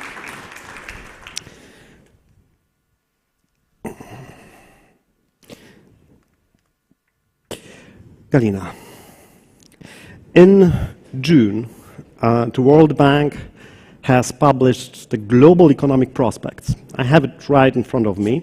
A part of it because it's a large publication, and you have written there, the danger of stagflation is considerable today. Between 2021 and 2024, global growth is projected to have slowed by 2.7 percentage points, more than twice the deceleration between 1976 and 1979. Subdued growth will likely persist throughout the decade because of weak investment in most of the world.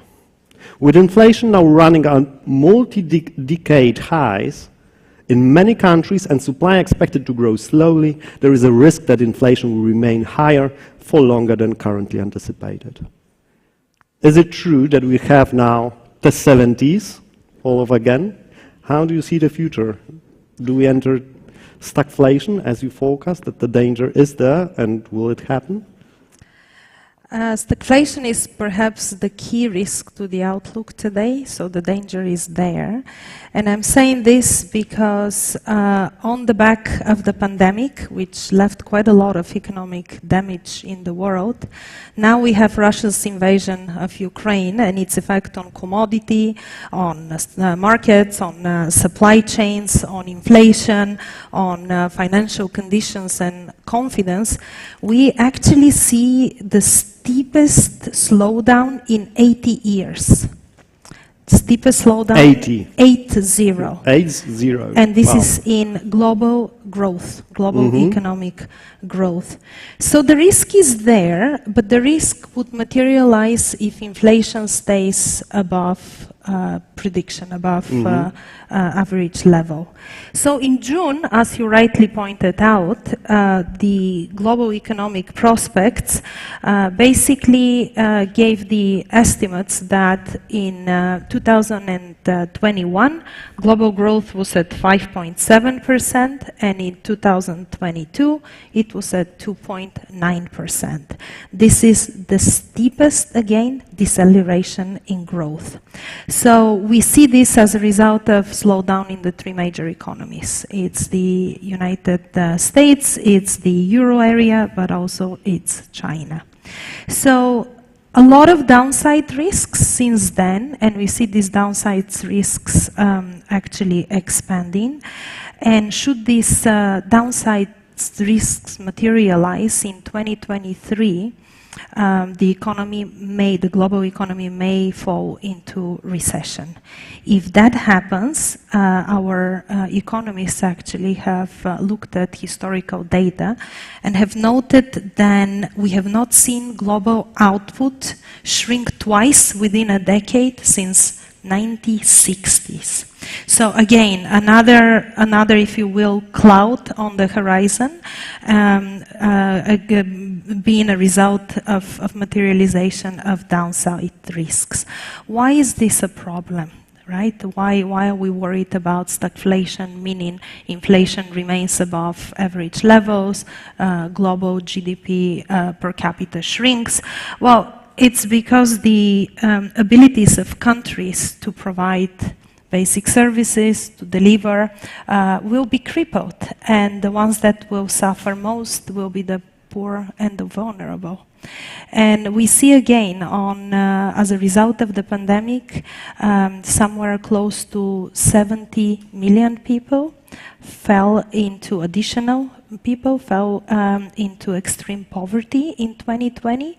And if these trends continue today, by the end of year 2022, this year, we will have somewhere in the neighborhood of 685 million people globally in extreme poverty. So this is extremely worrisome. And Europe is, of course, no exception to that. The fact that inflation is primarily driven by food and fuel, energy prices, means that the most vulnerable, who spend the most on this type of goods and services, are most affected.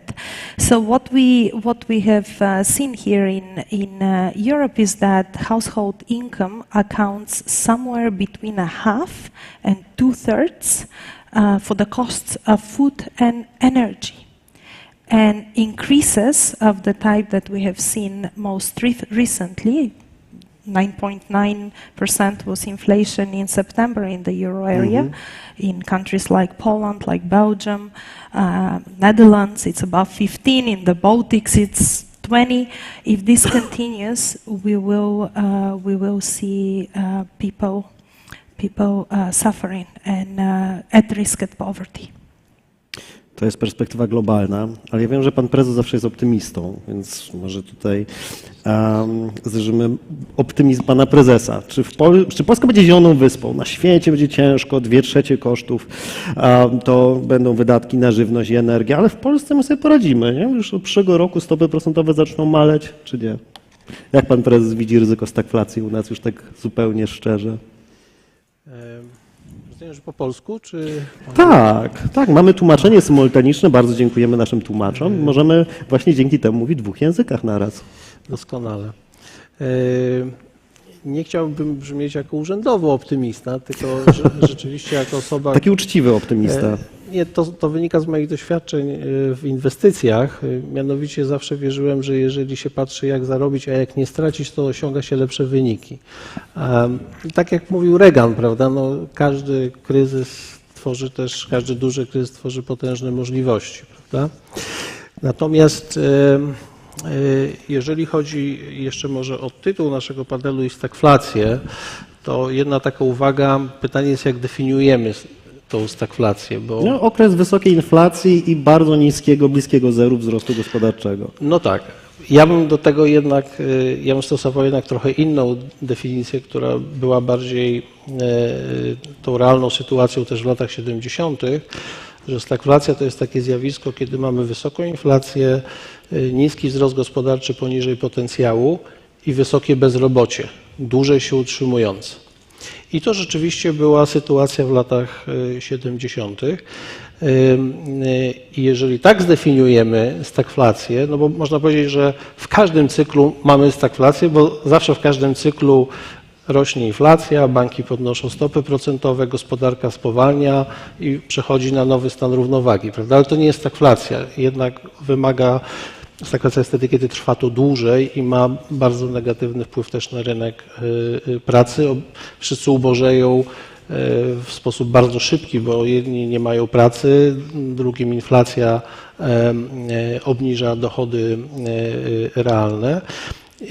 I tu wydaje mi się, że jednak my nie jesteśmy zagrożeni takim scenariuszem.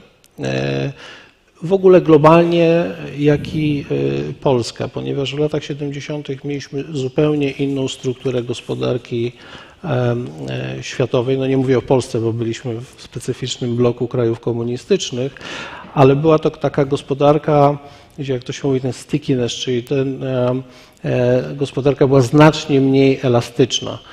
Zupełnie inna siła związków zawodowych, inny świat technologii informacyjnych, inaczej wyglądające łańcuchy dostaw, które dzisiaj są znacznie bardziej jednak elastyczne niż wtedy. Nie było tak niezależnych banków centralnych, jak są dzisiaj, bo to jest właśnie to doświadczenie lat 70. Więc wydaje mi się, że biorąc pod uwagę zdolność dzisiejszej gospodarki do znacznie szybszego dostosowania, my unikniemy takiej długoterminowej sytuacji, gdzie właśnie mamy długotrwałą recesję, wysoką inflację i podwyższone bezrobocie. Co nie znaczy wcale, że zwłaszcza w perspektywie najbliższych 12-18 miesięcy, no tak jak tutaj była mowa, ta perspektywa dla gospodarki i światowej, i polskiej jest bardzo, bardzo trudna. Co więcej, to jest taki szok, który jest ciężko nim zarządzać z perspektywy polityki gospodarczej, bo są przeciwstawne wektory. Z jednej strony mamy duży szok inflacyjny, prawda? Ja uważam, że 1/4 to są działania antykowidowe, czyli duża ekspansja monetarna po stronie fiskalnej, jak i pieniężnej. Połowa to są właśnie te szoki wynikające z cen żywności i cen energii. I w Polsce 1/4 to jest rynek pracy, który uważam, że z kolei w dłuższym horyzoncie czasu jest najważniejszy z perspektywy podtrzymywania się presji inflacyjnej. I teraz mając wojnę za granicą i na rynku pracy 3 miliony osób z Ukrainy, nie można też zarządzać tym kryzysem makroekonomicznym w taki sposób, że szybko obniżamy inflację, wprowadzamy gospodarkę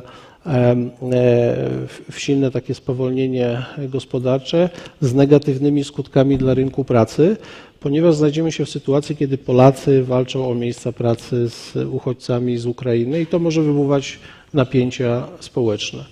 Więc do tego dochodzi oczywiście polityka stóp procentowych w stanach finansowych, więc to globalne warunki płynnościowe są najgorsze od kryzysu w 2009 roku. Do tego dochodzi premia za ryzyko związana właśnie z tym, że mamy wojnę i w ogóle odpływ kapitału ze strefy euro. Więc ta polityka gospodarcza dzisiaj jest taka, że jest bardzo silne zacieśnienie polityki pieniężnej.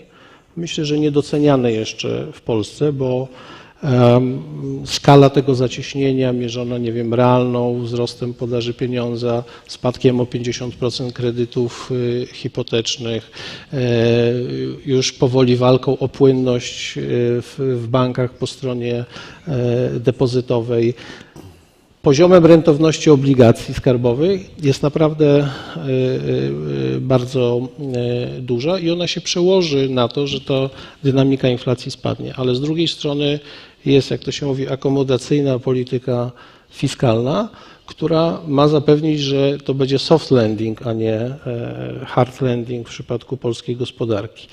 I to jest takie balansowanie po bardzo jakby kruchym lodzie, bo jednocześnie mając politykę fiskalną, która stara się obniżyć ceny energii bardzo wysokim kosztem, jest wiele dopłat związanych z tym, żeby gospodarstwa domowe jakoś przeszły ten kryzys energetyczny.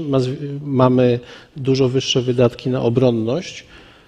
Ta strona fiskalna też musi się sfinansować i to są te przeciwstawne wektory, prawda? Czyli z jednej strony mamy zwiększoną podaż papierów skarbowych, bardzo duże zacieśnienie fiskalne i dużą premię za ryzyko. No i tu będzie jakby cała trudność w tym, żeby tym bilansować w taki sposób, aby mieć w przyszłym roku dodatni wzrost gospodarczy, który uważam, że się utrzyma i będzie powyżej tych 1%, czyli oczywiście spowolnienie, ale jednak łagodne i raczej krótkotrwałe, stabilny rynek pracy i utrzymanie tej stabilności fiskalnej i ostatni element trochę niedoceniany w przypadku Europy i Polski to jest rachunek obrotów bieżących. Wszyscy już trochę zapomnieli, żeby na to patrzeć, ale ostatnio nastąpiła duża rewizja w metodyce także handlu i okazało się, że nagle mamy deficyt handlowy. Tylko że Polska, która kupuje teraz, terms of trade się bardzo pogorszyły, kupujemy dużo droższą energię, kupujemy uzbrojenie, 4 miliardy miesięcznie euro deficytu obrotów bieżących, to jest sporo, prawda? To wywiera presję na walutę.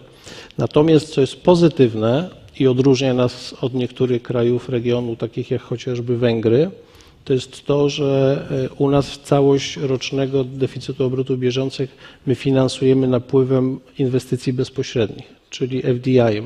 Czyli tych najbardziej stabilnych. Czyli najbardziej stabilnym sposobem kapitału, sposób finansowania tego deficytu, bo Polska sukcesywnie w ostatnich latach jest w pierwszej trójce krajów w Europie, która jest najbardziej atrakcyjna pod względem właśnie FDI. I tutaj bym postawił kropkę, bo chciałbym znowu wrócić do perspektywy globalnej. Bardzo mi się spodobało jedno określenie, że my balansujemy na kruchym lodzie. Czyli nie dosyć, że my się poruszamy na kruchym lodzie, to że na nim balansujemy i próbujemy znaleźć jakąś równowagę i jak się poślizgniemy, to prawdopodobnie wpadniemy pod ten lód. No właśnie, i są różne strategie. Janku, wy w The Economist opisujecie, jak sobie różne gospodarki z tym radzą, z tym balansowaniem i chyba recepty są jednak różne. Znaczy inną drogą idą trochę Stany Zjednoczone, inną trochę Unia Europejska. Czy widzisz jakiś konsensus, czy widzisz jakąś taką drogę balansowania na tym kruchym lodzie, która nam pozwoli uniknąć tego scenariusza lat 70.? Scenariusz lat 70. się nie powtórzy z tych przyczyn, o których pan prezes wspominał, to znaczy, że struktura gospodarki światowej, zarówno struktura gospodarek krajowych, jak i struktura gospodarki światowej są gdzieś zdecydowanie inne. Natomiast ryzyko, mi osobiście i wydaje mi się, że naszej redakcji, ryzyko jednak dłuższego spowolnienia wzrostu gospodarczego i takiej inflacji, która się jednak będzie utrzymywała na tym poziomie wyższym niż, może niekoniecznie dwucyfrowym, 10%, ale nawet te wyższe pojedyncze cyfry, to ryzyko jest znaczące. Z jednej strony, i to większość krajów na pewno rozwiniętych ma ten problem,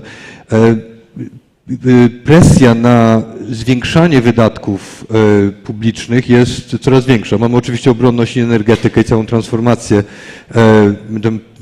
energetyczną, o której dzisiaj już żeśmy rozmawiali. Z drugiej strony mamy starzejące się społeczeństwa, co oznacza większe wydatki na służbę zdrowia, które jednak w większości krajów pokrywa w dużej mierze państwo. I też niskie ryzyko wzrostu stopy bezrobocia przez to, tak? Bo brakuje rąk do pracy, więc trudno, żeby kryzys nam wywołał bezrobocie. No, być może, ale to też oznacza jednak spowolnienie duże i co oczywiście się odbije w pewnym sensie też na rynku pracy. No te sprzężenia zwrotne są zdecydowanie prawdziwe. Więc mamy ten problem i problem polega na tym, że nawet jeżeli sytuacja ustabilizuje się na poziomie powiedzmy 5% inflacji, powiedzmy stopy procentowe na poziomie 5%, a nie tak jak było przez te dziesięciolecie po kryzysie finansowym, stopy procentowe w zasadzie zero na Zachodzie, inflacja w zasadzie poniżej 2%, to jednak to, co się wydaje niewielką zmianą i może w obszarze jednego roku nie jest wielką zmianą, to jakby kumuluje się, 4% się szybciej znacznie kumuluje niż 2%. Bardzo wiele inwestycji firm zostało oparte o jakby prognozę tego, że inflacja będzie na poziomie 2%, więc nagle to, te zwroty z tych inwestycji są kalkulowane w zupełnie inny sposób. Cena obsługi długu publicznego i obsługi długu korporacyjnego i obsługi długu hipotecznego dla osób nabywających mieszkania wzrasta w sposób bardzo znaczący i to się kumuluje w sposób bardzo znaczący. I tak jakby wydaje się, że w tym momencie gospodarka światowa przechodzi w pewien nowy reżim. Przez te ostatnie 10 lat był taki reżim niskowzrostowo, niskoinflacyjny, niskoprocentowy. Przechodzimy w reżim, gdzie mamy inflację średnią, stopy średnie, a wzrostu wciąż mało. I to radzenie sobie z tym jest bardzo skomplikowane na pewno dla rządów i jest też bardzo skomplikowane dla firm. Ponieważ tak naprawdę firmy od lat 70., 80., to połowy lat 80., nie musiały sobie radzić z tego typu problemem. I zrobiliśmy taki mały, znaczy nie tyle eksperyment, co zbadaliśmy dane szefów firm S&P 500 w Stanach Zjednoczonych. Typowy szef S&P 500 w tym momencie ma 58 lat. Czyli w 89 roku, kiedy Volcker inflację już jakby w Stanach Zjednoczonych dobił. Zaczynał kończyć swoją kadencję. Ledwo byli, jeszcze byli na studiach w większości. Więc oni jakby praktycznej wiedzy na ten temat, jak sobie radzić z tego typu sytuacją makroekonomiczną nie mają i nie musieli mieć przez 30-40 lat. Jest taki Warren Buffett, który ma 91 bodaj, czy 92, więc on tam jeszcze może trochę pamiętać. Chyba nawet w tym roku, w tym swoim słynnym liście troszeczkę napomknął o problemie stagflacji. O problemie inflacji ostatni raz przed tym rokiem, chyba w 2012 napomknął. Więc jakby to jest coś, czym nagle firmy muszą sobie radzić i to, w jaki sposób sobie radzą, czy też poradzą, odbije się na nas wszystkich, no bo oczywiście oni są głównym motorem gospodarki w większości Zachodu. Bardzo celnie zauważyłeś, że wchodzimy w okres procentu składanego, że 10 plus 10 to nie jest 20, tylko już 21. Nie? Jak 10% urośnie w jednym roku, a 10% w drugim, to urośnie w sumie o 21%. I im wyższa ta inflacja, tym ten procent składany jest bardziej odczuwalny. Jak inflację mamy na poziomie 0,5%, 1%, 2%, to w zasadzie możemy sobie tę inflację dodawać i na to samo wychodzi. Czy firmy w ogóle są gotowe? Nie, to takie pierwsze pytanie. Czy firmy mają świadomość tego, że tak właśnie jest, że wchodzimy, słowo, które towarzyszyło poprzednim ryzykom i trendom, new normal, tylko tym razem w takiej gospodarce, nowa normalność. Julia. Ja się najpierw spróbuję jednak odnieść do paru wcześniejszych zdań, które się pojawiły. Po pierwsze mamy bezrobocie rekordowo niskie w Polsce. 2,5% mierzone BAL-em, czyli nie to rejestrowane, ale to właściwe. To jest ogromna przestrzeń na to, żeby po pierwsze więcej migrantów się tutaj pojawiło i weszło na rynek pracy i żebyśmy ich zaabsorbowali. I nawet jeśli pewne miejsca pracy zostaną utracone ze względu na sytuację gospodarczą, to nie powinniśmy się tym martwić, bo one zostaną utracone w tych miejscach, które są najmniej efektywne, a w związku z tym pracownicy będą w stanie znaleźć pracę w miejscach, w sektorach, które są dużo bardziej efektywne. Więc myślę, że rzeczywiście na pewno to jest ten element, który nas mocno odróżnia od lat 70., co oczywiście nie zmienia sytuacji w kontekście starzejącego się społeczeństwa, bo tutaj rzeczywiście koszty związane z tym, że mamy coraz więcej osób w wieku poprodukcyjnym, którymi też się trzeba zajmować, rzeczywiście jest. Druga rzecz, do którego jeszcze chciałam się odnieść, to a propos tych menadżerów w Stanach. Znaczy my też od 30 lat niemalże mieliśmy wzrost gospodarczy, tak? Poza 20 rokiem. W zasadzie tak samo my w Polsce nie jesteśmy przyzwyczajeni do żadnego kryzysu. To znaczy wszystkie wcześniejsze kryzysy przechodziliśmy właśnie suchą nogą, byliśmy tą zieloną wyspą.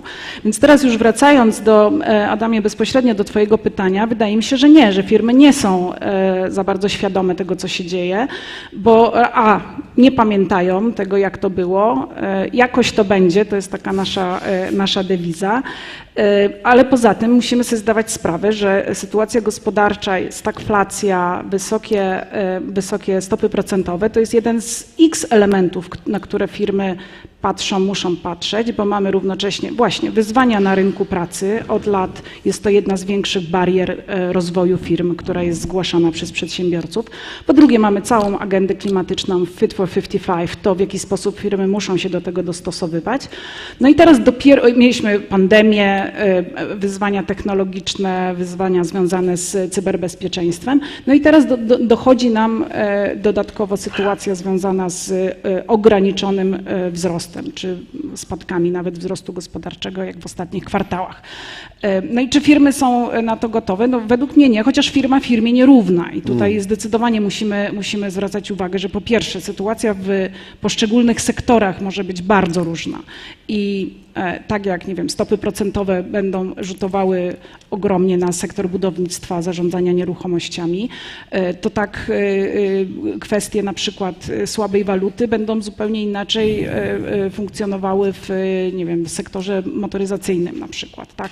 Więc na pewno nie można tutaj jednej miarki do wszystkich przykładać, ale też mamy bardzo duże rozróżnienie w ramach jednego sektora. Mamy firmy, które są dużo bardziej zaawansowane i odporne w związku z tym na sytuację i takie, które nie. No, przez całe lata jako Polska bardzo mocno hołbiliśmy małe przedsiębiorstwa, mikroprzedsiębiorstwa, no a wiemy, że to nie one tak naprawdę najwięcej budują wartości w gospodarce, tylko właśnie te duże przedsiębiorstwa. Pytanie, czy jakby wystarczająco się przygotowaliśmy przez całe lata do tego, żeby właśnie małe przedsiębiorstwa stawały się średnimi, średnie dużymi i żeby rosnąć razem z czasem. Wydaje mi się, że my tak sobie troszeczkę zakonserwowaliśmy tą naszą gospodarkę, bo było wygodnie, to znaczy to wystarczało, tak? Myślę, że można na kryzys patrzeć z dwóch stron. Oczywiście albo z jednej strony się jego bać, zamykać biznes, albo szukać możliwości wyjścia z niego obronną ręką i szukania możliwości rozwoju przede wszystkim właśnie na tym, że jest trudno. Firmy coraz bardziej się przyzwyczajają do tego, że muszą żyć w czasie inflacji i rewizje cenników są czymś, co chyba większość tutaj też słuchaczy i my widzimy i obserwujemy w ostatnich czasach. Pytanie, co zrobić, jak firmy się już do tego przyzwyczają? Znaczy, jak zaczną rewidować cenniki, nie mówię o indeksowaniu, bo indeksowanie jest kolejnym etapem, kolejnym krokiem w radzeniu sobie z sytuacją inflacyjną, ale jak już firmy się przyzwyczają do tej szybkiej rewizji cenników, to jak je powstrzymać przed Czyli jest jakaś granica, nie no da właśnie, się, nie tak. Da się, Więc właśnie to takie pytanie, które się za tym kryje, czy możemy tą inflację tak łagodnie sobie sprowadzić, tak trochę jak w wizji pana prezesa, że ona gdzieś tam sobie schodzi. Znaczy, no na razie ja rozumiem to, co pan prezes powiedział, że trudno jest w dzisiejszych czasach prowadzić politykę gospodarczą, bo mamy bardzo rozbieżne cele związane z polityką fiskalną i odmienne cele związane z polityką monetarną. No jednak mimo wszystko rozumiem, że po to mamy rząd, żeby wiedział, jak sobie radzić właśnie z takimi wyzwaniami. Niewątpliwie polityka fiskalna, no i na razie mam wrażenie, że trochę wygląda to tak, jakby to był taki rower tandem, tylko przód jechał w jedną stronę, a tył w drugą stronę. No więc musimy jednak spróbować się dogadać i jednak w którąś stronę pojechać. Wydaje mi się, że generalnie no, w biznesie, w ekonomii bardzo dużo decyzji to jest jakiś trade-off, to jest, znaczy nie można mieć wszystkiego, nie można mieć ciastka i zjeść ciastka i tutaj też jest podobnie, więc albo wybieramy trochę dłuższą drogę pewnie z inflacją, ale być może nieco łagodniejszą, albo jednak krótszą drogę, może bardziej wyboistą, ale po której jesteśmy w stanie szybciej wejść na tą ścieżkę rozwoju. I ja tutaj nie chcę mówić, która jest lepsza, tylko dobrze, żebyśmy się pewnie zdecydowali i pewnie wszystkim powiedzieli, którą drogę wybraliśmy. No, to ja jednak zapytam. Galina, I will ask you then, which solution is better? From your opinion, having, you know, a little bit higher inflation without a recession, or go into that kind of little shock therapy and have a recession to bring down inflation immediately and then again return to the solid growth path? Actually, we'll rephrase a little bit the question. Sure. From a perspective of what are some of the principles and the goals that policymakers, be it on the fiscal side or on the monetary side, should pursue. And here on the fiscal side, if fiscal policy is to be effective, especially after coming back on the back of rising debt levels, tighter fiscal positions, I think fiscal policy should follow 4 principles in support to the vulnerable and in support to the most needy one again. This is the support needs to be timely, meaning when it's needed, it needs to be delivered. But it needs to be time-bound, so we are not in a situation where companies or households, for that matter, are kept on transfers and subsidies, and it's very difficult to win those off. It also needs to be transparent. So go out and say this is the policy between March and April, and this is how we are supporting whatever the policy objectives are for the vulnerable and for the households. And last but not least, it really needs to be targeted. Mm-hmm. Without targeting, actually fiscal policy is extremely expensive. So blanket subsidies, blanket support, again, on the back of high debt levels, elevated high levels, wider fiscal deficits coming from the support and the 2 years of COVID measures. It's just there is not much fiscal space left. So targeting is extremely important. So timely, time-bound, transparent and targeted. These 4 T's I would want to leave you. 4 T strategies for fiscal policy. But I want to go back a little bit and link with the previous discussion, and I quite agree with both points with all 3 points that were made. There are fundamental differences from the stagflation and what we saw in the 70s and where we now, and those differences actually are on the side of the institutional quality and the way institutions are managed. I mean, nowadays we have, for example, central banks that have clear mandates of inflation targeting. Back then, there was no such thing. I think you were the one that mentioned that we had quite high of unionization of labor. So the whole wage setting mechanism is very different, much more flexible, much more responsive to shocks.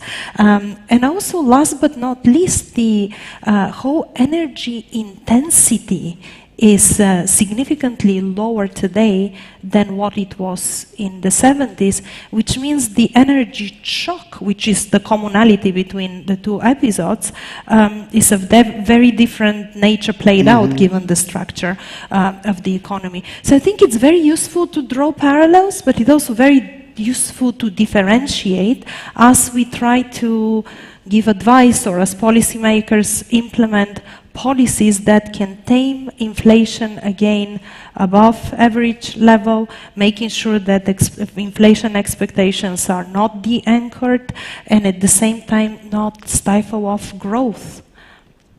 Janku, chciałeś się odnieść? Tak, chciałem się odnieść do kwestii wiarygodności instytucji, która rzeczywiście jest niezwykle istotna, co wykazały niedawne wydarzenia w Wielkiej Brytanii, w których może nie będziemy teraz wchodzić w szczegóły, bo to bardzo bolesny temat.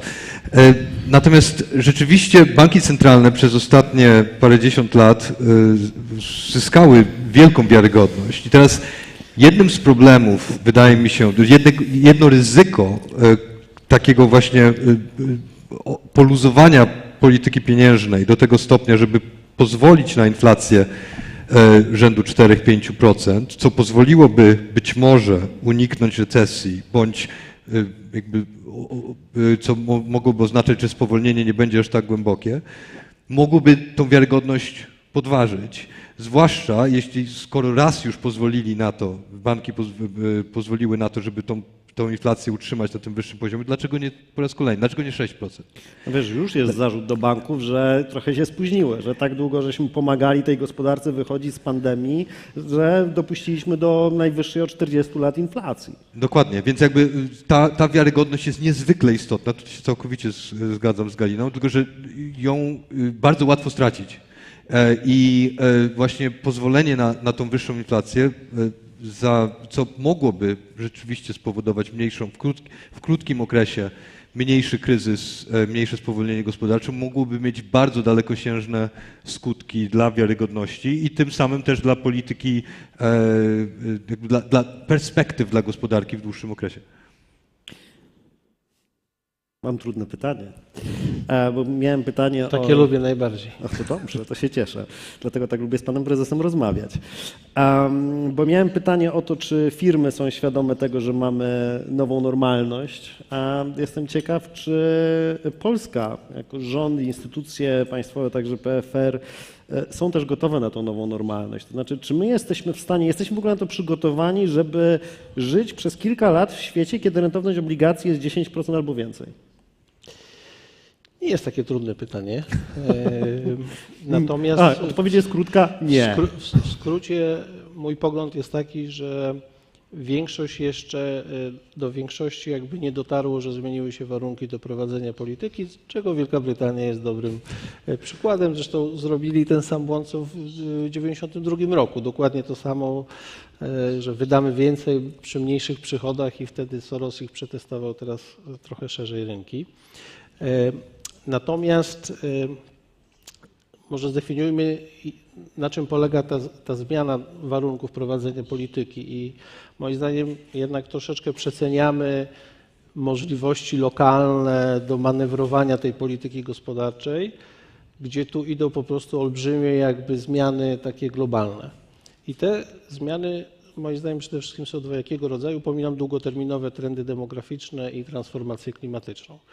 Pierwsza zmiana polega na tym, że wychodzimy ze świata QE i wchodzimy w świat QT. 40 było. Mówiąc językiem bardziej zrozumiałym, przechodzimy ze świata, w którym banki centralne drukowały dużo pieniędzy, na świat, kiedy te pieniądze wycofują. W ciągu ostatnich 2 lat połączone bilanse Fedu, ECB i Banku Japonii wzrosły z 4 bilionów dolarów, czy trylionów po polsku, na 26. I ta polityka polegała na tym, że po kryzysie w 2009 roku rządy musiały się troszeczkę oddłużyć, a przede wszystkim sektor bankowy musiał się, jak to się ładnie wtedy mówiło, zdelewarować.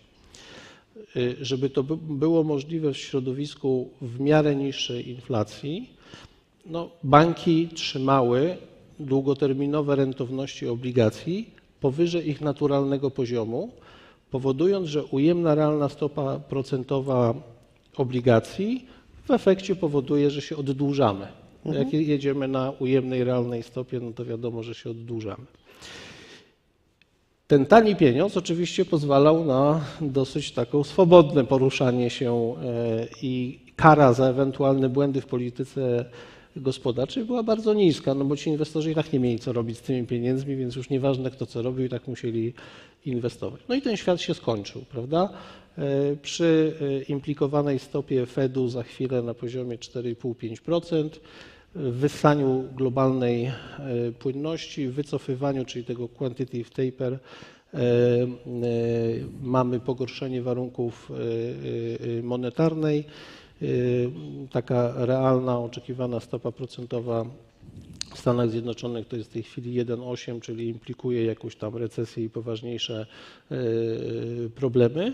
I to kompletnie jakby zmienia zdolności do prowadzenia polityki gospodarczej, bo wyznacza inny koszt finansowania się, inne możliwości finansowania się dla sektora publicznego, ale też dla sektora właśnie, czy my prywatnego. jesteśmy gotowi? Bo ja zadałem konkretne pytanie, czy my jesteśmy na to gotowi jako Polska? Czy nasza polityka fiskalna jest gotowa na takie otoczenie makro? Już odpowiadam. Więc to jest jakby podstawowa, fundamentalna zmiana, z którą w tej chwili się zmagamy. Zobaczymy, jak długo bankom centralnym wystarczy jakby odwagi, żeby być na tej ścieżce, no bo ECB de facto po 2 miesiącach już jakby zdezerterował, bo powiedział, ok, zacieśniamy, ale jednocześnie te włoskie obligacje to w ramach tam programu o trudnej nazwie będziemy jednak skupowali, bo Włosi miesięcznie muszą 40 miliardów obligacji uplasować na rynku. Jakby 10 nie kupowało ECB, to nie ma Włoch, nie ma strefy euro. Więc to mniej więcej tak dzisiaj wygląda. Natomiast druga fundamentalna zmiana no to jest odejście od globalizacji. Czyli rzeczywiście to, co od lat 80. i w latach 90. powodowało też trend dezinflacyjny i ten 30-letni cykl spadku kosztu pieniądza poprzez to, że pracownik fabryki w Stanach Zjednoczonych konkurował z pracownikiem tej samej fabryki w Chinach przy innych jednostkowych kosztach, no było trendem bardzo poważnym dezinflacyjnym, prawda? I to też się skończyło. I ten trend jest z kolei reflacyjny. I teraz co to oznacza dla Polski? No, to oznacza, że musimy się pogodzić z tym, że mamy inne koszty finansowania, bo te trendy odejścia od globalizacji oznacza też wojnę na Ukrainie, bo to jest element tej samej geopolitycznej układanki. I związane z tym zwiększone wydatki. I zwiększone wydatki, bo tutaj mówimy że ten rower jedzie w dwie strony. No ale to jest takie pytanie, czy mamy w przyszłym roku wydać 60 miliardów na zbrojenia w sytuacji wojny na Ukrainie, czy mamy nie wydawać, prawda? To jest bardzo trudne jakby pytanie. No ja jestem za tym, że jednak nie mamy innego wyjścia, prawda? Natomiast uważam, że jako Polska mamy kilka takich silnych stron, które spowodują, że sobie w tym otoczeniu poradzimy, a to podstawowe jest takie, że ogólny poziom długu do PKB w Polsce jest niski. I mam na myśli dług prywatny. Polski sektor przedsiębiorstw ma nadwyżkę depozytów nad kredytami, co jest w ogóle unikalną jakby historią. I podczas COVID-u nawet polskie gospodarstwa domowe również się oddłużyły, zgromadziły dodatkowe oszczędności. Poziom ich zadłużenia jest znacznie mniejszy. Dług publiczny do PKB cały jest teraz 51,5, więc w stosunku do bardzo wielu krajów mamy relatywnie niski dług. Więc jeżeli mówimy o środowisku, gdzie finansowanie jest droższe i jest trudniejsze, no to te parametry powodują, że powinniśmy sobie poradzić. Gdybyśmy mieli ten dług na wyższym poziomie, no to byłby poważny problem. Czyli generalnie nie do końca mamy świadomość tego, że zmieniały się warunki, ale na szczęście wchodzimy w to z całkiem niskim poziomem. Myślę, że ta edukacja trwa w tej chwili. Edukacja trwa, dobrze, stawiamy kropkę. Cieszę się, mam nadzieję, że będzie szybka, bo niestety gospodarka nam przyspieszyła. To ja mam pytanie, bo obserwuję, i to zresztą w nawiązaniu do tego, co pan prezes powiedział, obserwuję coś bardzo nietypowego, wręcz coś, co mnie zaskakuje jako osoba, która nieraz prowadziła wykłady z makroekonomii, że obecna polityka pieniężna jest totalnie out of the book, totalnie niepodręcznikowa. Znaczy, jeżeli Europejski Bank Centralny podnosi stopy procentowe, a równocześnie mówi, dobra, ale Włochy to jest osobny kazus, będziemy tam te obligacje dalej kupować, no to ten rower jedzie w dwie strony, także wewnątrz banku centralnego. I teraz ja sobie to chrzciłem takim określeniem inżynieria krzywej rentowności. Znaczy, że bank centralny sobie ręcznie steruje jedną stopą procentową tu, drugą stopą procentową tam, jeden rynek to będzie miał taką stopę, drugi będzie miał taką, trzecią jeszcze będzie miał taką. Julia, czy myślisz, że my się oszukujemy? Tak się da? Że ten rower pojedzie w dwie strony? Znaczy zdecydowanie to, co się dzieje tutaj w strefie euro i myślę, że nie zazdroszczę Europejskiemu Bankowi Centralnemu, jak w tak różnych warunkach makroekonomicznych w poszczególnych krajach strefy euro zarządzać tym, co się dzieje. I myślę, że to jest jakby pewnie osobny zupełnie case i raczej myślę, że bardziej podręcznikowo tutaj Fed się zachowuje i myślę, że patrzmy bardziej na Fed i na to, jak sobie Stany radzą. Oczywiście dla nas z niekorzyścią, bo to między innymi dlatego, jak się Fed zachowuje, to nasze obligacje też kosztują tyle, ile kosztują. Spróbuję się jeszcze odnieść do tego, co pan prezes powiedział. Nie mówię o wydatkach zbrojeniowych, nad którymi się powinniśmy zastanawiać. Od rana jestem dzisiaj na konferencji i myślę, że wszyscy tutaj wiemy, tak, że akurat już to jest ten element. Przypadki. Myślę, że to jest ten element, co do którego, jeśli ktoś jeszcze dzisiaj miał wątpliwości, czy powinniśmy dalej finansować wojnę, myślę, że po dzisiejszej rozmowie wielu mądrych osób wszyscy wiemy, że powinniśmy. Ale czy powinniśmy finansować 12. i 13. emeryturę 25 miliardów, Polski Ład 7-8 miliardów, tarcza antyinflacyjna 39 miliardów. Pewnie mogłabym dalej wymieniać, dodatek węglowy.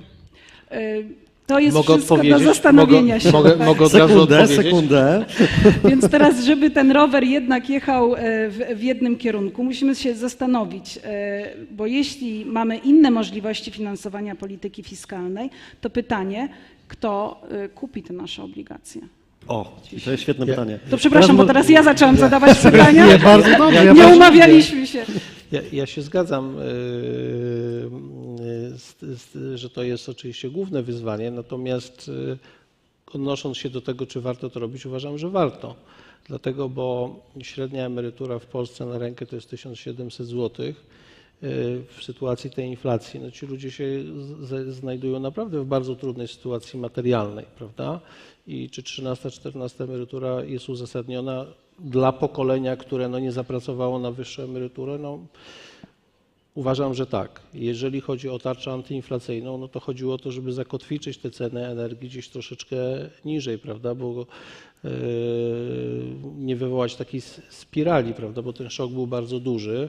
Więc obniżanie podatków, które powoduje, że ceny surowców, znaczy ceny energii rosną kilkadziesiąt procent, ale nie rosną te dodatkowe 20%, no w mojej ocenie jest uzasadnione. Dodatki węglowe, no naprawdę te 3000 złotych w sytuacji, kiedy... miliardów. Tak, no ale 3000 złotych dla gospodarstwa domowego, które musi zapłacić zamiast 1000 3000 za tonę, a zużywa w sezonie 4-5 ton. No, to jest kwestia tej wrażliwości społecznej, prawda? Bo oczywiście to są duże kwoty, no ale musimy jakoś sobie z tym poradzić w taki sposób, żeby to nie była terapia szokowa polegająca na tym, że rzeczywiście przez te 6 miesięcy te gospodarstwa domowe albo przedsiębiorcy no, wyjdą z tego w bardzo trudnej sytuacji materialnej, prawda? Bo polskie firmy, gdyby nie to, że nie wiem, rząd zdecydował się na objęcie ich taryfą, to gdyby tak patrzeć na mechanizmy rynkowe, płaciłyby w przyszłym roku po 2-2,5 tysiąca złotych za megawattogodzinę, tak zapłacą 790. Tam byłby wzrost 6-krotny. Tego nie przetrwa żadna mała, średnia firma, która nie wiem, ma 50% kosztów energii w swojej produkcji. Więc to są trudne decyzje, prawda? Natomiast... Ale nie ma nigdzie przestrzeni na konsolidację finansów publicznych? Bo to Znaczy, oczywiście ja się możemy zgadzam, sobie ja się dyskutować, zgadzam no z tym, właśnie. co tu było powiedziane, że jeżeli to jest ograniczone w czasie, to jest jakby moim zdaniem klucz, prawda, do tego wszystkiego, że to powinno być ograniczone w czasie. I dzisiaj mieliśmy sytuację, że cena gazu osiągnęła minus 15 euro na TTF-ie, więc ja trochę liczę w to, że te dostosowania cen energii przy słabnącej gospodarce, miejmy nadzieję trochę rozładowaniu napięć tych geopolitycznych, spowoduje, że będzie przestrzeń do tego, żeby z tego jak najszybciej się wycofać. Janek chciał włączyć się do dyskusji. Tak, a propos właśnie tego, w jaki sposób skonstruowane powinny być te programy pomocowe, bo to rzeczywiście jakby jest zdecydowanie potrzeba dla wielu osób, zwłaszcza tych najbardziej narażonych, najbiedniejszych, żeby je wspomóc. Tylko czy dobrym pomysłem jest ograniczanie ceny energii, co spowoduje oczywiście wyższy popyt na tę energię, ponieważ jest ona tańsza. Więc czy nie lepiej byłoby dawać po prostu otwartą zapomogę osobom, które najbardziej jej potrzebują, którą one potem mogą wydać na to, na co potrzebują najbardziej. To by mogło wesprzeć ograniczenie zużycia energii, a osoby miałyby możliwość wydania więcej na energię, ale mogłyby też użyć mniej energii i wydać na coś innego. Więc jakby konstrukcja tych programów pomocowych jest niezwykle istotna, zwłaszcza w momencie, kiedy po prostu mamy problem nie tylko z ceną energii, ale po prostu z jej dostawą. Tak, to jest dyskusja, która właśnie odbywała się ostatnie 3-4 miesiące w Unii Europejskiej. Są dwa modele. Albo pozwalamy, żeby ceny energii wzrosły mocno i dajemy subsydia i to jest jakby strategia, którą forsują Niemcy, że pozwólmy, żeby te ceny energii bardzo mocno wzrosły, nie zgadzamy się na cap na cen gazu, ale ich stać na to, żeby 200 miliardów, czyli 5% PKB wrzucić na pomoc. Niestety w większości krajów na to nie stać, co uważam, że w dodatku nie jest dobrą strategią, dlatego bo firmy dostają na przykład to są realne problemy. Firmy dostają cennik energii 6 razy większy niż rok wcześniej. 6 razy, prawda? Co robią? Przekładają to w ceny albo upadają. Jeżeli przełożą to w ceny, rośnie inflacja, a jeżeli jeszcze dopalimy więcej pieniędzy, to ta inflacja jeszcze wzrośnie bardziej. Dlatego my jednak uważamy, że lepszą strategią jest zakotwiczenie tych cen energii, ale ma Pan absolutną rację, że to też nie może być tak w pełni, prawda? Te ceny po prostu muszą wzrosnąć i one i tak rosną 100-200% w stosunku do tego, co były 2 lata temu i staramy się to liczyć, że no jest to powiedzmy coś, co da się jakby zaabsorbować i bardzo mocno motywuje do oszczędzania. Są tam też montowane pewne mechanizmy, że jak zaoszczędzisz więcej, no to wsparcie będzie większe, więc to jest cały czas właśnie to balansowanie. Jeszcze jedna rzecz, jeszcze jest trzeci scenariusz. Dekarbonizują się, inwestują w efektywność energetyczną, stawiają swoje farmy. Mamy takich klientów, którzy widząc, co się dzieje, nie planowali w tym momencie tak dużych inwestycji, ale stawiają teraz wielkie farmy po to, żeby właśnie uniezależnić się. I teraz pytanie, czy ten cap na cenę energii pomaga im, czy... Ale ten cap jest dla małych i średnich Okay, I want to include Galina into the discussion because she has a lot to say. I actually think it's an extremely interesting exchange here, and thank you for referring to the 4 T's, but I think they work well when they work together, meaning that targeting is extremely important when we think of fiscal support and when the fiscal space for support is limited. I wanted to make another point here. I believe with support for energy, which we are discussing today, it's extremely important to preserve price signals. What I mean by that is it's very important that it's the energy consumer and not the taxpayer that bears the brunt of the of this support.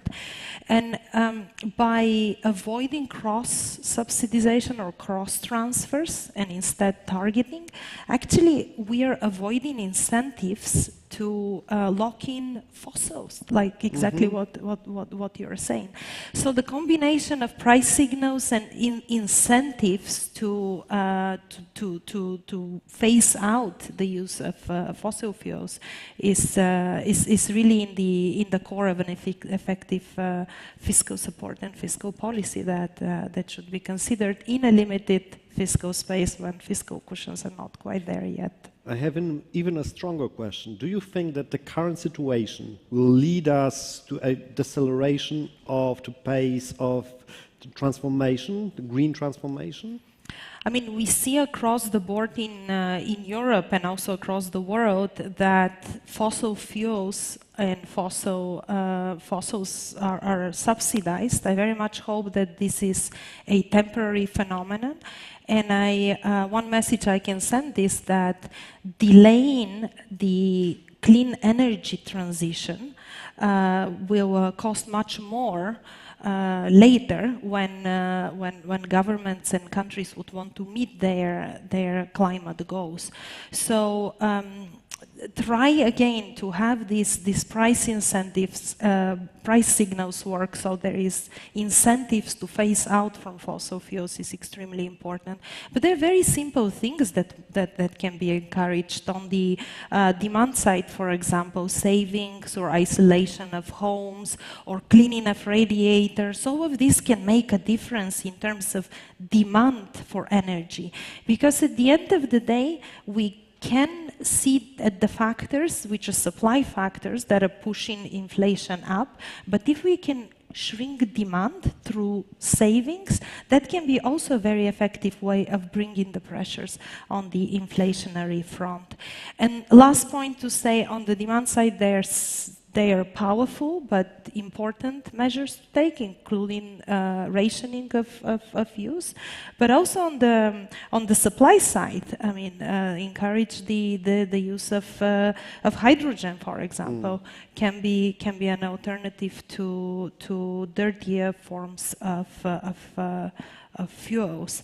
And investment. Now is the time. If fiscal resources are spent, if public resources are spent, it's very good to spend them in renewables, in cleaner energy, so that the pace of transition is not fully stopped and it continues, even if it's a slower pace. Yeah, that's a very important point, and I agree with you totally.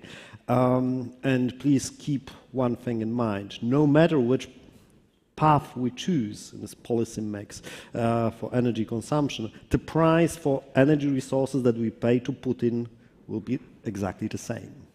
So we need to decrease the demand in Europe and to nudge people to do that. But I would like to come back to the fiscal side, and I would like to ask you, Galina, one more question about the risk of a fiscal crisis, because no matter whether we are in the 70s or not, a situation of high interest rates and high inflation is a situation in which the risk of a fiscal crisis in South America, in other emerging markets, is much higher. Can we prevent another fiscal crisis at this moment? Where do you see just points where it's easiest to start? So I think we can. And in the short term, central banks are well equipped to deal with good responses on the monetary policy side. On the fiscal side, there is good principles that governments can follow, and I think we all spoke enough about that. One point that we did not touch upon, but it's equally, if not even more important, is on the structural side. Structural policies can be extremely important to implement now to actually boost growth potential. We just released a study, our regular economic report for the European Union, where we actually looked at the types of reforms that can boost growth potential, and Poland is one of the countries that we looked at.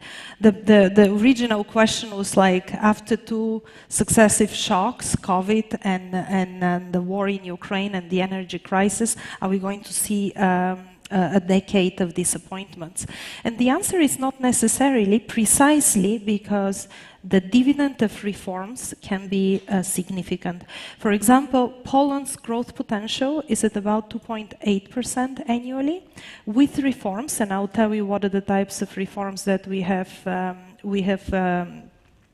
modeled, it can go up to 4.3%. This is annual. Every year the potential can be at that level.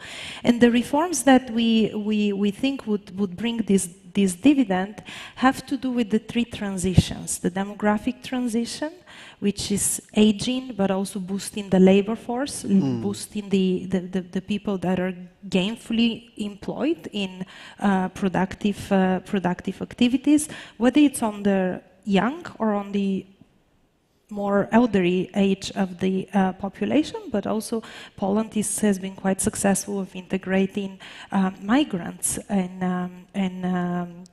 in this respect. On the digital and the green transition, those are another forces through which one could very see direct links with total factor productivity that can immediately bring dividends to potential. So I mean, there are things one can do today, despite the fact that it's tough times and it's a crisis, that really can make it meaningful. And rather than shrink the pie and worry about how we're going to avoid de-anchoring of inflation expectations and slowing growth, take the opportunity of expanding the pie through reforms, again, in investment, in institutions, in investing in human capital, whether it's quantity or quality through the education system. Thank you. That's a good direction. However, I remind you that in the report you wrote that we are in times of subdued investment activity around the world, so the risks are there. Szanowni Państwo, już widzę pierwsze pytanie. Tak, dokładnie.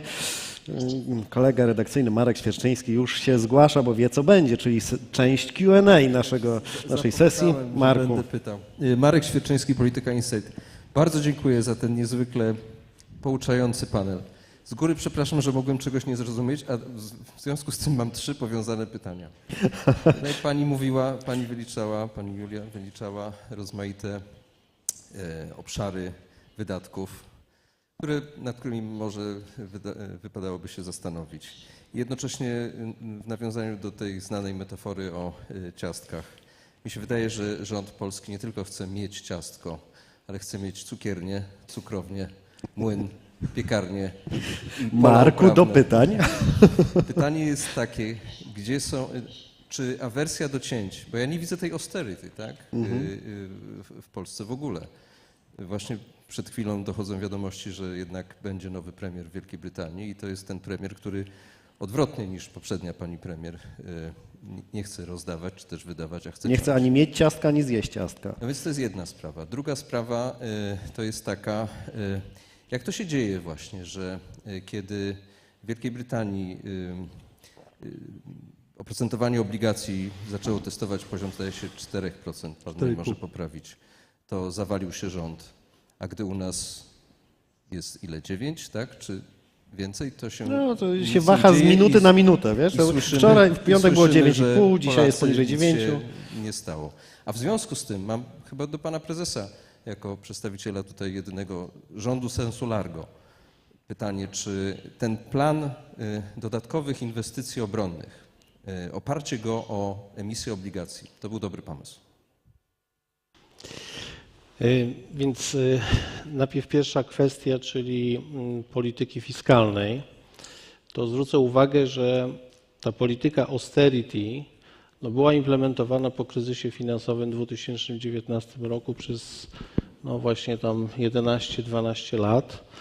No jest bardzo dużo opracowań wskazujących, że ona nie przyniosła w przypadku południa Europy żadnych rezultatów, prawda? To znaczy dług publiczny do PKB w Grecji, we Włoszech, w Hiszpanii jest wyższy niż był przed tą polityką austerity. I jeżeli weźmiemy pod uwagę tak zwaną wewnętrzną dewaluację w tych krajach, no poziom jakby zamożności obywateli bardzo mocno się obniżył. My nie możemy też patrzeć na takie dane nominalne, prawda? Mamy 9, Grecja ma 5, prawda? Tylko zwróćmy uwagę, że w Polsce mamy zupełnie inny zestaw parametrów ekonomicznych. Mamy wynagrodzenia rosnące 14,5%, prawda? Które no za ostatnie 12 miesięcy mamy realnie zero, no płaca realna jest na poziomie 0. W strefie euro, zwłaszcza w krajach południa Europy, płaca realna jest -7, -8. dlatego, bo tam płace rosną 2-3%, a inflacja jest 10%. Więc rynek pracy... No właśnie, gdzie jest lepiej? Czy oni tam szybciej się pozbędą inflacji? Tak, ale ja mówię, bezrobocie w Polsce, to mówiliśmy, jest blisko pełnego zatrudnienia, prawda? Mamy drugie najniższe bezrobocie w Unii. W strefie euro jest 2 razy wyższe, prawda? Więc te jakby parametry powodują, że jesteśmy blisko też konfliktu, prawda, z wojny na Ukrainie. To powoduje, że naturalny poziom stóp procentowych dla naszej gospodarki będzie inny niż ten w strefie euro, bo oczywiście mielibyśmy 2 razy wyższe bezrobocie, płace rosnące 2%, to mielibyśmy inną też stopę procentową i inna byłaby też premia za ryzyko, gdybyśmy trochę mieli inną lokalizację geograficzną. Mniej więcej ta obligacja amerykańska 10-letnia w tej chwili szacuje się, że za chwilę powinna tak docelowo w tym cyklu wejść do 5%, prawda? W Polsce 10-letni IRS to jest w tej chwili tam 7,5. No i teraz pytanie, czy 250 punktów bazowych do 300 to jest odpowiednia premia za ryzyko naszego kraju, czy nie? Ja uważam, że biorąc pod uwagę no jednak to, gdzie się znaleźliśmy, nie jest to aż tak źle, prawda? Więc moim zdaniem nie możemy porównywać 9% tutaj do 4% Wielkiej Brytanii. To już mamy. To ja podbiję to pytanie ostatnie, Marka. Czy to jest dobrze, że finansujemy z obligacji, a w zasadzie z prefinansowania innego zadłużenia, bo wstrzymaliśmy emisję obligacji przez moment ze względu na stopy. Czy dobrze, że finansujemy z obligacji, z emisji obligacji wydatki zbrojeniowe? Czy raczej powinniśmy zaoszczędzić gdzie indziej? Znaczy oczywiście można wprowadzać zawsze dodatkowe podatki, prawda?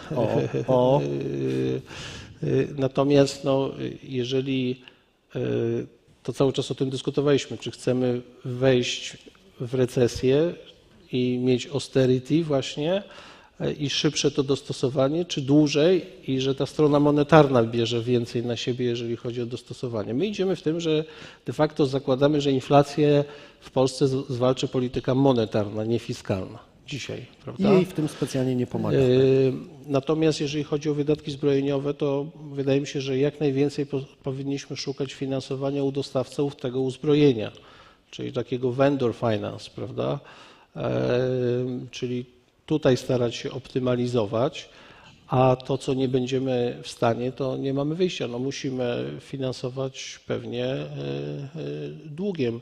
Podatki w ramach Polskiego Ładu zostały obniżone, ale dla osób niżej zarabiających, prawda? No to jak ja czytam te wszystkie rekomendacje instytucji międzynarodowych, to oni właśnie mówią tak, no w takim otoczeniu trzeba poprawiać dochody rozporządzalne do osób o niższych dochodach, tych o wyżej ewentualnie trochę wyżej opodatkować. No bo to nie jest tak, że osoby wyżej niższych, my mamy wyższe podatki dla osób wyżej zarabiających. Czy jeszcze są jakieś pytania? Ktoś by chciał zadać pytanie? To może ktoś by chciał... O, jest pytanie.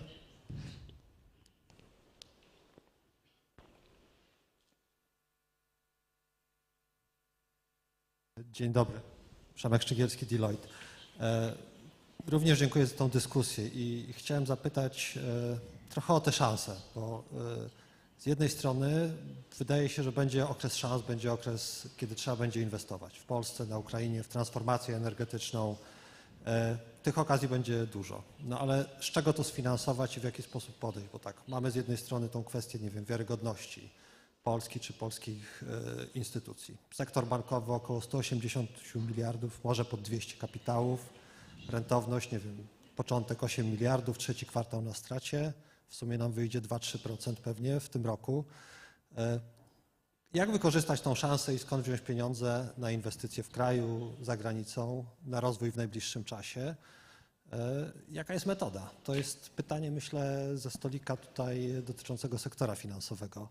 Jak sobie poradzić, ja sobie pozwolę może tutaj tak podsumować i przekazać, bo tematów słyszałem tutaj poruszonych chyba przez każdego rozmówcę, ale nie wiem, czy była odpowiedź, czy nie uciekliśmy. Staram się jak mogę, żeby uzyskać, ale to nie jest takie proste. Janku, może chcesz ty odpowiedzieć na to pytanie? Z czego czy- będziemy finansować z czego- to wychodzenie z kryzysu i te różne potrzeby, które mamy przecież? I to nie jest tylko pytanie dotyczące Polski, nie? Bo to inne Muszę kraje mają przyznać, to że samo. ja akurat ze specyfiką Polski nie jestem bardzo zaznajomiony, ale jeden taki dość optymistyczny, jedno optymistyczne wydarzenie konkretnie dotyczące tej transformacji energetycznej, które ma miejsce obecnie, to jest to, co się dzieje w Indiach, gdzie wiele miliardów dolarów idzie z sektora prywatnego, zresztą po części z firm, które się dorobiły bardzo dużo na energii, Reliance Industries na przykład, który jest wielkim spedytorem surowców energetycznych i rafinerii i tak dalej. Więc te wielkie konglomeraty hinduskie teraz ładują straszne pieniądze właśnie w transformację energetyczną, zwłaszcza w źródła odnawialne energii oraz w wodór. To są inwestycje rzędu 250 miliardów dolarów przez najbliższe kilka lat. I to jest jakby wspierane przez państwo w Indiach, ale jest to też po części motywowane tym, że ceny energii, których Indie są bardzo dużym importerem, wzrastają. Więc jakby mamy przykład, oczywiście specyfika Indii, specyfika Polski, dwa zupełnie inne kraje, zupełnie inna skala, ale też zupełnie inna stopa rozwoju, gdzie widzimy, że te sygnały cenowe, te sygnały rynkowe, o których mówiła Galina, w jakiś sposób wraz z polityką rządu, która w tym konkretnym przypadku wydaje się być sensowna, spowodowała jakby mobilizację środków sektora prywatnego.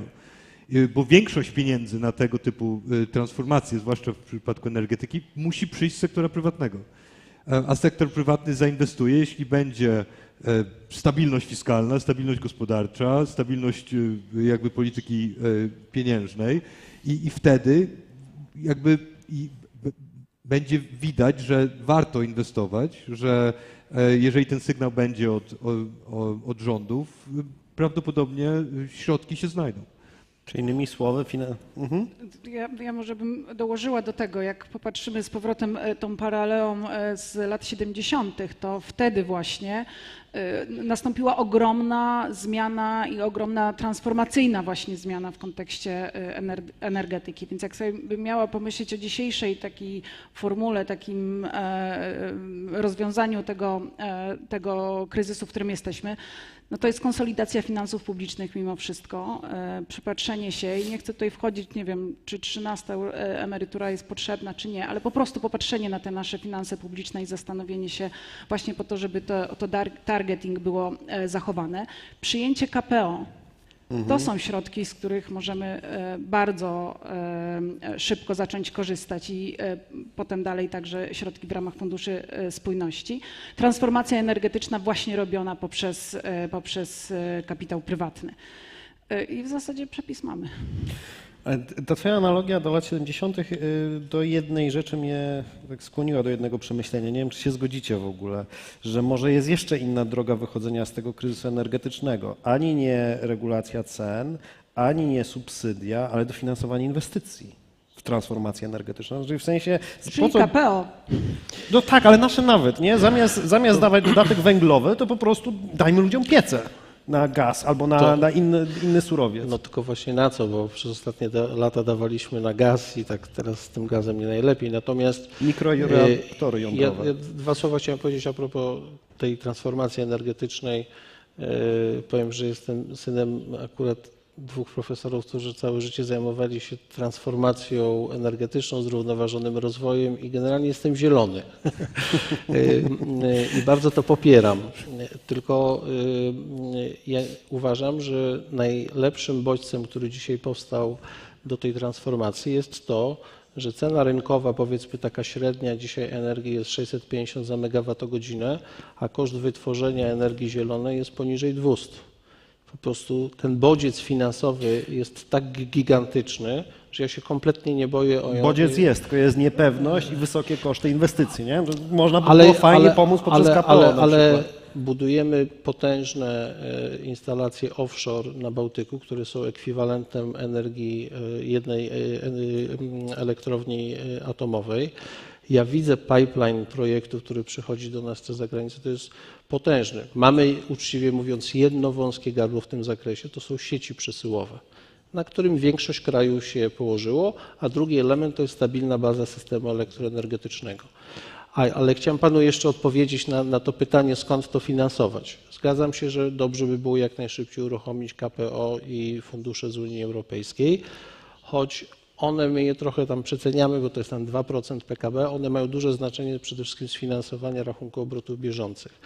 Natomiast w systemie finansowym najbliższe 12 miesięcy to finansowanie będzie trudno dostępne z tego powodu, że... Tylko 12 miesięcy, to optymistyczne. Tak zakładam, dlatego, bo jednym z naszych priorytetów jest to, żeby trzymać płynność złotową na jak najniższym poziomie, po to, żeby trzymać kurs walutowy. Priorytetem w tej chwili tej polityki takiej makroekonomicznej jest trzymanie kursu walutowego. Dlatego ten basis swap kosztuje 270 bipsów, dlatego, bo nie ma płynności złotowej, to trzyma złotego, więc sektor finansowy raczej nie, chociaż firmy mają tyle pieniędzy, że są w stanie, mówię o większości firm, nie każda, że finansują też inwestycje po prostu z kapitałów własnych, tak jak to jest taka cecha trochę polskiego systemu tych kredytów korporacyjnych, jest bardzo mało inwestycyjnych. Dziękuję bardzo. Galina, you wanted to add something? Very good. I actually quite like where this conversation is ending, because I think we are agreeing that we are seeing a massive structural change towards green, towards renewables that needs to happen. And I also think we are agreeing that despite the current turmoil, investment is needed. I was just looking up at numbers, and I see that the International Energy Agency is actually saying that 4 trillion annually is needed by 2030 from the current levels of 1 trillion, so this is 4 times higher. These resources are not going to come from government, so I agree that the private sector will have to play a very, very massive role here. But there is a role for central banks, for ministries of finance, for governments to play in this transition, and in my view, this is the role of an enabler, a facilitator, of removing the barriers and the structural obstacles so that offshore wind and grids and investments in isolation, in retrofitting houses, in clean heaters in homes is all made, and it's all about investment. But the private sector will need to lead on that. Okay, and I think I need to make a full stop here. We have run out of time. Dziękuję bardzo. Dotarliśmy do końca naszego panelu i do końca konferencji Ryzyka i Trendy. I mam poczucie, że mimo tego, że nie mieliśmy jakichś bardzo twardych odpowiedzi na te trudne pytania, to jednak jakieś szkice trendów razem z nakreślonymi ryzykami się pojawiły co do odpowiedzi. No i też cieszę się, że byliśmy na końcu, bo mieliśmy okazję wciągnąć wątki z wszystkich pozostałych paneli. Dyskutowaliśmy o energetyce, o bezpieczeństwie, obronności, sprawach unijnych, za co bardzo serdecznie dziękuję. Razem ze mną rozmawiali w kolejności alfabetycznej pan prezes Paweł Borys, Julia Patorska, Deloitte, Jan Piotrowski, The Economist oraz Galina Vincelette, World Bank. A ja Państwu bardzo serdecznie dziękuję za udział. Dziękuję również wszystkim, których nawet nazwisk nie jestem w stanie wymienić w ciągu 5 minut, którzy przyczynili się do organizacji tej konferencji. Mam nadzieję, zobaczymy się już niedługo, że w przyszłym roku już będzie mniej ryzyk, więcej trendów i zobaczymy się standardowo z początkiem roku na przełomie stycznia i lutego. Także bardzo serdecznie Państwu dziękuję za udział i życzę jeszcze udanego wieczoru.